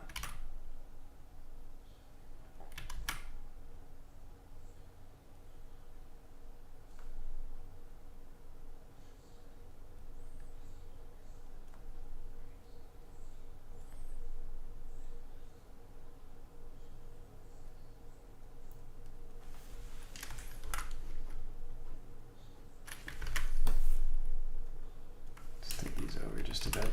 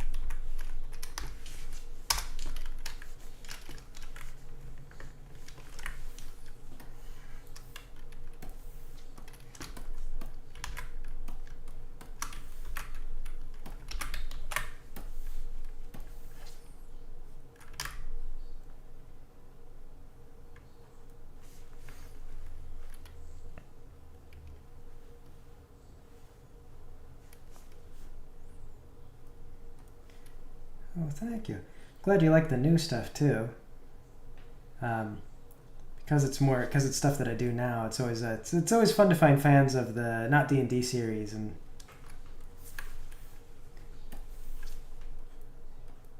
that stuff.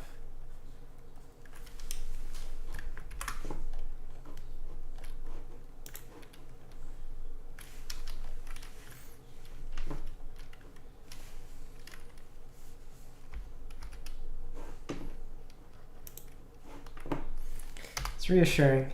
It leads me to believe that there are people out there who are following it. And The podcast is a little bit harder to gauge with that stuff too, because it's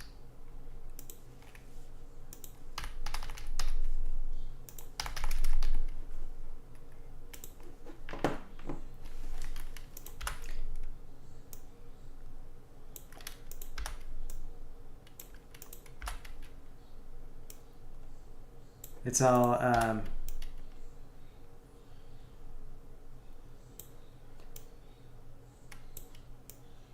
it's all a bit more like I kind of just look at bandwidth consumption and how many hits I get on the website and that type of thing. So it's a little tougher to tell, like, is this doing well? Is this being watched?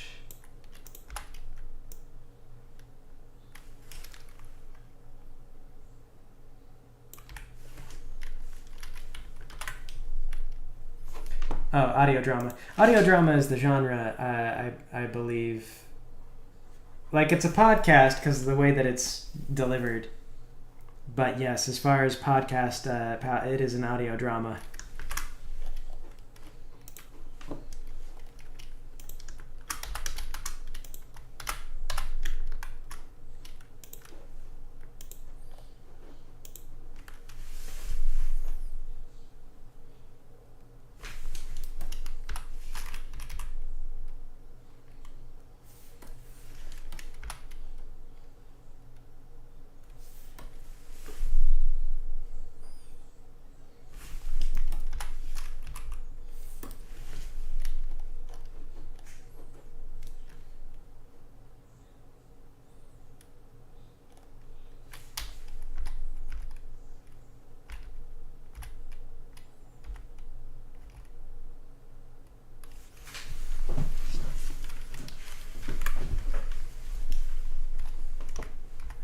Glad you guys look forward to it. It's been nice being able to get it out at a more regular schedule. I was thinking I might try this week to take some more time for it, and then that way we can maybe do like 2 episodes, and then there will be an early one on the Patreon.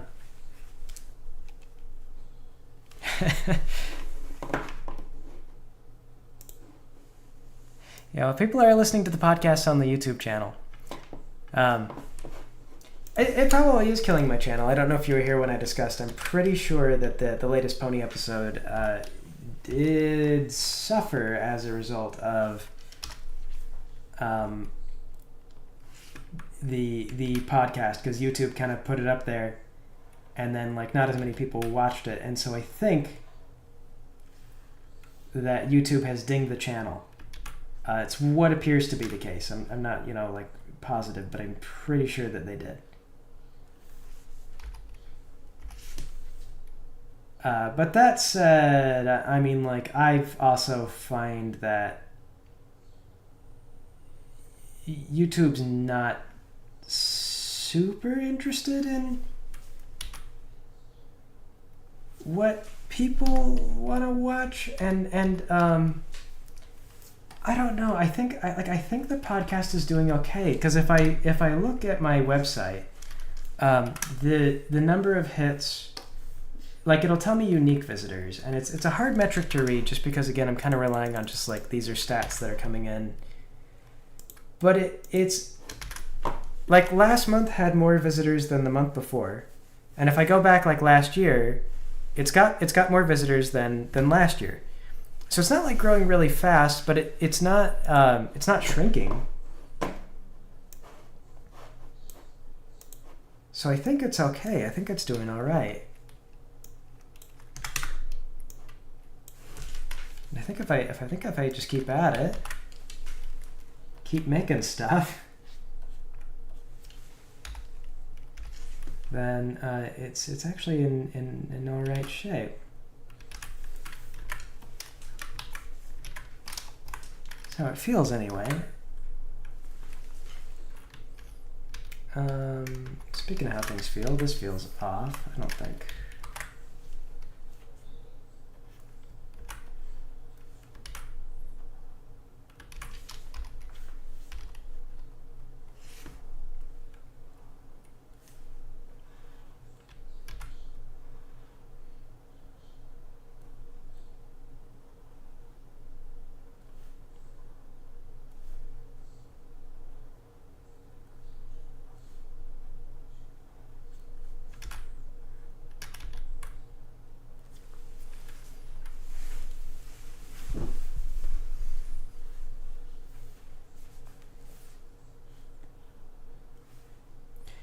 Oh yeah, variety stuff always kills YouTube channels. It is a well known fact. That's something that I'm well aware of.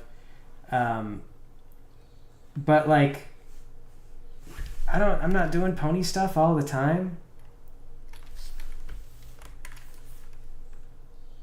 And it is kind of funny because you do see people who'll come in. They'll be like, they're like really shocked that I'm still making things. They'll be like, oh my gosh, he's still alive.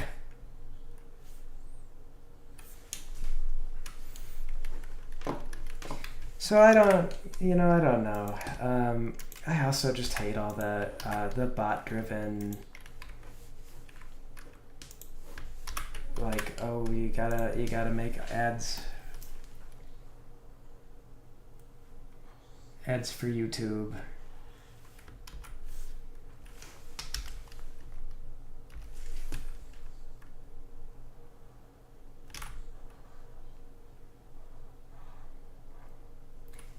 I get that's how they make their money, but I don't.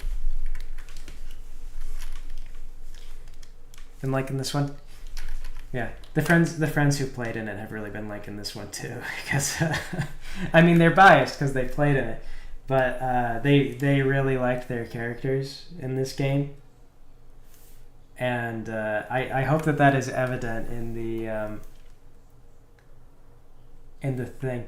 God, they were like at each other's throats for a lot of the game. We had a couple of sessions afterward where like the guys were just like, "Is everybody cool? Like, we're not actually mad at each other, right? I just want to touch bases and make sure that we're all like still friends and having fun in the game. Like, am I pushing any lines?" And then everybody was like, "No, keep going. This is great. I love all this. I love all this conflict. Like, gosh, we got so much stuff to do this game." When I'm not trying to fight my enemies, I'm trying to fight my friends. It's great.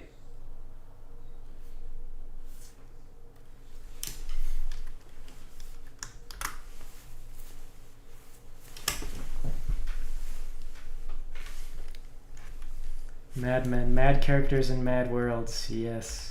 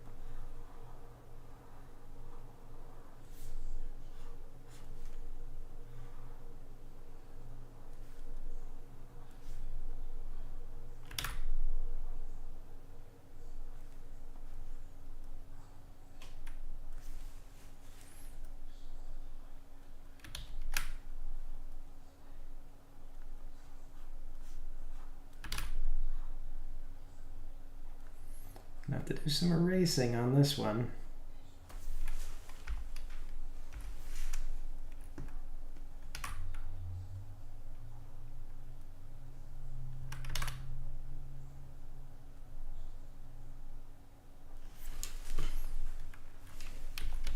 Oops. It's not even following the line of...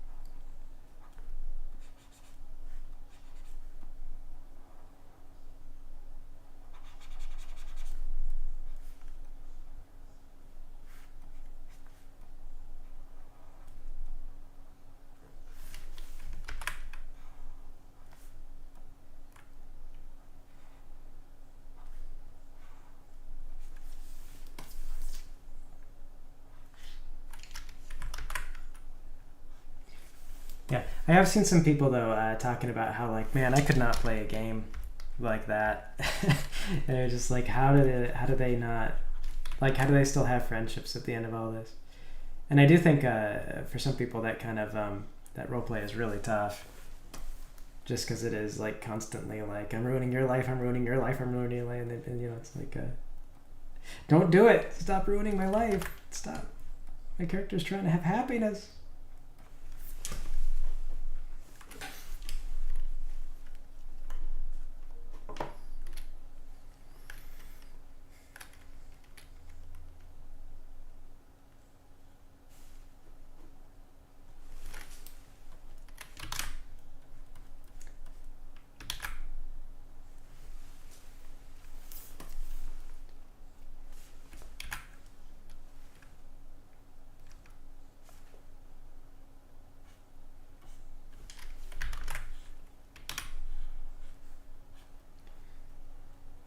Oh yeah, that scene with Ray having a breakdown over Rex dying.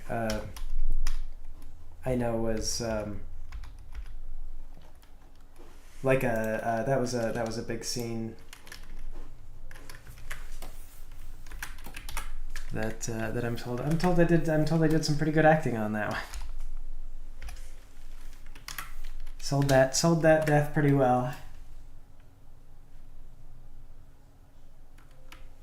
That one was just like, oh man, how would Ray react to her dog being killed? Not well.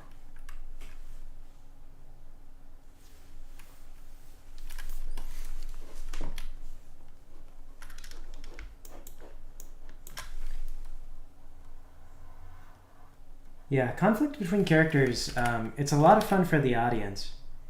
And I think that's the thing, is that like, you know, people play role-playing games for different reasons, and so some people are playing because they want to enjoy like a power fantasy of like, I'm the hero and I'm saving the day.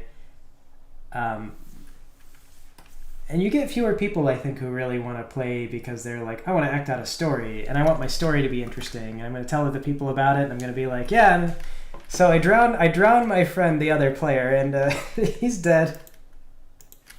And my character had regrets afterward, but it was too late. I'd already killed him. You're like, how do you play like that?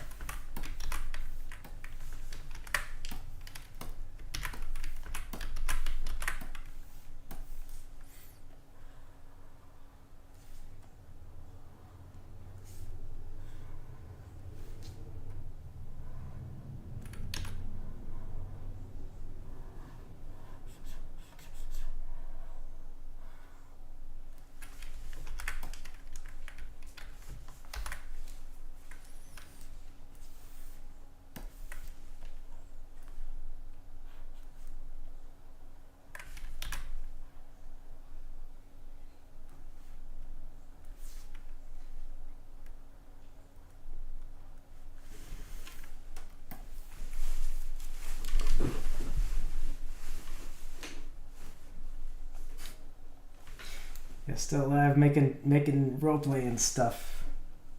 Yeah, roleplaying's always been a passion. So it was partly that's why I did the animations and stuff. I mean, a lot of the jokes were ad-libbed.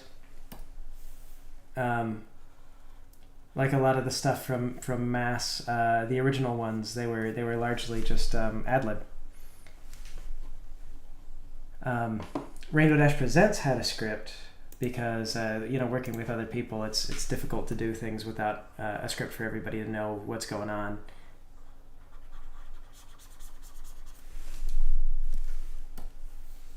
But for a lot of my own stuff, it was all just kind of ad-libbed, and I definitely kind of learned a lot of that from role-playing in groups that really liked the improv aspect of role-play.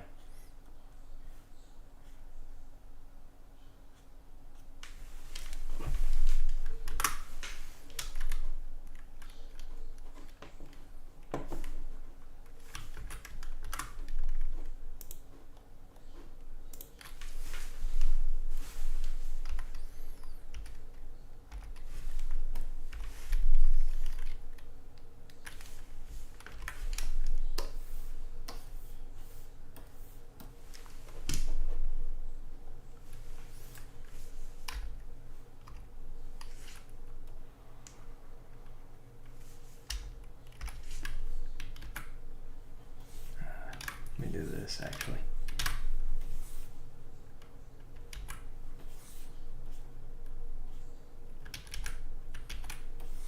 Oh, this is really sloppy. There we go. Because it's like I'm making a shoulder blade. That's going to require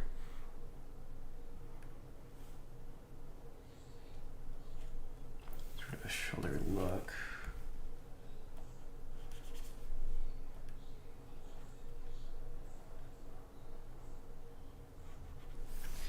If it goes low as the other one, it does not. But he's also further back. I guess the better question is the proportion about the same? It's close, it could be a little bigger.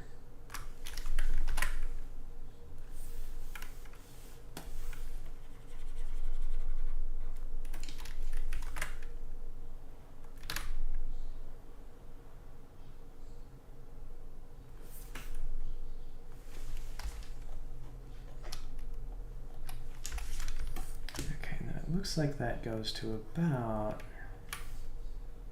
his thigh blade there.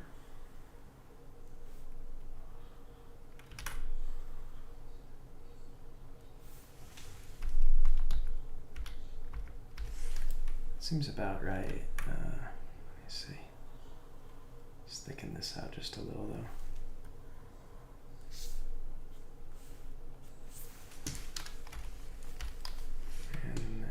Maybe come down more.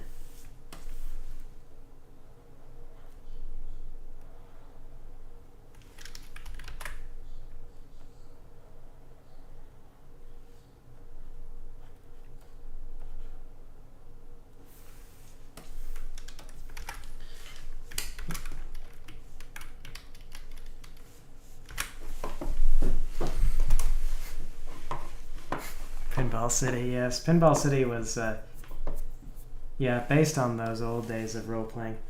I mean, like as much as I like, gosh, it was so frustrating sometimes, the stuff that Sandler had us go through. But it was very creative at the very least, or maybe not creative, but it was all very like. There was a lot of improv. I mean, like anything that we wanted to do, Sandler kind of just went along with, and. That in and of itself was like, you know, I don't know, you don't really appreciate, like there's bad GMing where they're like really strict about like this is what everybody should be doing, and then there's like bad GMing where it's like they're a terrible GM, but like I don't know, if you say you're gonna kick someone off of an airplane and they're just like okay, it's like they yes and that, and Sandler never. Well, he didn't usually say that we couldn't do things. It would just be like, okay, and then he'd punish us for it later, but it would be like, you can. Like, yes, you can do it.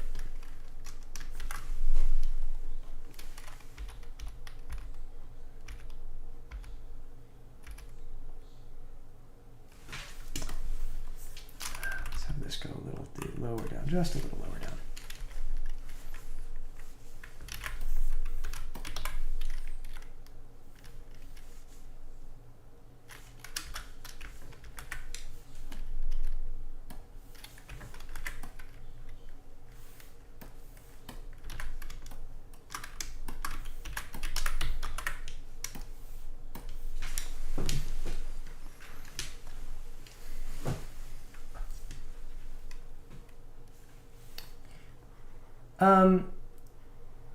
Trapping the party in prison, like, as far as whether or not you can accuse the GM of being bad for that one, it's tough. I've trapped my party in prison before, and had them. In fact, they're gonna get trapped in a.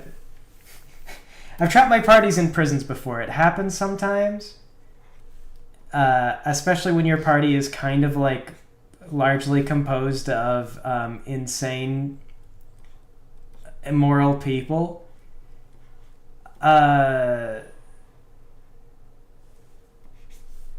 Like I tend not to be jammed up too much when I play, because I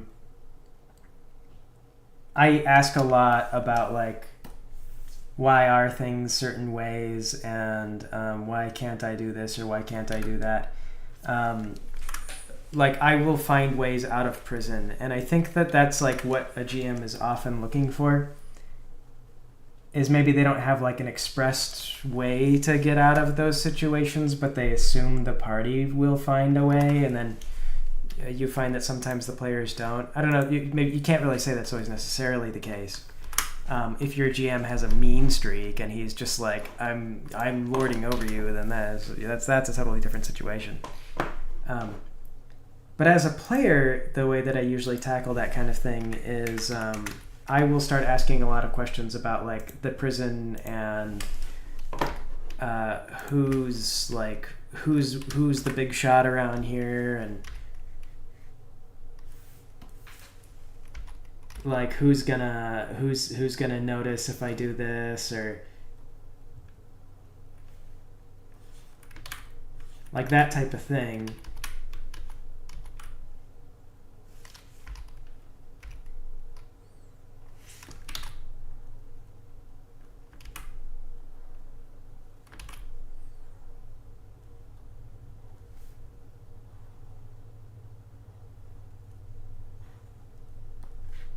And in that way, I kind of always just make my own way out of those problems.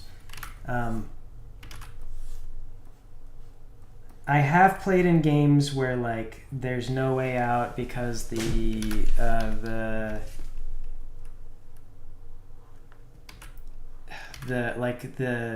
prisons are run by like I don't know like suicide goblins, which are going to be like creatures that have no self-preservation, or they don't like really exist. They never existed until you appeared. And so if you're like, hey, don't you have family? They're gonna be like, what am family? Me am not no family.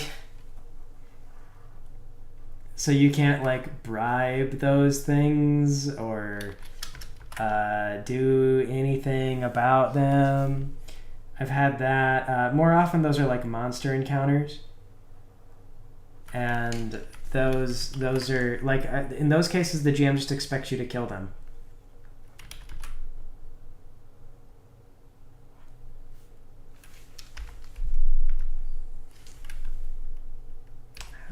This did not come out so great.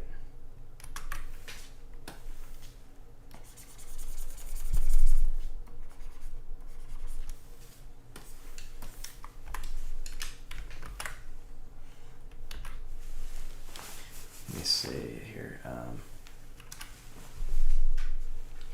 Oh, I know why it didn't come out so great. It's because the arm doesn't do that. Arms don't really.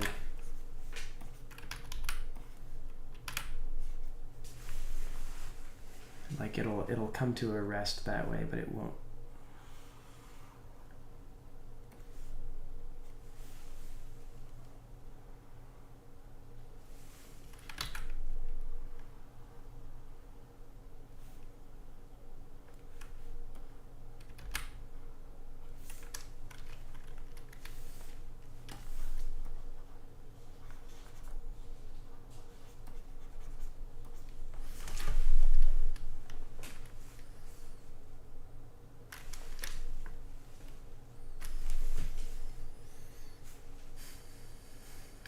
Because it should be like, yeah, okay.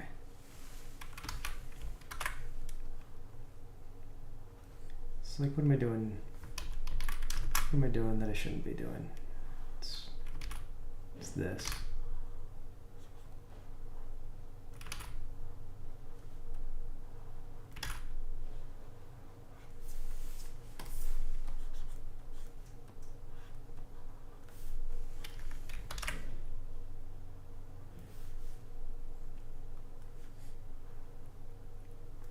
So why does my arm not look like an arm?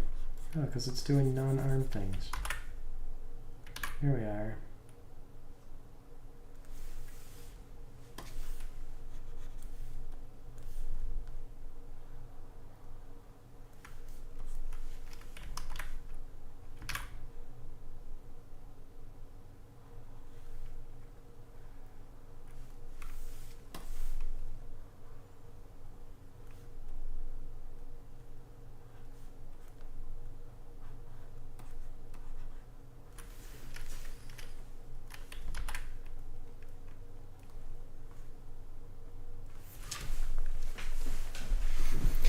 Okay, you have a good time with PD. Oh, do I have a community or social media? I do. Let me see if you're still here. We have a Discord. I'm also on Twitter, but I don't really post very actively on it.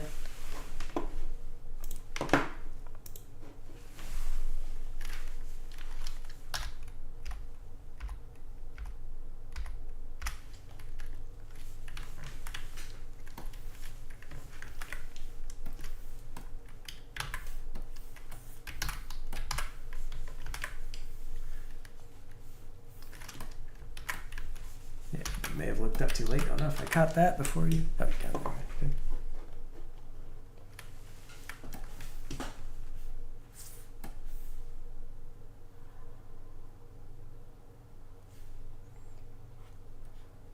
Yep. Trust no one when you come in.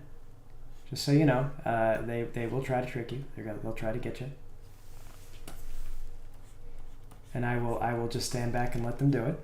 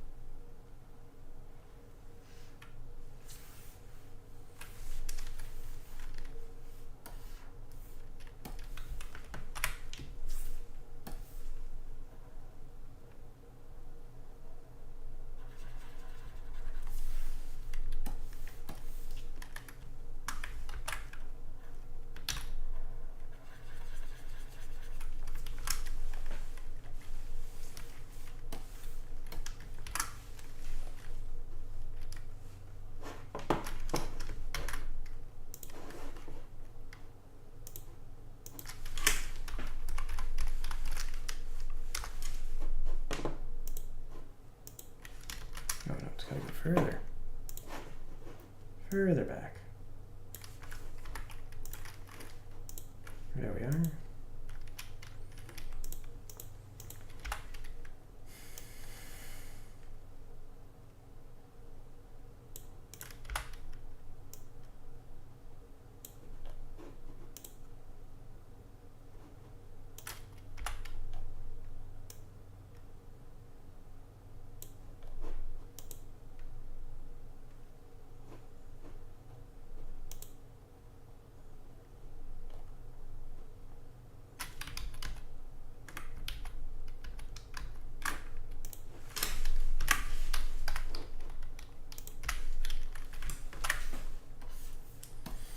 All right, and then the hand.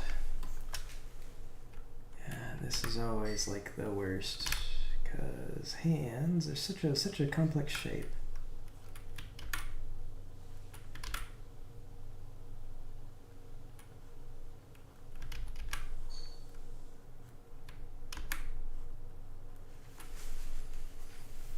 It's like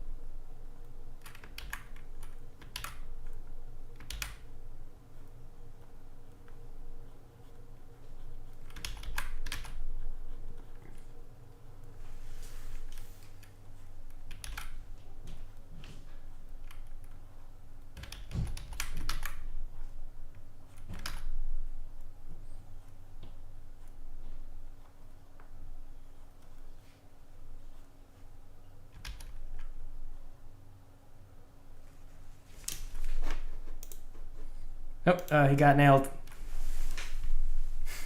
PD went in there. He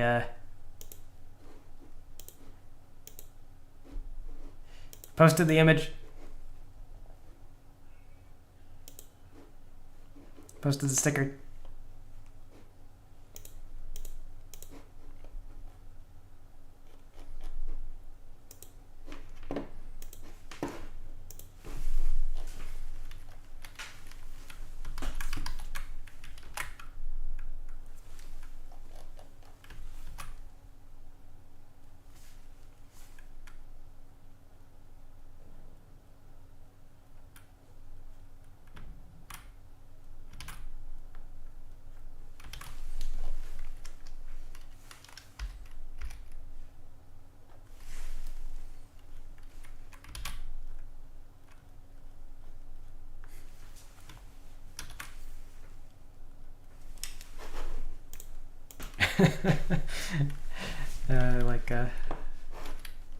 It is so.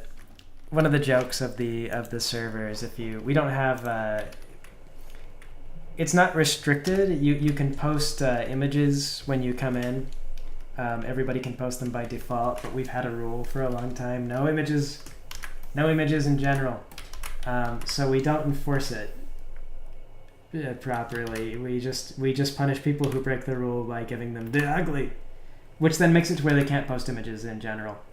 But it's funny how many people get hit by that as soon as they come in the server. It's on the landing page now. For a long time, it was just an unwritten rule. We just tortured people. Oh, see ya. Good night, Vold.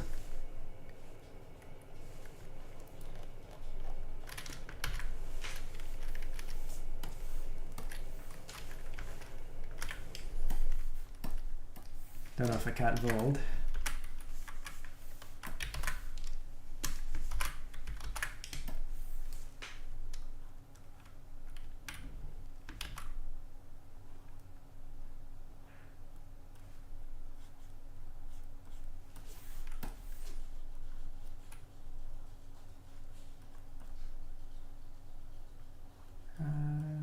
Okay, actually.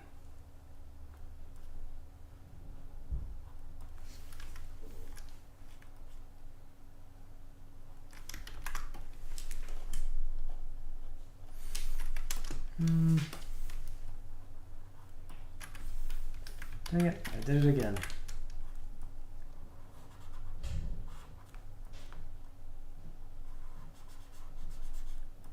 I actually think that probably...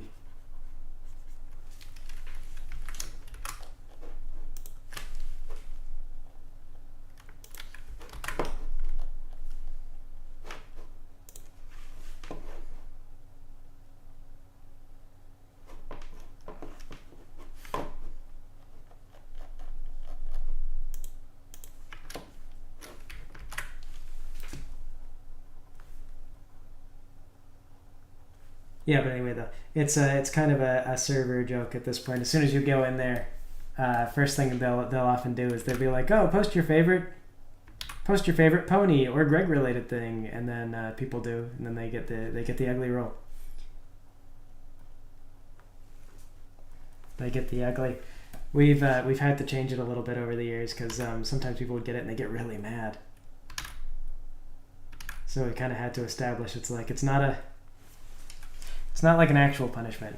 Nobody's mad or anything, or like, well, no moderators are mad anyway.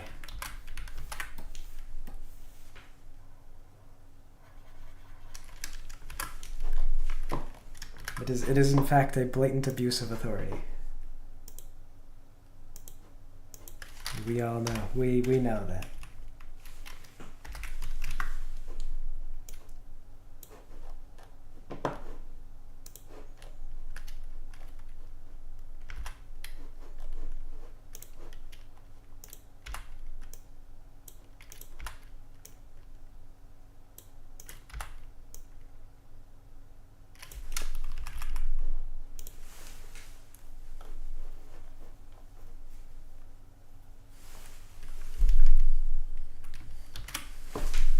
Alright, there we go, and we got a front view.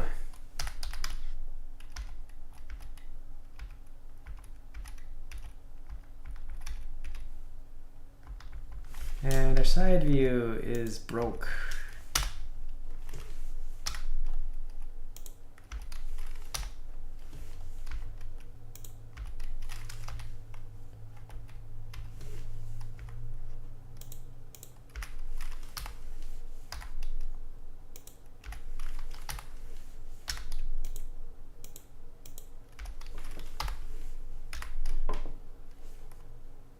Yes, Kirby has been stuffed into a horrific metal case.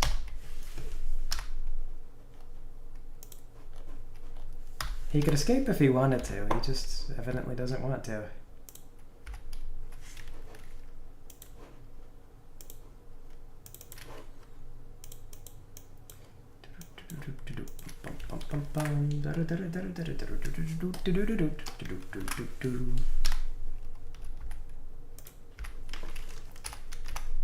old Super Nintendo Kirby.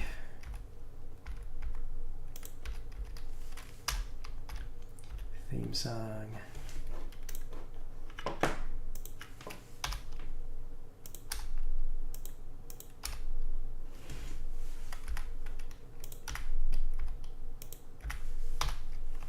Not Super Nintendo, Nintendo. There's this. I played the Nintendo Kirby where you have to chase the nightmare with the.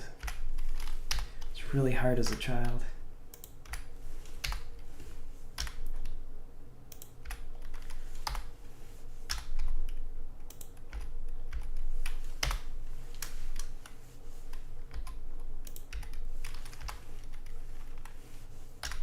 Arm.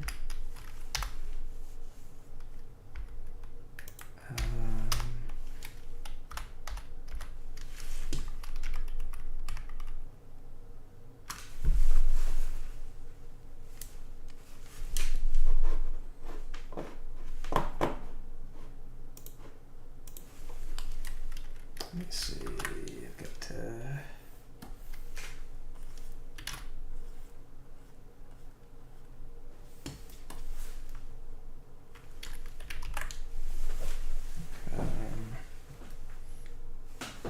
like a hand.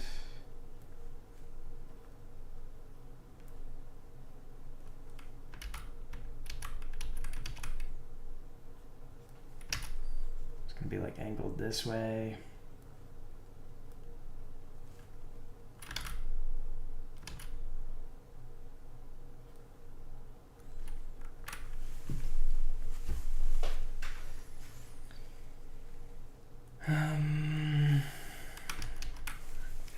How is it gonna look? It's gonna be like here, kind of forward a little.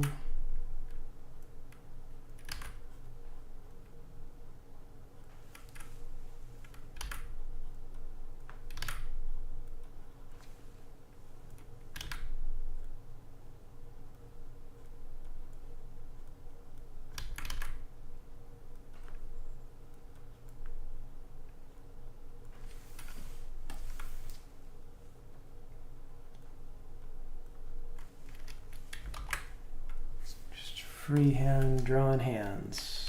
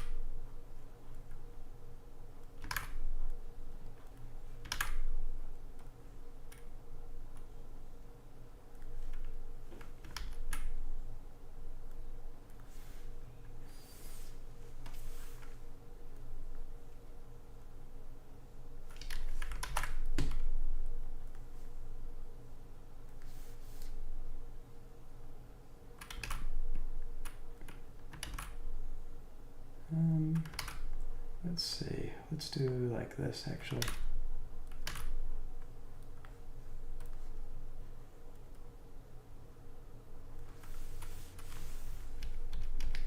Maybe not. I don't like that. Instead, let's maybe make this a little bigger.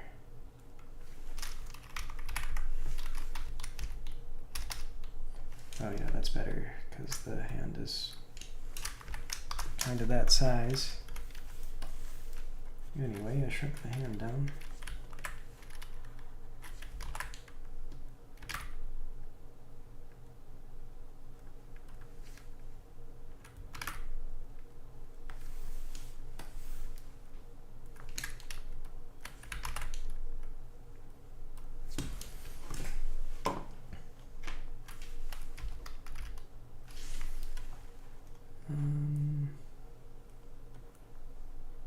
This should probably be larger.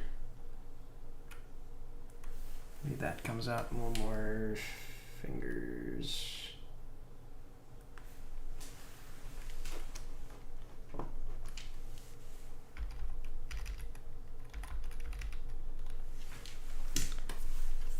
Feels too small still.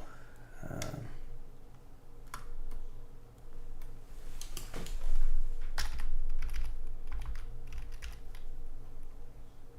think that's okay.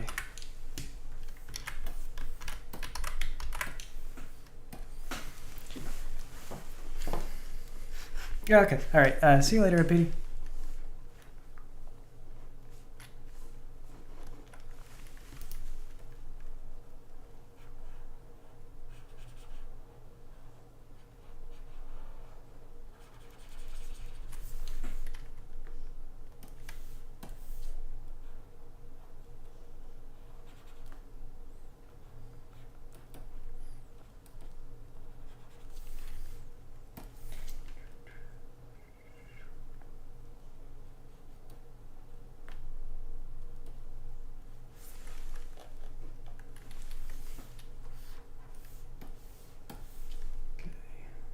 Middle fingers.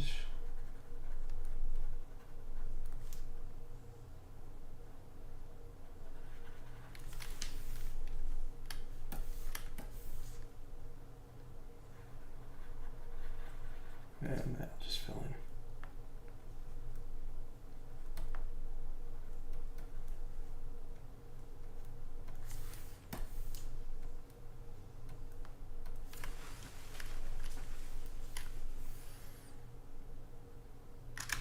Okay, and then we're going to push that backwards a little.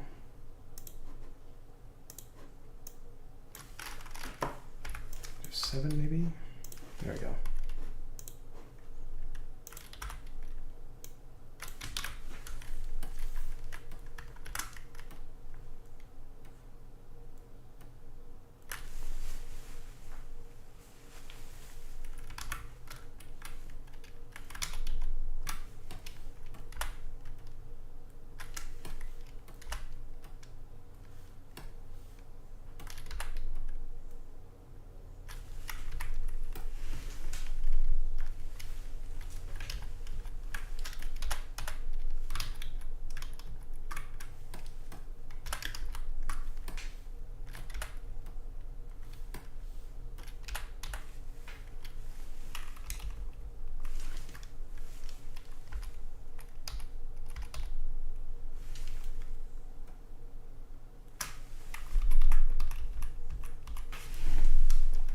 See if I put it right there.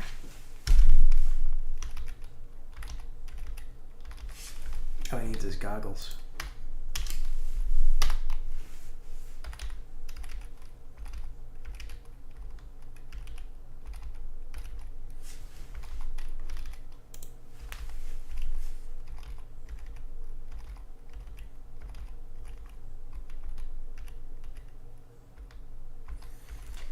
There we go. Oh, hey, Rubbish Panda, how's it going?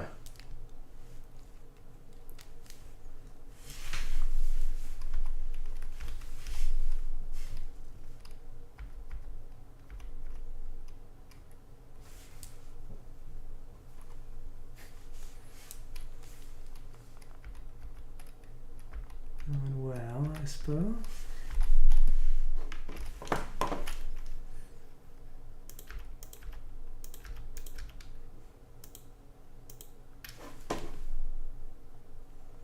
Oh, right, the 3/4 view. I was sitting here, I'm like, oh, it feels like we're getting done. We're done with the rig so quickly. And I forgot that we need to do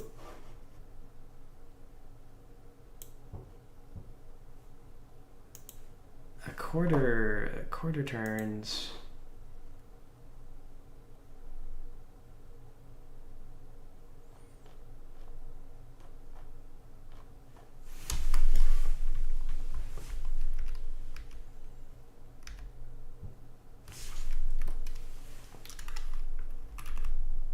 Yeah, well, go. That'll be what we do tomorrow. Part of what we do tomorrow.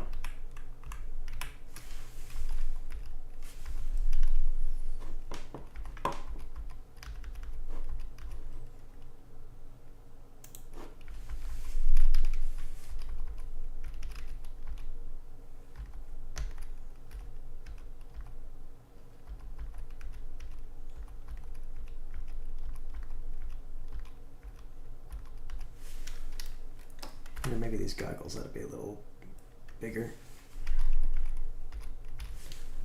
A little bigger still.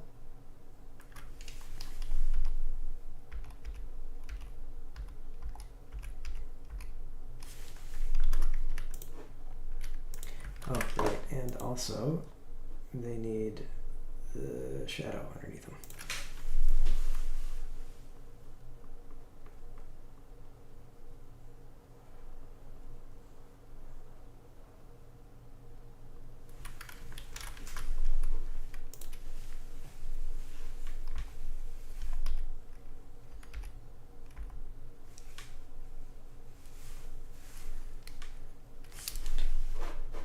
Yeah, I'm working on that game again. I'm gonna try to actually get it done, and then we will have a game.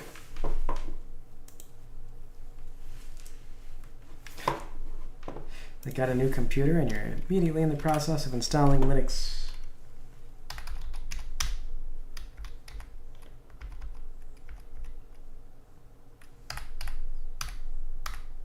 Should move on.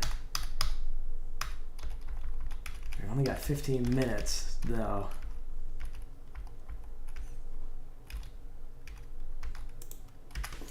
Well, it's fine. It's fine. I have to draw the back and everything.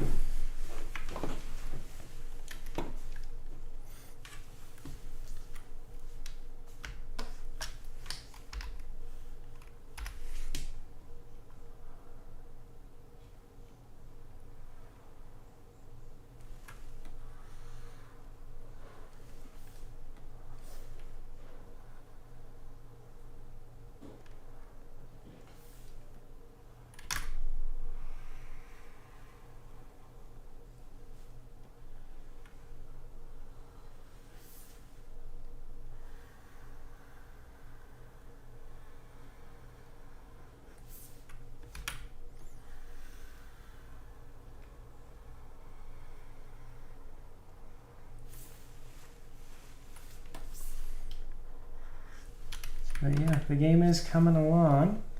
We're starting our second character rig.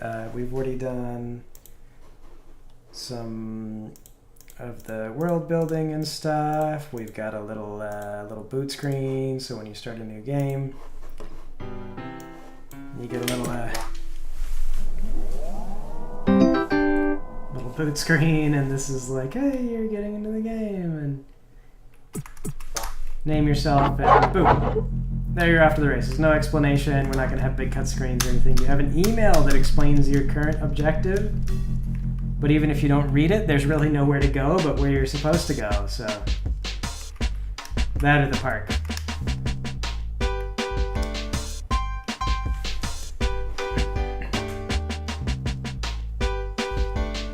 Here's a free USB stick.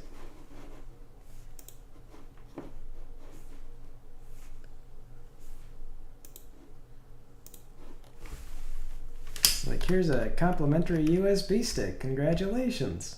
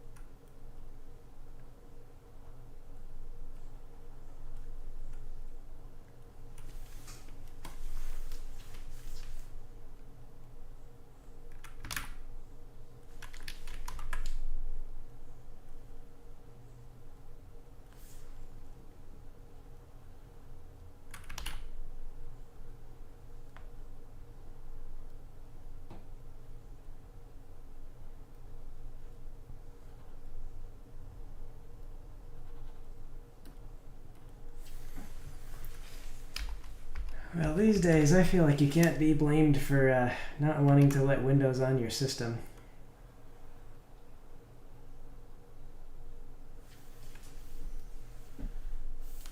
It's like, look, it's like, what are you gonna do, Windows? And Windows is like, don't worry about it. Just install me. It'll be fine. It'll be fun. You're gonna love it. I swear. And then what do? They come along later and they're all like, oh, actually, you got to install Windows 11. We were joking. Windows 10 wasn't the last one you'd ever have to do.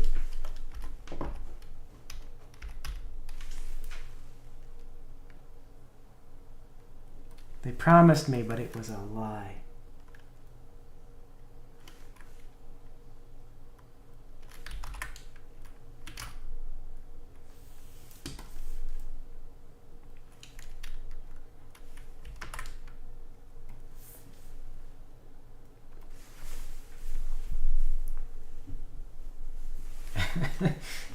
Spent $600 on a USB stick and got a free laptop.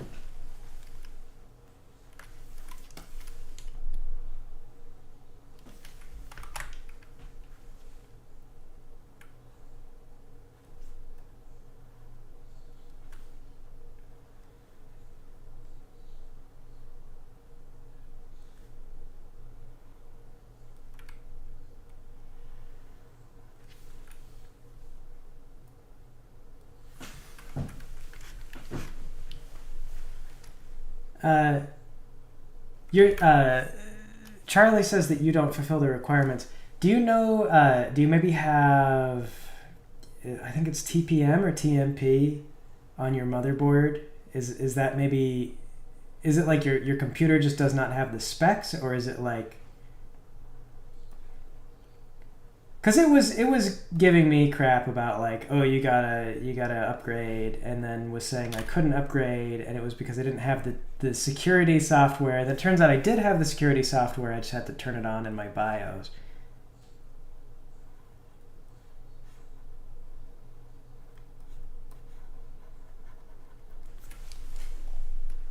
Freaking Windows.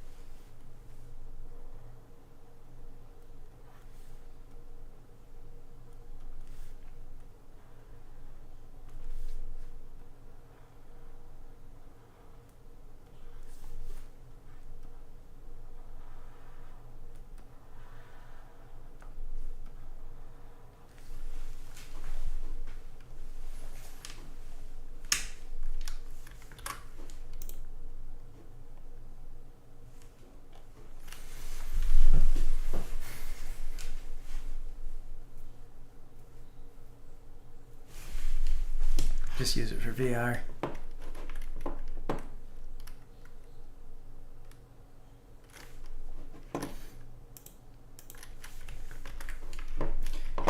Yeah, well, as long as it'll run what you need it to run, I mean, like,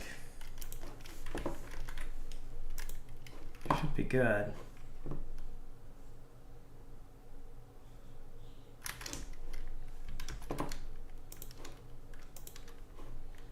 Just got all these lines in the wrong layer.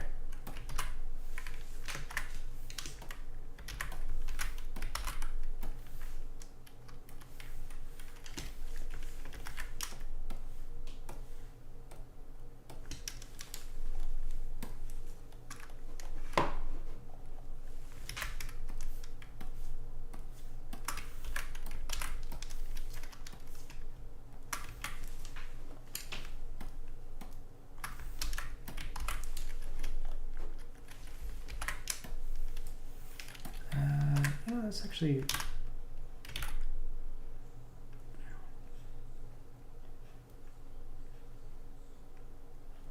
do this.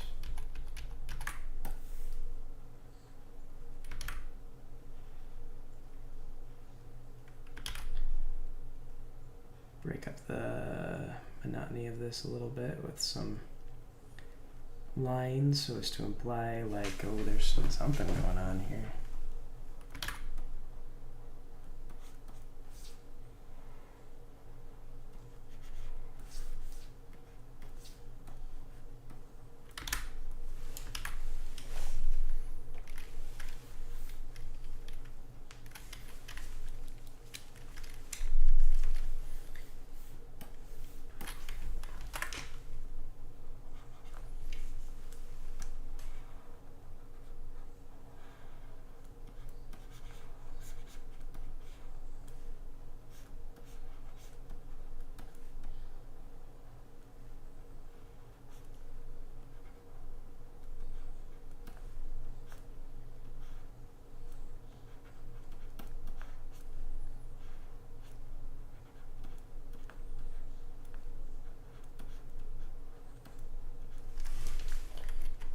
And there we go. Now it's like there's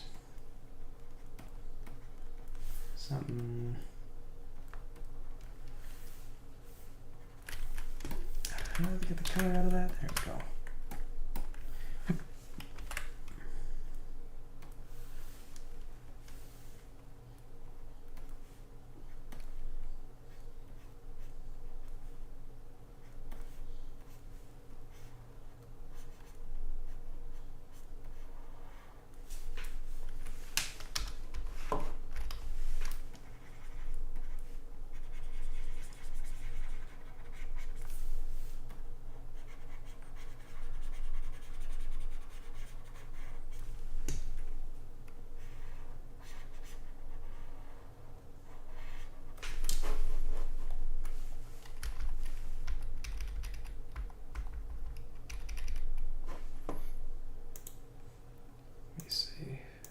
Nope, I just hit it straight from the back with the other one too.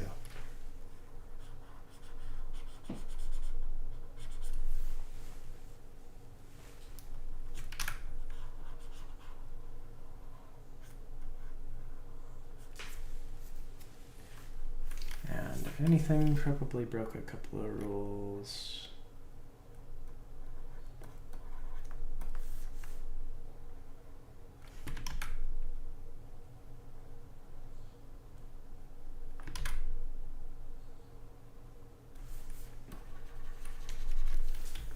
Which means I need to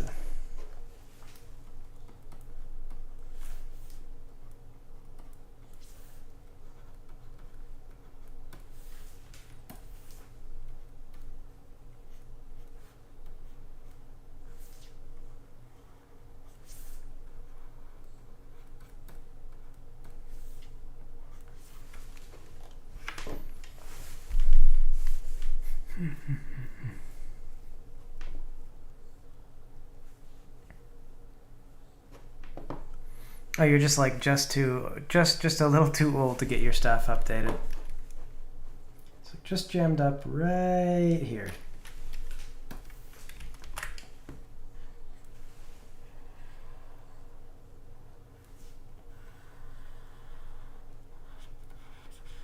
This is where they choose. Yeah, it's interesting because I wonder if they didn't tell you like specifically like, oh, you can't run this. I wonder if you could, or if it's just like they just don't want to deal with the headache of people being like, hey, my computer doesn't run Windows 7. But I also find it frustrating that they force you to update, but then kind of like they force you to update, and then they're like, oh, you have to update your hardware too. It's like, but my current computer is running everything that it needs to run. Because that is something I feel like we're kind of getting into a stage where the computer largely does do what you need it to do. It's like not necessary to update a lot of the time.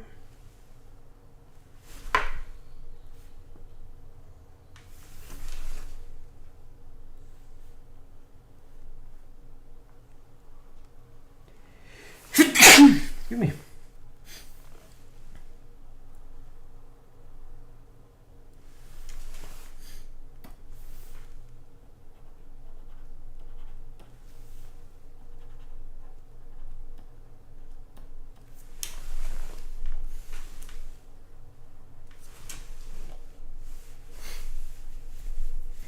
PC, yeah.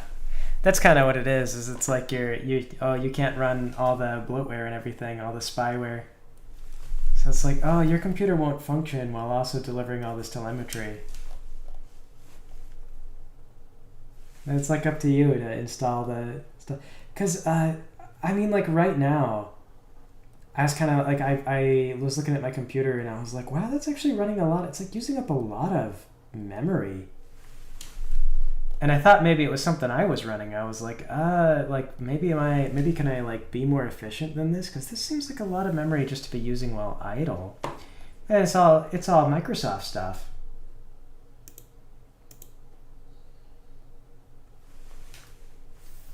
Like it's just like Microsoft is just using all my system memory, and that's why they need.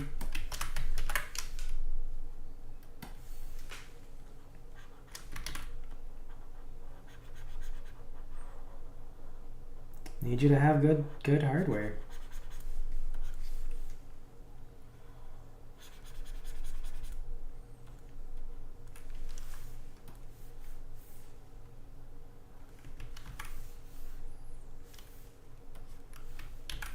Oh, hang on.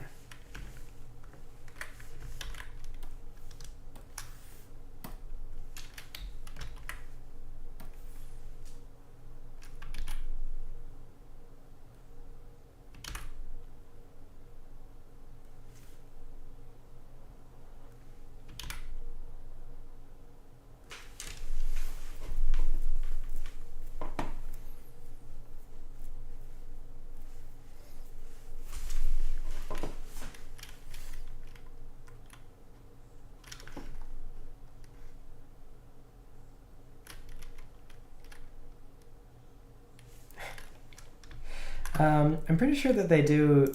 Panda's saying, I think that they tried to put ads in Windows Explorer at one point. I'm pretty sure that if I go to the start menu and I search for things, that I do get like advertisements on the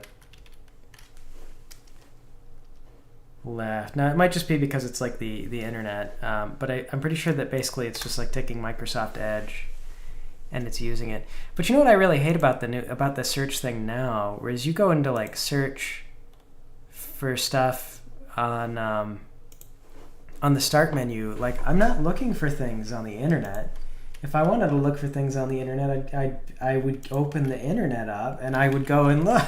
Like usually if I'm searching in the start menu, I am objectively searching for something that is like on my computer, and I know it's on my computer. It's never that I'm like looking for I'm looking for my files on someone else's network. But they can run ads like that, I guess. They run Microsoft Edge and they say like, oh, when somebody looks up one of their files, instead of seeing their files, they might see an advertisement. And so that could be your advertisement. And yeah, they will hate you, but you could be that person. You could be the one who they see. you could be the frustration they feel.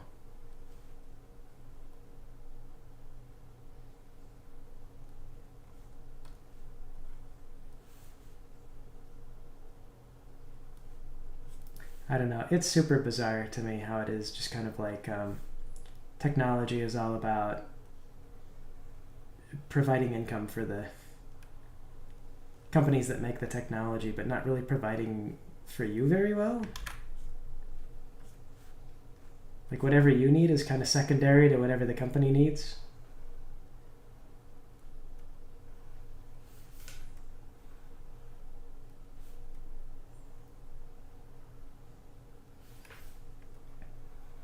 And this is not as big of a deal, but... Oh, hello. Heyo. I am just about to log off. Yeah, no worries. I'm always stopping by for a second anyways. Oh, okay. Well, how's it going? What's up? It's going well. Ain't much. I'm about to head off to sleep here personally, but just figured I'd pop in to see how progress is going. You've been really putting the, what's it called, axe to the grindstone recently. I think you've been doing a stream like every day, game deving. Yep. I finally have time again. My kid's at school and full time for the first time, so now I'm back to doing my own work and doing my own stuff.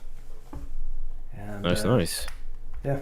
Decided first thing I'm gonna do is the super ambitious goal of making an entire game, and then I don't know. We'll do something else after that. That's fair. What are your expectations for, like, the finished product? Like expectations, like will it make money, or like expectations, like what do I plan it to look like? Yeah, that too. Like how you think it's going to turn out, like the entire picture, and also how you think it's going to perform, like reception-wise. I feel like a lot of things that I make wind up being kind of niche, and I would expect that this will be sort of same. It's like, I don't know necessarily how people will find it, or like I don't really expect it'll be something that everybody will super like, but I do think it'll be fun, and I think that the people who do like it will really like it, and they'll be like, oh, this is super underrated. I feel like I see that from a lot of things that I make, where people will find stuff that I like and they're like, oh my god, this is super underrated, how come nobody knows about this? And, yeah, like your podcast recently, and Jim Romantic Journey, all that way back when. Those are two great examples I can think of. Yeah, and so I see that like a lot with things that I make, and so I kind of figure this will be the same, where it'll be like there'll be people who are like, this is super cool, and they'll really like it, and that's and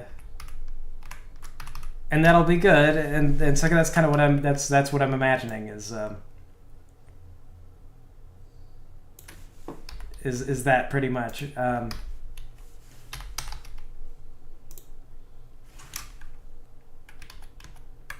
I see. So just same old. I mean, like to really hit that like super popular kind of thing, you do need to you need to be able to appeal to younger audiences too. And the subject of this game is going to be like, you have to go work for your corporate boss. He's a stock buybacks, and like it's all kind of it's gonna go over the heads of the kids. Yeah, I see what you mean. Yeah. It's like the state of the. They can't make like fanfics about the toy vacuum character and like his other party members, and it's gonna flop, like how most of these games go, you know. Yeah. But hopefully we see more about this in the future, and at least like a demo coming out at some point. That's what I'm looking forward to. So I'm gonna wish you luck on this. Oh yeah. Once I get done with these two characters, I'm gonna start doing the first stage, sort of. And once that first stage is done, I'll release a demo, or probably the only thing I think is that I was originally planning on this like first stage to feel like a basic conclusion. like there's no open end. I was kind of thinking about this because like Undertale, they did their release, but they do it in like the first section is like you kill Toriel, and then they give you the sense that there's a whole lot more to do. And it occurs to me that what I'm going to be doing is like you do a job, you go home, and it'll kind of feel like the game is over. So I don't think that it'll like, it's probably not very good promo. But I was still going to release it on Patreon and it probably post it on the server too, on the Discord. And so you guys can play it and you can tell me what you think. But I don't know if it'd be a good promotional material as a demo. Yeah. I see what you mean. Just more or less for quick feedback, or maybe like bug fixes if something breaks immediately. Yeah, like we'll see. We'll get people in there, and then if they're just like, I don't understand what's going on, I have to like reevaluate some things. Yeah. You're not just gonna like call everyone dumb for not getting your image. We're like, listen, you filthy casuals.